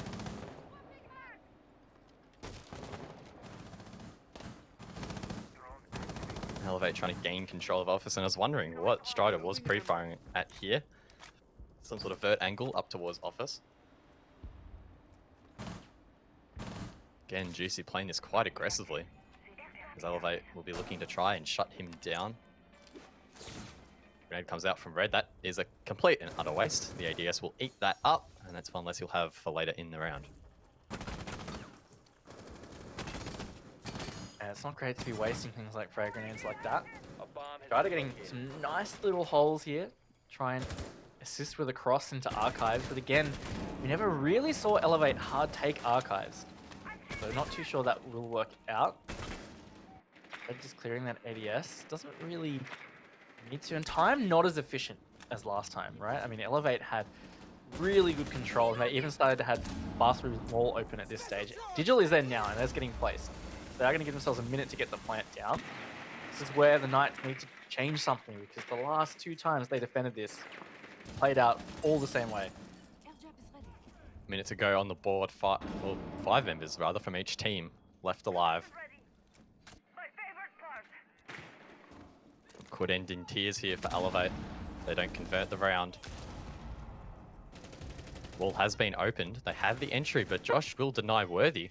That's over towards waiting room. Vast unable to refrag that and gets taken out. Oh, no, he doesn't. Okay. Josh will not win that gunfight. Vast manages to scathe away. Digital will use his second exothermic charge on the soft wall to gain another entry point in towards side as Hayward gets a pick onto God Legion. Trying to find a second one inside of Fountain, but instead that'll be Juicy getting aggressive. As Digital will now attempt the plant, but he gets shut down as well. And now Vast is left in a 1 versus 4, but he can't do it. And the Knights will take the map. In the end, it was an onslaught, but they will end up on top. There it was. There was the change. Instead of those players just hanging out in Armory and then eventually dropping down or something like that, they pushed through. They retook Archives. They pushed around through 90 down the long hallway, and it worked out beautifully. So great adaptations from the Knights. A great map from them. It was Elevate's pick, but not to be. An 8-6 victory for Pittsburgh Knights. Yeah, don't take the Knights to border. I would pretty confidently say that. I am still surprised that, Elevate went there, but look, full props to the Knights. They played that quite well. They managed to really edge out on those 50-50 rounds, and there we go. The scoreline reflects it, an 8-6 victory. Yeah, and again, it's just emphasizing 6 Masters, man. It is a close league. It's anyone's game. Elevate, one of the top contenders, have now lost their map pick again to Pittsburgh Knights. The Knights are putting themselves in a great chance to be in a top 4 spot for playoffs. And this is where it starts to get a little bit scary for Elevate. I mean, if Pittsburgh Knights show up on their map pick, which you would expect them to, and Elevate gets 0 points tonight, I don't think we can really overstate how critical that is and how demoralizing that'll be for Elevate. That will have such a massive ripple effect on these standings and their own personal standing as well. Yeah, and put a huge amount of pressure because, as we were talking about during one of those rehosts, their final opponents are Okami and Wildcard. So it's not like they have any other matches where they can be like, okay, it's okay, we can get more points in these next ones. I mean, they can, but it's not going to be easy. This is their best chance to get points before those final 2 weeks. Well, that is map number 1 done and dusted, which means it's time for a break. We'll see you guys on the other side.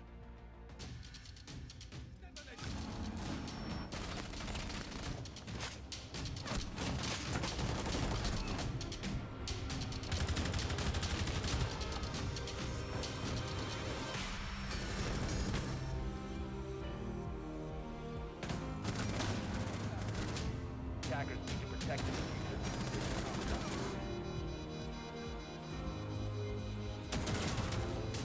Bomb located by attackers.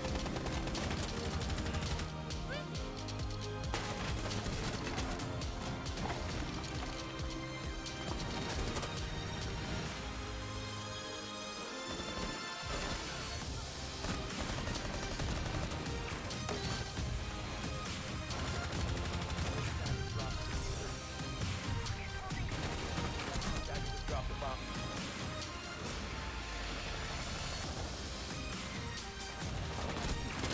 Attackers bomb.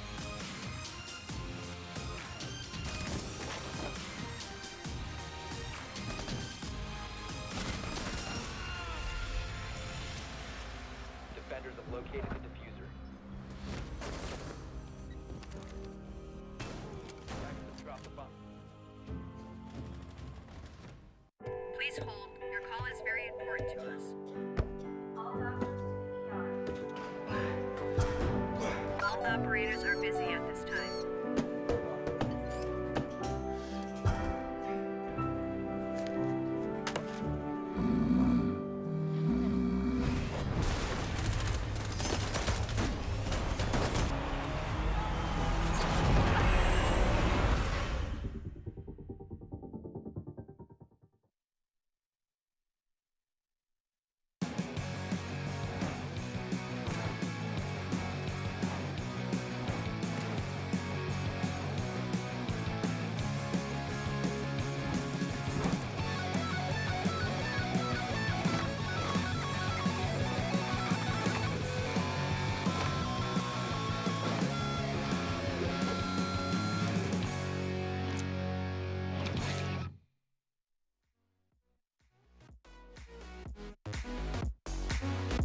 Don't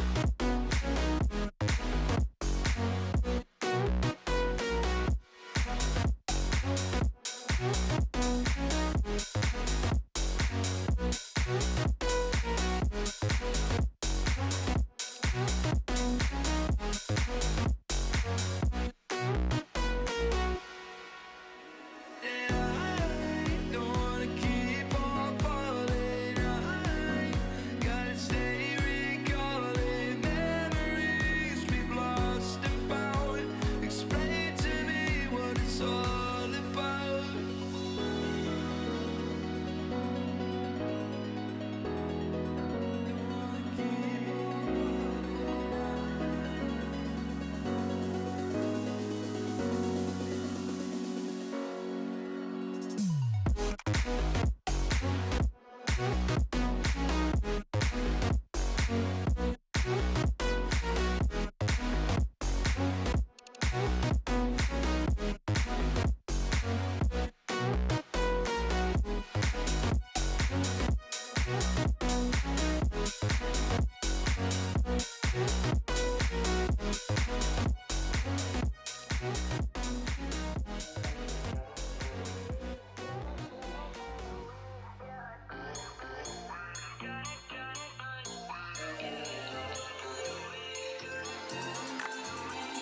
Said I'd find a way to turn my heart into something gold. Knew I sold my soul to the devil long ago. I rode it all along on your wave right before it broke. Time was thrown down the well, so I let you go. What I do right now. What I do right now for you, for you.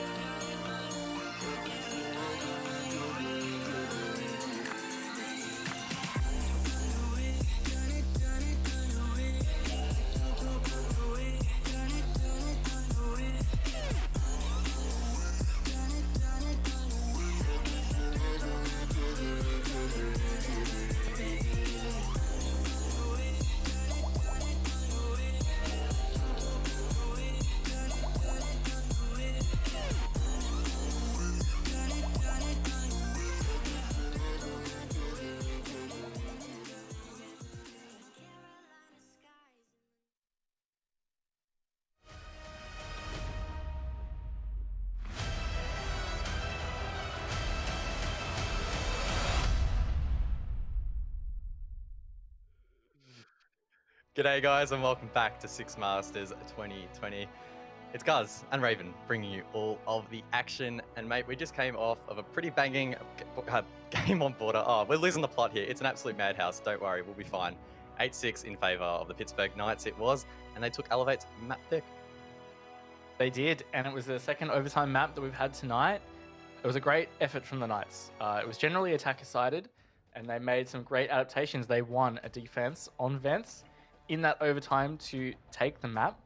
And that, I think, overall, the big story here is that puts so much pressure on Elevate coming into these final matches and even the next map. Well, the next map, of course, will be Cafe. What are we expecting in that one? It's a map that we've already seen once tonight, produced a pretty interesting result in itself, and could well do the same here with these two. Yeah, well, Elevate actually have 2 victories on Cafe already, so a 7-3 against KANGA and a 7-5 against Sinister. On the other hand, we've seen Knights had a 50-50 Cafe. They won 7-2 against KANGA, and then they lost 5-7 to LFO, and that was recently. So Elevate do have VODs on Knights. It's not like it's completely out of the realm of them being able to predict this and prepare for it. I think, again, we're going to see a pretty close banger of a map. Yeah, I mean, just looking at form and looking at the numbers on the pages in front of us, it is looking like a close matchup, which just follows the trend that we've seen throughout the entire tournament so far, where no one's map pick is safe. And it really, you can't take any result for granted, to be honest, because we could well see Elevate just come out of the gate strong here, really wanting revenge for what was a disastrous, in the end, first map. Try and get those points back on the board, because if, as you mentioned, they lose this next map, I can't put into words like how massive that is. They were second in the standings, and they could drop massively if that's the case. Yeah, if they manage to get a 2-0 tonight, they would be pretty close up there with Wildcard in terms of securing their spot, at least in playoffs, no matter where they finished. But now, depending how this next map goes, that creates a lot more uncertainty, and it means that there's still a chance that they could even drop out of the top 4 if they struggle to secure maps against Okami and Wildcard in the coming weeks. Well, I know for a fact that Elevate were the favourites going to this matchup in the poll. Let's bring up those results once again and have a quick recap. And there we go. Elevate were on 61%. So look, I mean, the draw and the Pittsburgh Knights still on the cards there. Still a decent portion of the community favouring on that side of the spectrum. And I mean, who knows? I, again, can't put a finger on who's going to take this one. Yeah, predictions have been tough in Six Masters. I still can't call it. I mean, I predicted a double Elevate win, but now that's not possible. Knights could definitely get this one. It is their pick, so they've probably got something prepared. Let's hope they do. It's time for Cafe, the final matchup of the evening. It's Elevate taking on Pittsburgh Knights. Let's jump straight into the action. We'll kick things off with the ban phase. As always, Knights on the defense, so they will have the first attacking ban. They will, and I think we'll see some pretty persistent bans here. I'd say Thatcher, Maverick is great, Habana good as well for an attack ban. So wouldn't say we'll see much deviation outside of that, just because Cafe, those bans are really helpful. I mean, the Thatcher makes clearing utility hard, and then Maverick, for example, makes some of that hard breaching even more difficult. I'm really hoping Thatcher makes it through the ban phase here. Maybe we see Ying, for example, but no. Okay. We won't. But no. Nope. Oh well. A man can dream. yeah, no, we've seen Thatcher persist again a lot tonight. And these defense bans, we've seen a lot of Mirror and Maestro. Valkyrie ban is now something a little bit different here, and that's coming from Elevate. So Knights were using a lot of Valkyrie, or a bit of Valkyrie on border at least. I have seen them use Valkyrie quite a bit in Cafe, so that will take away that comfort. Mirror running it out, Intel denial, and a bit of a frustration, get rid of kind of ban there.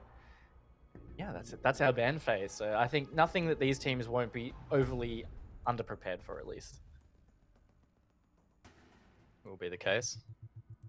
I think the most interesting thing for me coming out of that ban phase is that once again Ying has gone through unscathed this evening, but I can't really think of a time where Ying's been used. I actually don't know. Has Ying been picked at all tonight? I don't think she has, which to me is a little bit mind-boggling considering her ability to clear that utility is quite strong at the moment. I mean, she did get nerfed and lost a Candela pretty soon after she gained one, but even still, I think she's still a pretty viable operator.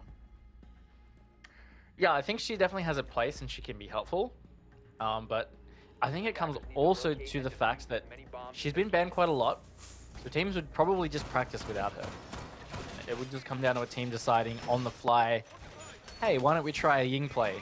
And then maybe they try it for a round or two, and if it works, they might persist. But in terms of set strategy, what's been practiced, I would be kind of surprised if Ying has actually been trained into some of these teams' lineups.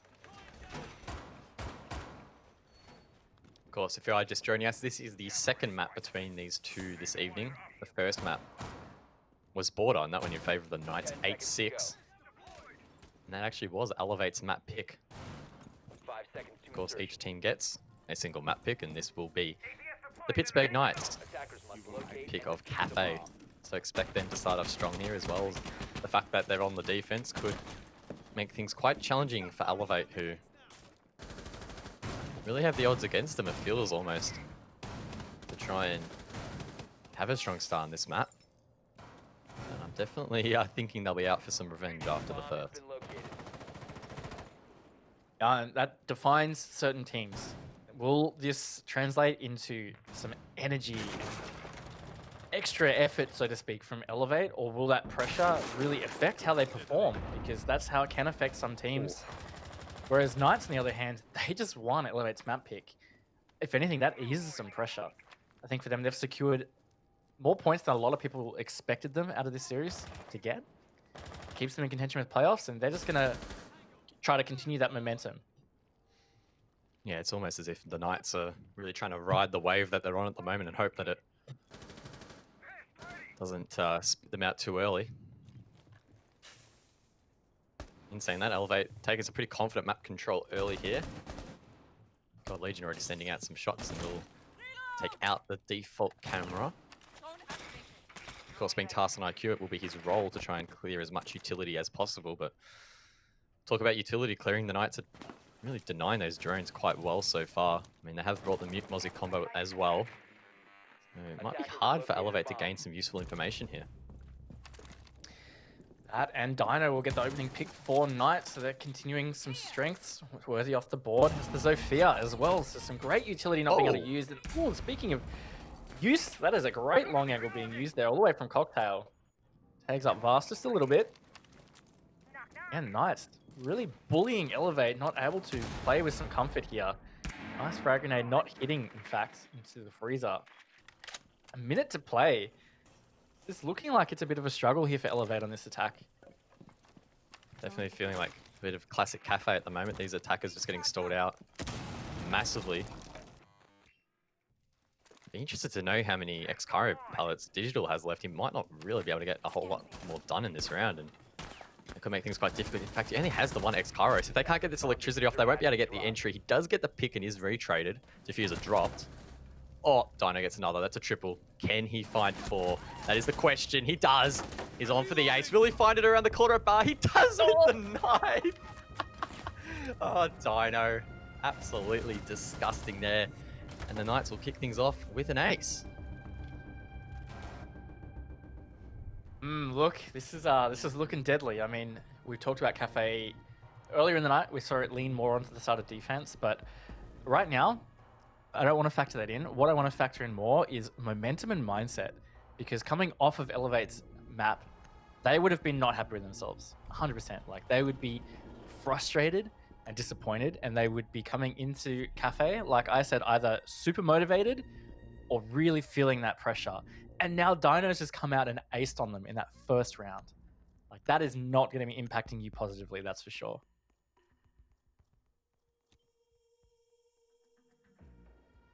Definitely some sad gamer hours for Elevate at the moment, but plenty of opportunities for them to try and bring this back. I mean, if that first round's anything to go off, it could get even harder here. The Knights can continue this momentum. Things will be challenging. And I mean, the one person to watch from now on is going to be Dino. He's going to have so much confidence off the back of that ace. A big one for him, and I mean, yeah, if you're in the Elevate camp right now, it's only getting harder to keep your head high, and once those heads start to drop, could well see this map blow out. Attackers are moving out to locate a bomb and defuse it.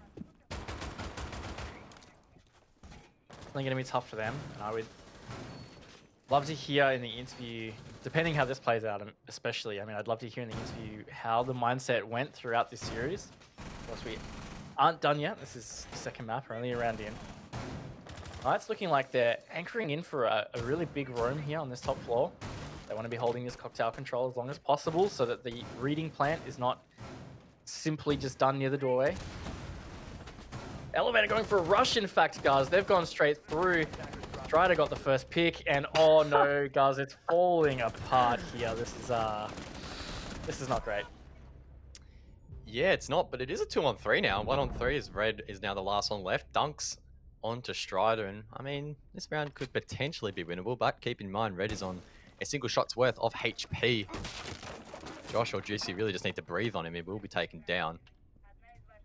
They do seem to be aware that he's somewhere over towards the west here. Juicy, not quite sure what he's watching. As the cross is being held by Josh. Red just patiently waiting. He does have a lot of time to work with here. It's coming up to the Knights to hit this refrag quite quickly and not give him the opening. Pre-fires do come out. Red will use that sound and rotate around to the drone hole. Nade comes out there in towards reading. Doesn't really have an impact. Drone bait as well. Again, the Knights just playing this passively. shots come out, and Josh will close out the round. And I mean, I gotta say, I looked down at my iPad for about 3 seconds to look at my match tracker, and then I hear you call a rush, and I was like, oh, okay, elevator dead now. Yeah, look, it got shut down pretty quick. There was a pick, and then Vast got downed, and then it really never looked like it at that stage. I don't know how to feel about it, to be honest. I mean, Elevate choosing to rush is showing a bit of desperation here. After that first round, Dino acing, talked about maybe their mentality would have been impacted negatively, and now they've just failed a rush call. So they're just going to stop the bleeding at this stage. They need to get a couple of rounds under their belt, otherwise this could really start to fall away really quick.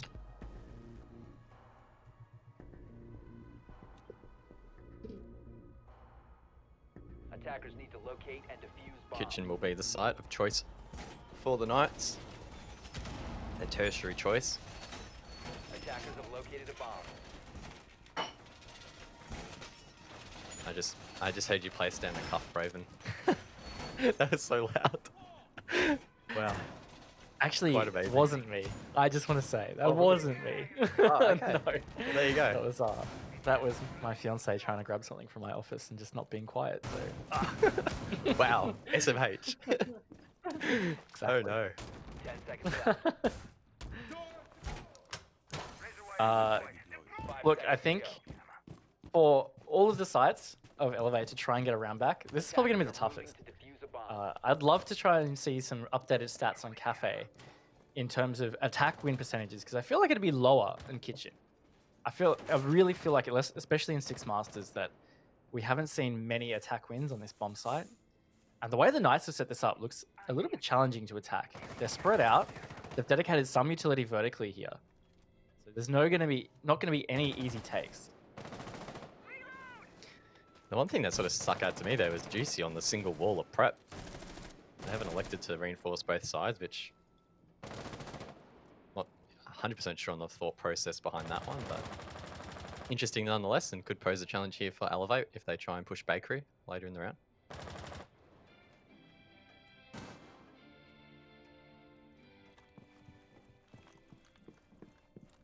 Up down clear again from Elevate, which is what we saw earlier in the night from most teams attacking this.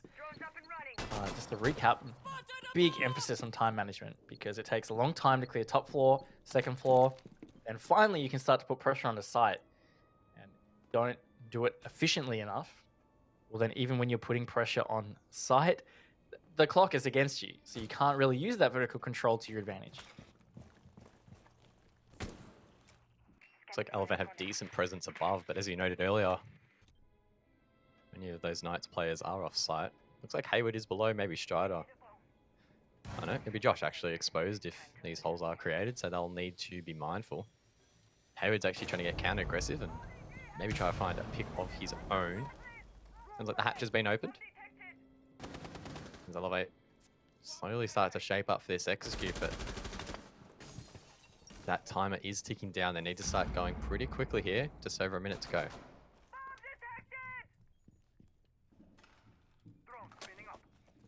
So much retake potential as well from the Knights, given these horizontal positions around site. Something that Elevate are going to have to think about. Still full HP and 5 versus 5 as we enter this last minute. Good vertical control, but they haven't been able to do a whole lot with it. I mean, maybe they've flushed out and displaced a couple of positions here. No picks, which isn't really putting a mass amount of pressure onto Knights. But here they are in freezer guards. They're potentially ready to jump in and try and get this plant down. 30 seconds on the board. Digital, with that diffuser in hand, will make his way over towards the bench and will attempt it. Fast trying to flash out as Gold Legion gets the first pick. Smoke could potentially disrupt the plant, but Digital will stick it. Actually still full HP, so the smoke not really helping in that regard, as more frags will come out. Plenty of time here for the retake. Dino gets super aggressive. He's on fire. He's going 7-1. Will he go 8-1? He misses the shot stay in towards Freezer. Hayward is punished as a result. It's now 2-on-3.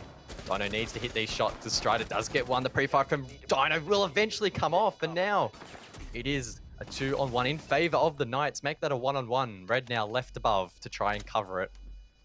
This is a very strong position. He knows that the player's above and he's trying to bait it, but there's nothing that Strider can do. He's forced to try and kill him, but he doesn't leave enough time for that counter defuse.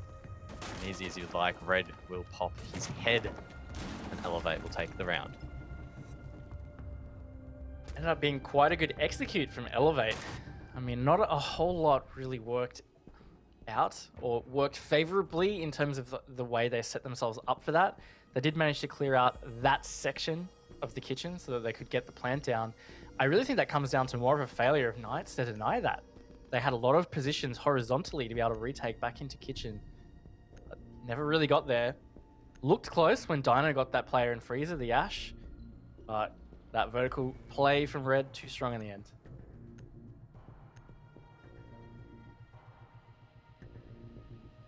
Kitchen will again be attempted by the Knights. Defenders, protect your Vigil bombs being from brought to the being used board by attackers. by Juicy via a 6th pick. Let's keep an eye on him roaming and maybe trying to disrupt a bit more time above. It seemed like Elevate had pretty free range vertically for a lot of that round, so maybe the Knights will try and slow that down a little bit here.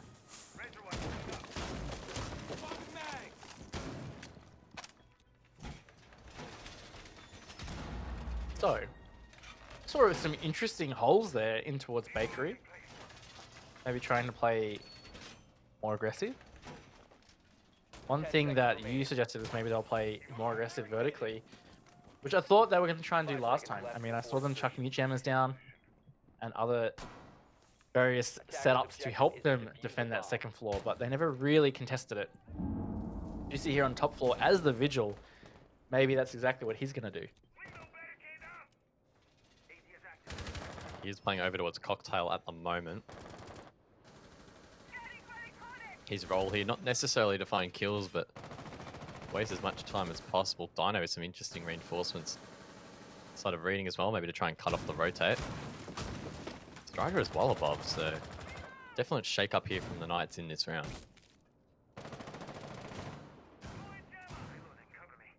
Juicy's still playing around Cocktail as well, so he's really hard dedicating this. Probably just deciding he wants to be able to shoot a couple of drones before he drops. They're going to start to get that Vigil static as well. And they're hearing the gunshots. So they should be very much aware now that drone has spotted him. He's going to be spotted dropping. So very much aware that he's not on that top floor anymore. There is heavy contest now on this second floor. Strider playing Dino in reading there. This will be a bit tougher for Elevate to clear out. Dino and Juicy now tag teaming inside of reading is Red. Putting them under some pressure with the vertical presence. Pings are out, but they're a little bit delayed and he can't find the pick. Elevate investing a lot of time here trying to hunt down these roamers, and it may well get to the point where they ignore them and prepare for the retake even. That's just, again, that thing about the top-down clear, especially if it's contested, is it takes so much time. Worthy finally does get the opening kill onto Strider, so that's a good pick.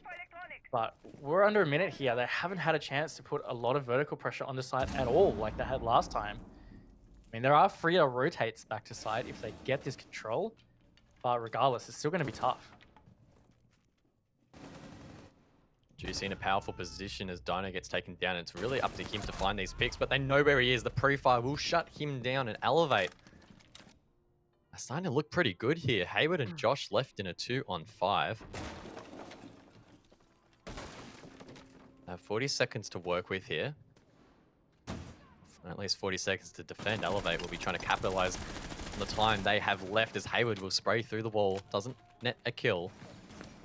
Now rotate back in towards side as Josh finds one. If they find another here, it could well be winnable. Hayward, with that in the back of his mind, will head back up red. There is a player holding this rotate. I believe it's God Legion to the left. He doesn't look the right way. He's lucky to survive and will actually head all the way to the top floor. Elevate will need to be mindful of that as they go for the execute. Josh gets another. Just spraying them down with the bullet hose. Almost finds the second and, doesn't in the end. Fast will now need to go for the plan. He's forced to stick it. Only a couple of seconds left. Now Elevate will have to watch his entry. Can he deny it? That is the question. Will he make it there in time? No.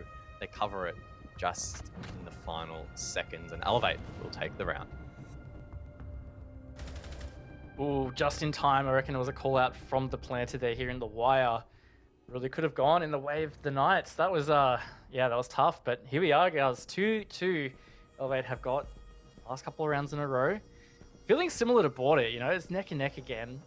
I kind of forget overtime vibes already. Oh, big call, big call. Man, kind of feeling the same. But I don't know. Again, it's pretty challenging to gauge. I mean, you could even say if Elevate take the next round or two that they're looking stronger, which again just goes against the whole. What's the word? Your bombs from being defused by attackers. I can't find the word. I'm trying to think about logic. I'll go with logic. Goes against the whole logic, I guess, of a map pick. Because keep in mind that this is the Knights' map of choice, and if Elevate have the edge after their attacking half, then that's pretty crazy. The Cafe, yeah. But I mean, on top of that, Elevate did lose their map pick, so it's hard to say what that actually counts for. Right now, though, Elevate look like they've really tightened some things up with their attacks.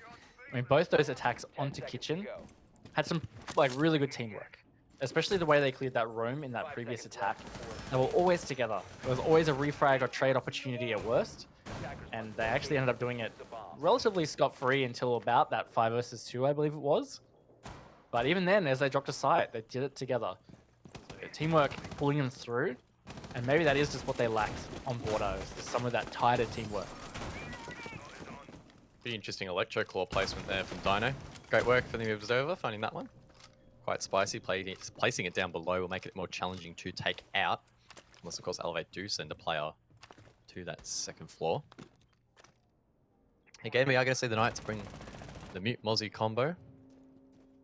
And Jaeger as well. Interestingly enough, electing not to bring Wamai, we often see him played over towards Pixel, but it doesn't look like the Knights have invested really anything over on that side of the map.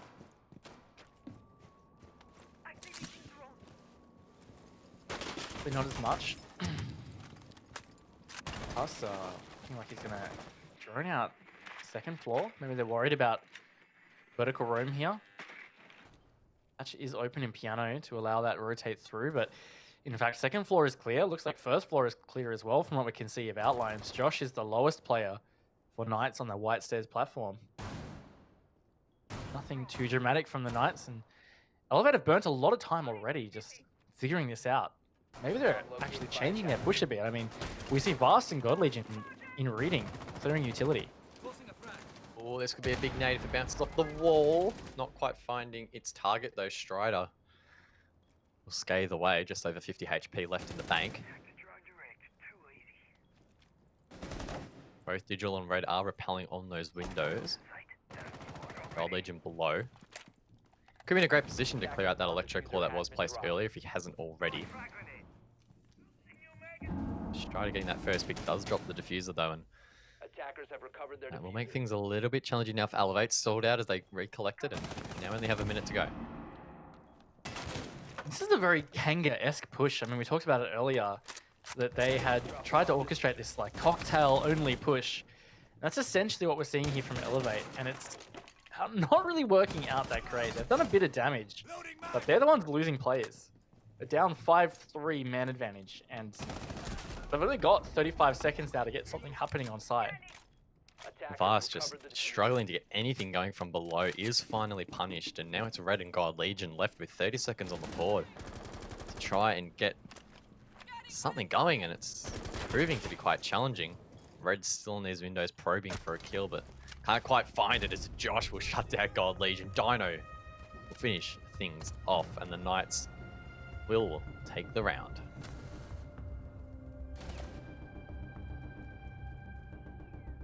I mean, another strong defense on Bar Cocktail for the Knights there. They won round number 1. On the back of that Dino ace, this time it was a bit more spread, but dominant fashion nonetheless. Means they're going to end up on reading for their final defense round. Last time they played it, they won. So we'll see whether Elevate can bring out some good adaptation here and get a 3-3 half, which honestly wouldn't be that bad.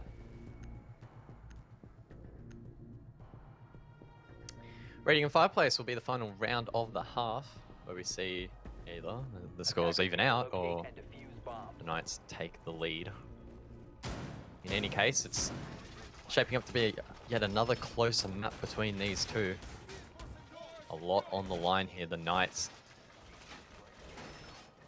Trying to really extend what they've already established this evening and gain 6 points will be massive for their campaign.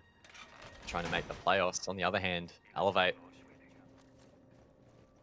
desperately trying not to lose this map, because that will really compromise their run for the rest of the season. So a lot to play for here on both sides. 5 seconds to go. Stakes are high, that's for sure. Attackers are moving out. Last round of defense, we'll see what the Knights have in their pocket. Wouldn't even be too surprised if they pull out some extra cheeky aggression. Dino looks like he's keen for it. Still down there in the white stairs section.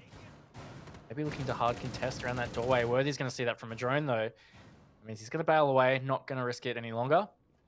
Could stall out, elevate a little bit. Something they'll have to think about, whether he's still hanging around there as they push up. Given that it's reading and dining, they'll just push top down. And there's not as much contesting on the west side of the building. Just seeing Hayward and Josh there in Cocktail. That's the vertical control that the Knights have decided to hold for now.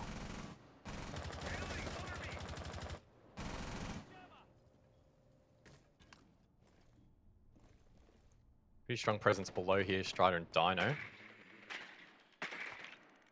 Vast has the perfect drone to watch both of them, though, and this could spell disaster if it isn't spotted. I think maybe Strider shot it then. A little bit hard to tell, but definitely be key in this round if he did. Bomb located by attackers. Both these guys just sitting and waiting for Elevate to make their move.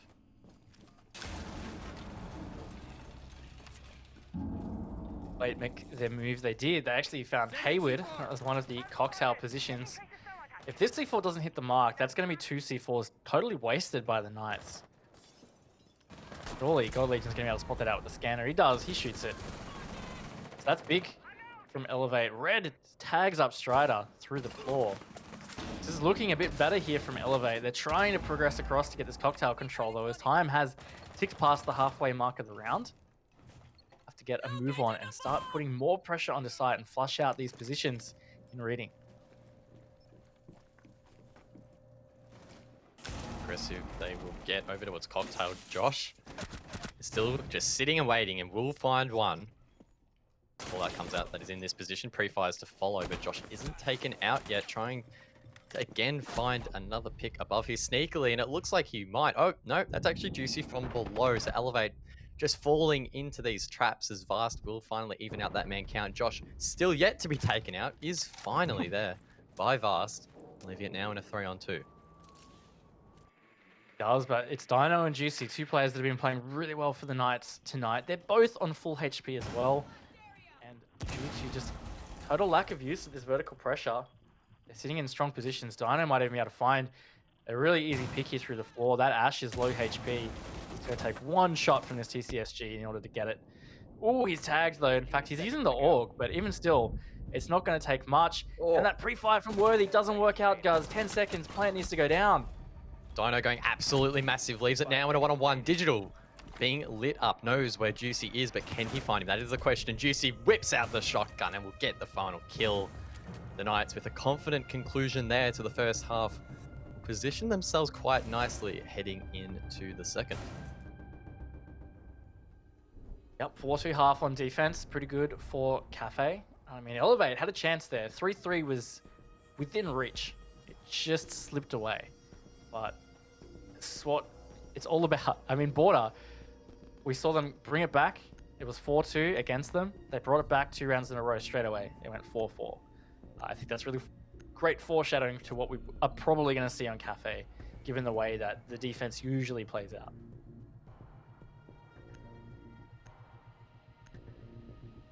Elevate looking to try and crawl this one back. Being on the defensive side for Cafe, it's definitely doable. Question is their head game strong enough to be able to achieve that? Surely it's been compromised to some extent coming off the back of that border loss and struggling at times here on Cafe so far. The Knights, on the other hand, will be really looking to carry over that momentum and really push hard for this very first attack. Try and really pin Elevate up against the wall. quickly touch on the scoreboard as well. I mean, two things to stand out for me. Dino's having a big map here, 11 and 4 from that first half. Hayward, uncharacteristically, is actually on a donut. I feel like that's really not that common for the Knights.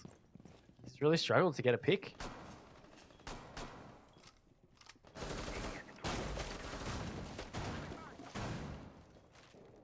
Could well be the case, playing IQ on this occasion.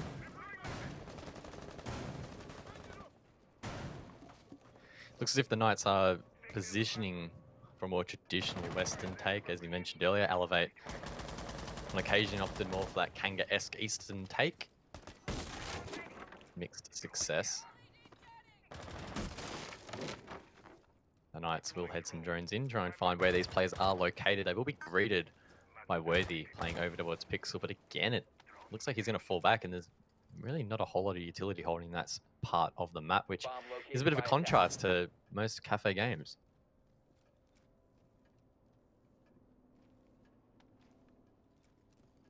A strong position to hold is that washroom.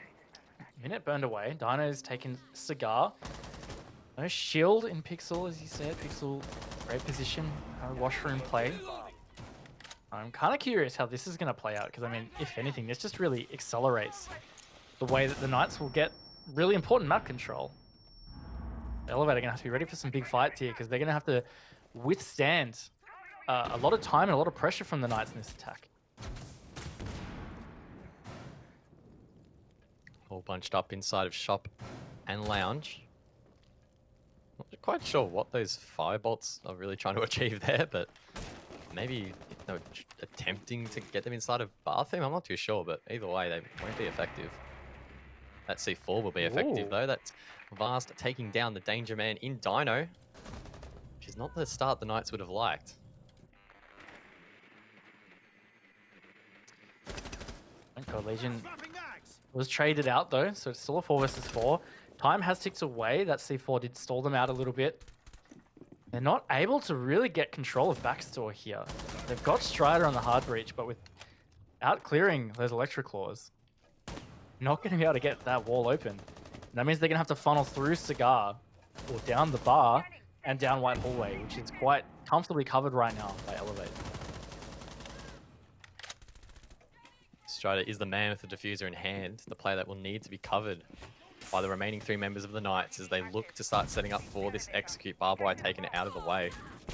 They try and clear the passage now for Strider. Oh, that could be a very effective smoke. He actually makes his way all the way over to an unusual plant spot over towards the northwest. The question is, will they be able to cover it? Strider is seemingly trying to stick it. Hayward gets that pick. That's his triple for this round, so that donut is no more. Fast, though. He gets one back, and it's up to the Knights to really try and get someone on the roof here. We've been critical of Elevate in the past, struggling in this position. And it looks like the Knights will put someone on the roof. So this round surely is unlosable for the Knights, as Vast will be taken down. That's his quad for the round. Will he get the ace from 0 to hero? That is the question. No, he will be shut down, and now Worthy is left in a 1 versus 2. There's a player at the top of white and a player on the skyline. He only has 10 seconds left. Absolutely nothing he can do at that stage, and the Knights will take the round. Great attack. I love the smoke bait from those guys. It looked like it was going to be such an obvious plant at the trash bags there next to the back store door. But no, they ran straight back across, more towards, you would call it like New Hatch default. But it was a bit of an innovative plant spot. It wasn't really anywhere that someone would normally plant. And Elevate fell for that bait. So beautifully executed from Knights. And now they're actually up 2-5. And that really changes things here. Losing that first defense puts more pressure on Elevate, and it means that the Knights are 1 round away from forcing Elevate to have to push it to overtime.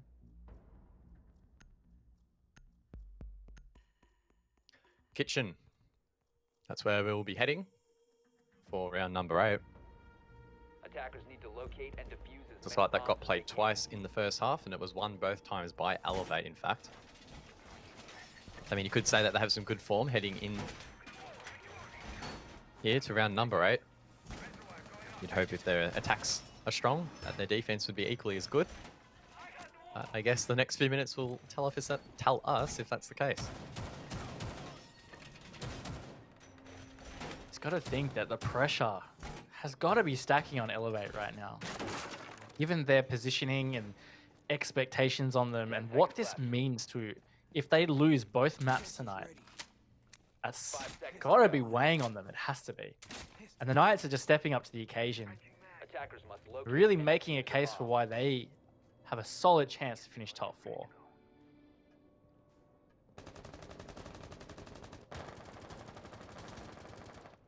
Gold Legion over towards Cocktail Bulk. Quite an aggressive position. Keep in mind that they are defending Kitchen, which is the bottom floor on this site. Maybe as well playing above. It does look like the Knights will try and clear out these roamers though, so keep an eye out for that. Elevate with less utility placed above though, so it could definitely pose a challenge.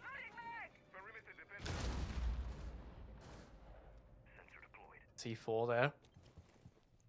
God Legion, I believe. Almost took out Hayward, but no, not to be. Still on the hunt. There's a drone that's not able to get through. Does see the edge though. God Legion should be aware he's been spotted. Not sure why Hayward continued to keep droning him because he could have saved that drone for better intel, but anyway. This is a solid roam here from Elevate onto the kitchen. And Dino actually opens it up. It's worthy down. This could be it, guys. Knights could be moving to match point. After this is Dino finds a double. Time for Gold Legion to step up, but he gets concussed. His position revealed. He looks the wrong way and is shut down. Dino with a triple. This man cannot be stopped. Going 14 and 5 so Attackers have far. located a bomb. It's been massive for Dino so far. Red and Digital now left in a 2-on-5. Digital in a position to potentially retake up White, but he's going to be shut down as well. That is the quad kill for Dino. He's on for yet another ace here this A evening. bomb has been He located. will have to find Red. He is playing in towards site. In fact, he's all the way over at prep room. Dino, I'm sure, will be very eager to lead this attack in this double door. Shots are raining out there as they try and enter, and he is shut down, but Juicy will steal it. Either way, it's a flawless round for the Knights, and they will find themselves on match point. No, they Now, won't guys. find themselves on match point. No, my Yeah, they God, will. no. Oh, no, I did bad maths. Oh, stop. Oh, they are on match point. Oh, they are. Yes, Okay. they are. No, I'm this even is- worse. This is gotta be I'm confusing nah, 'cause myself you even did- more. You did good math and then you did bad math. So you know what? That's a coin in the bad math jar. So Oh, I messed up my Uh, tracker. Oh, I'm disappointed. No. importantly, that is Pittsburgh on match point. And I tell you what, man, like it's one thing for Elevate to have lost their map, but they're down 2-6 on map 2 here, and they're looking at basically taking no points away from this series.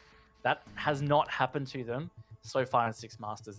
They've at least grabbed some Attackers need to points locate each and week. defuse bombs. This would be the first week of the entire league where they would be taking 0.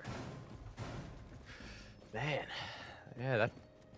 I mean, we raised that prospect earlier in the night. I didn't really think that we'd find ourselves in this position, but now we're staring down the barrel of that occurring. Elevate need to win 4 rounds straight to head this to OT, and that's looking pretty unlikely. I mean, the Knights have been quite dominant so far here. And they're attacking half. Elevate just not really having any answer at the moment. 10 seconds to insertion. And something we talked about a lot in the KANGA series was the impact of no bakes into their roster and how that was working out. And I feel like maybe we haven't put much of a spotlight on Josh. And Knights have been playing fantastic with Josh in their roster, in this series at least. And Josh himself has actually been playing pretty well. I just saw on the scoreboard. He's actually 8-3 in this map. So, I mean, that seems like it's working out fantastically. I would love to be talking to Strider in the interview, maybe picking his brains a little bit about how Josh is integrated into their roster. But this result is potentially huge for Knights. Really could get them super deep into playoff contention. And to take 2 maps off Elevate is a pretty big deal. Definitely will be a big deal, but they need to seal that deal. Find around here. Looking to gather some control above. Was that Worthy on the top floor? I may have misseen that, but Dino could find himself in trouble. No, Worthy is down below, so I am in fact blind. Hayward, though, he's not. He finds Red.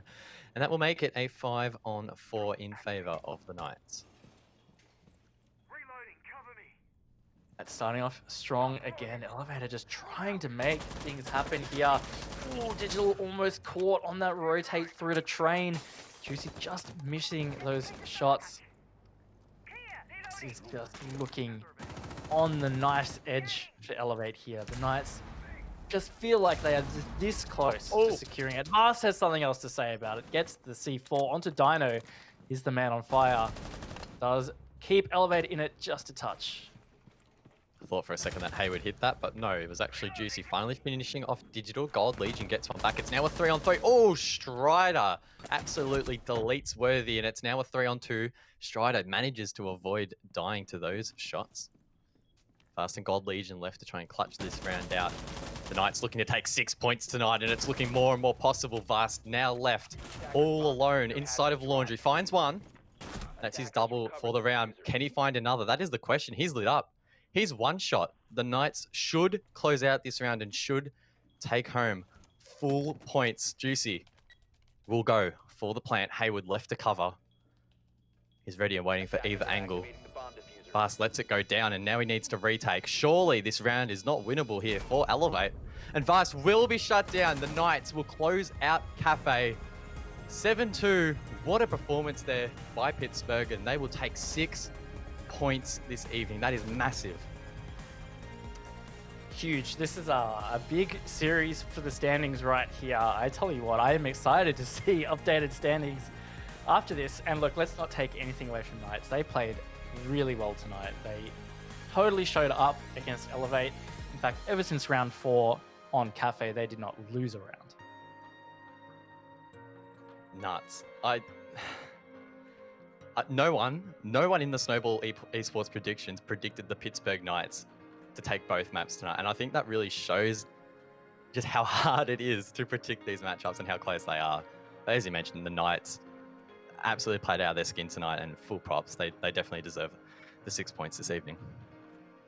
Yeah, and what often happens when results like this occur is people will shine the spotlight or put the magnifying glass on the team that had the high expectations. So we could critique Elevate, like what's going on with them, all this kind of stuff, but Pittsburgh showed up. The Knights played really well, and Elevate struggled to adapt to that. Border they were in touch with, but Cafe, just Knights completely ran away with it.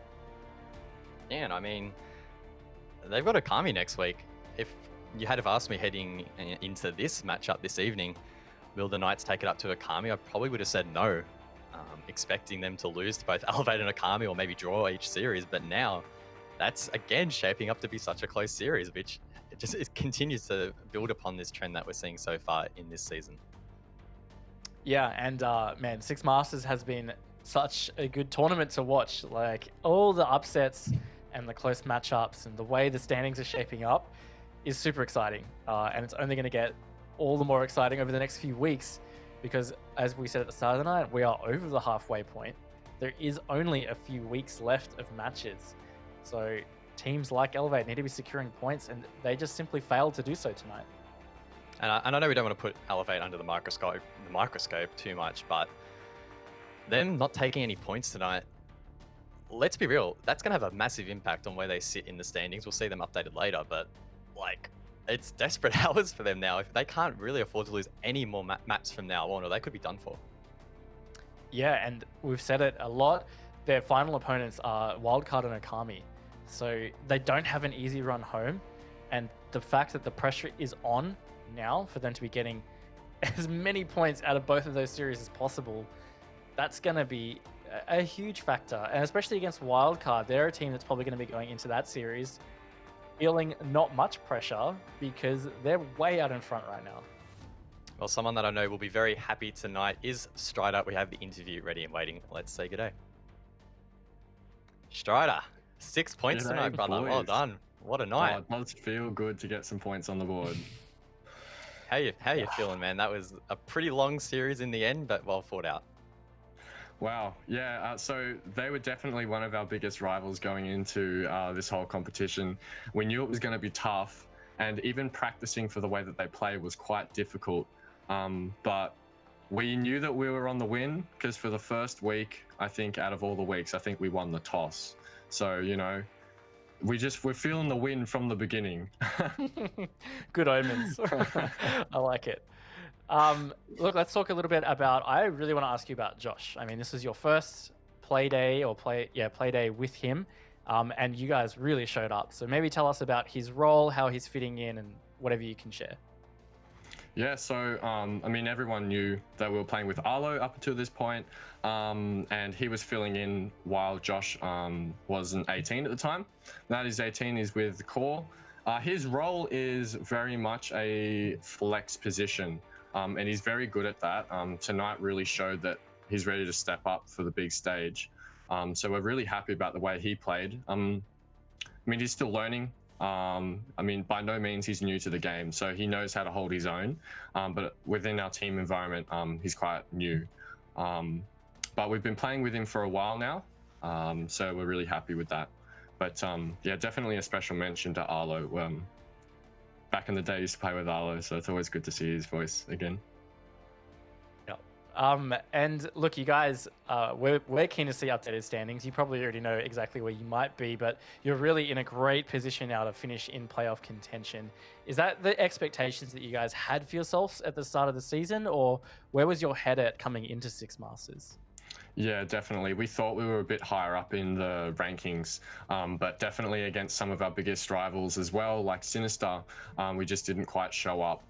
So we felt as though tonight was a big turning point for us, and really happy about the way that we performed now that we can push ourselves up the rankings a bit more. Awesome. Well, Strider, again, congratulations for tonight. We'll talk soon. Thank you, boys. I'll catch you later. Happy Chappy. Can't blame him. 6 points in the bank. Doesn't get much better than that. Yeah, boy, did he have a massive grin when his camera popped up. And look, I don't blame him. Like, that was it wasn't just the fact that they got 6 points. I mean, just the context of that series was a really big deal for that team. So, yeah, they've set themselves up for a great run towards playoffs now. I think it's going to be tough to count them out of finishing top 4 if that's how they can show up with this roster. They do have some tough opponents ahead, such as Okami. So, anything could happen at this stage. I mean, even now, I wouldn't be ruling them out of even finishing top 2, for example. I mean, that's definitely on the cards after beating Elevate. So, as you mentioned, like, literally anything is possible. We could even envision a scenario where Pittsburgh somehow fall out of the 4, even, like, I don't want to jinx them, but like, we just don't know what's going to happen. Yeah, I mean, that's a good point as well. Pittsburgh this could be their best. They could be peaking right now in Six Masters. Maybe they do just flunk and they don't win a map for the rest of the season. That is totally a possibility. The way things are playing out, I don't want to call it like a coin flip, but it is so hard to predict, man. And I mean, like, it's cool that we get to do predictions each week, but it has been tough. Yeah, it really has been. I mean, as I mentioned earlier, I don't think anyone tonight got that second matchup correct. We had, I think, everyone maybe bar Jess, who voted for the voted for the draw rather. So literally no one got it right. Again, proving that either we're really bad at our jobs or it's really hard to predict. Probably a little bit of both. Yeah. Anyway, it's time to move on. We have Digital on the line from Elevate. Let's say g'day. Hey, boys.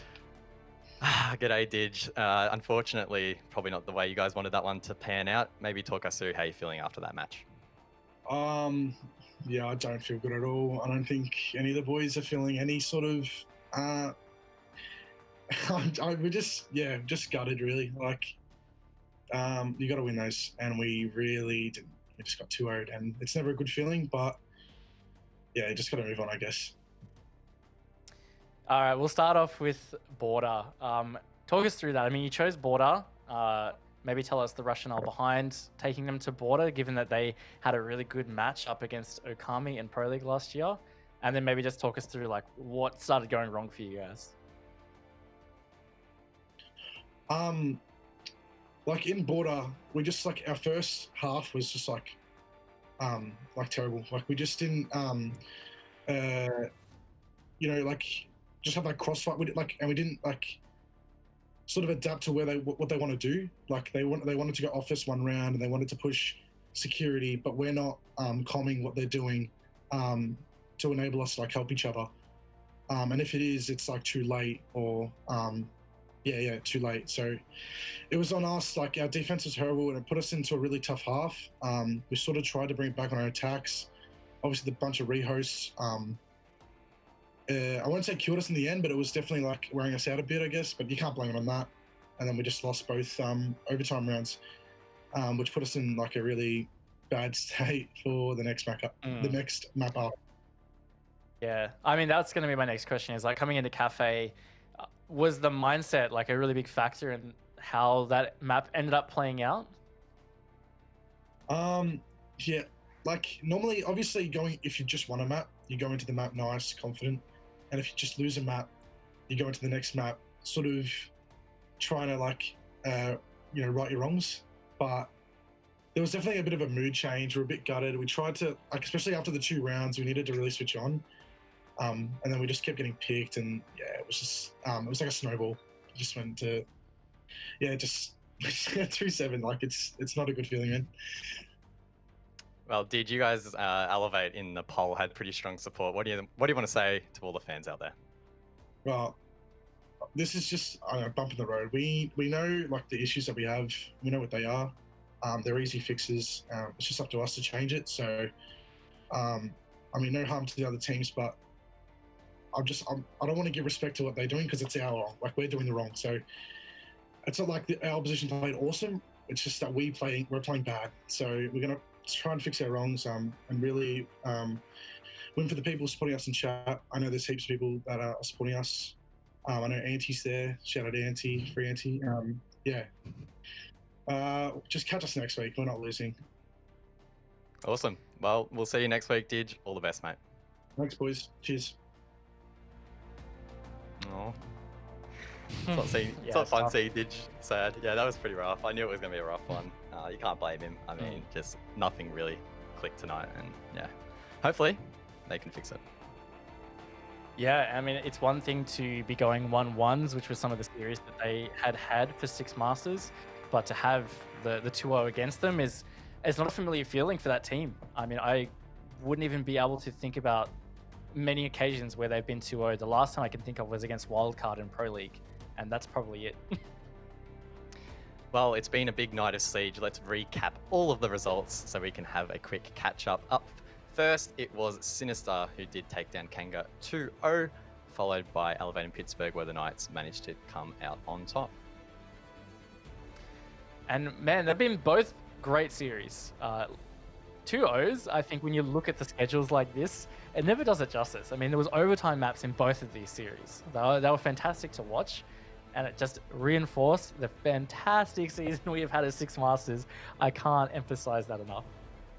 Well, Raven and I keep banging on about how important the standings are. Let's have a look at the updated standings after all of the matches tonight. Oh boy, is it seeing a shake-up. Boy, oh boy, has it. Man, this could change dramatically over the next few weeks. Keep an eye on it, but Elevate down into 5th all of a sudden. I mean, they were toe-to-toe with somebody in 2nd place. I believe it was Okami on 15. They've now dropped 3 places after tonight. Pittsburgh Knights have skyrocketed into 3rd. Great effort from them. And Wildcard are probably just sitting on the top laughing now because all it takes is a couple more map wins and they're going to be secure in that top 4. Yeah, Wildcard will definitely be looking to try and cement their spot. And then, I guess, looking at the opposite end of the standings, unfortunately for all of the KANGA fans out there, they were unable to get a map win tonight. They were very close. They took a map to overtime, but it wasn't quite enough. So they will still be trailing by a significant margin, and they realistically are the one team that can't make the playoffs. So F's in the chat for KANGA, unfortunately. It's been a bit of a rough one for them. It has, but like we were saying earlier, I think for them at this stage, it's all just about keeping an eye on their form and just taking the positives and working from strength to strength. Tonight was no doubt their best evening they've had all Six Masters. Now, Raven, as we start to conclude the show, maybe talk to us about Late Night Siege. It's your podcast, you and Dev. Talk us through what we can sort of expect. Yeah, so again, like we were talking about in the rehost, Late Night Siege is on every Friday night from 8 o'clock AEST, so 8 o'clock Sydney time. We'll be talking about map tips, operator tips. We'll have a special guest on that will help us through it and talk about Six Masters as well. So join in, have some fun, ask some questions in chat because we do have a Q&A section. Well, that concludes Six Masters for this evening. Keep in mind, there are no matches tomorrow night of Six Masters. We'll see you guys again next week, same time, same place. Until then, stay safe and good night. No pulse and all alone. Time's not kind and it won't let go. No thoughts left in my head. My mind's not mine and it won't forget. But you bring me back from my darkness black. Cause the soul in me and the heart I have for you. It bleeds for you, it beats again. Oh, you bring me to life. Oh, you bring me to life. Oh, you bring me to life. Oh, you bring me to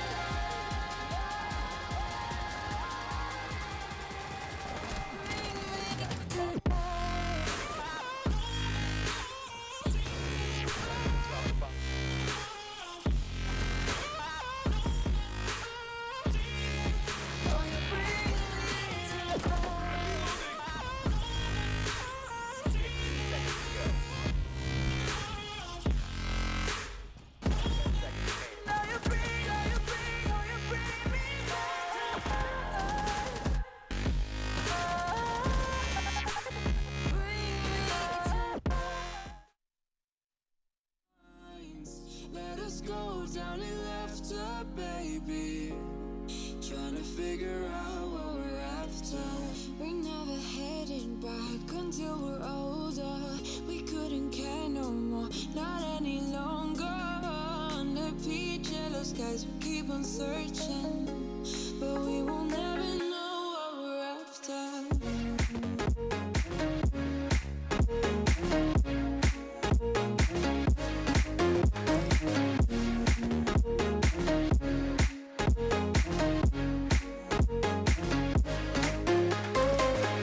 Book a plane, fly away. We will never be the same. And as long as you are mine, come on and run away. We wanna run away. We don't need any reasons, baby. Leave it all for the faded hearts. I don't mind if they call us crazy, cause they don't understand what we're after. We're never heading back until we're older. We couldn't care no more, not any longer. Under peach yellow skies, we keep on searching, but we will never know what we're after.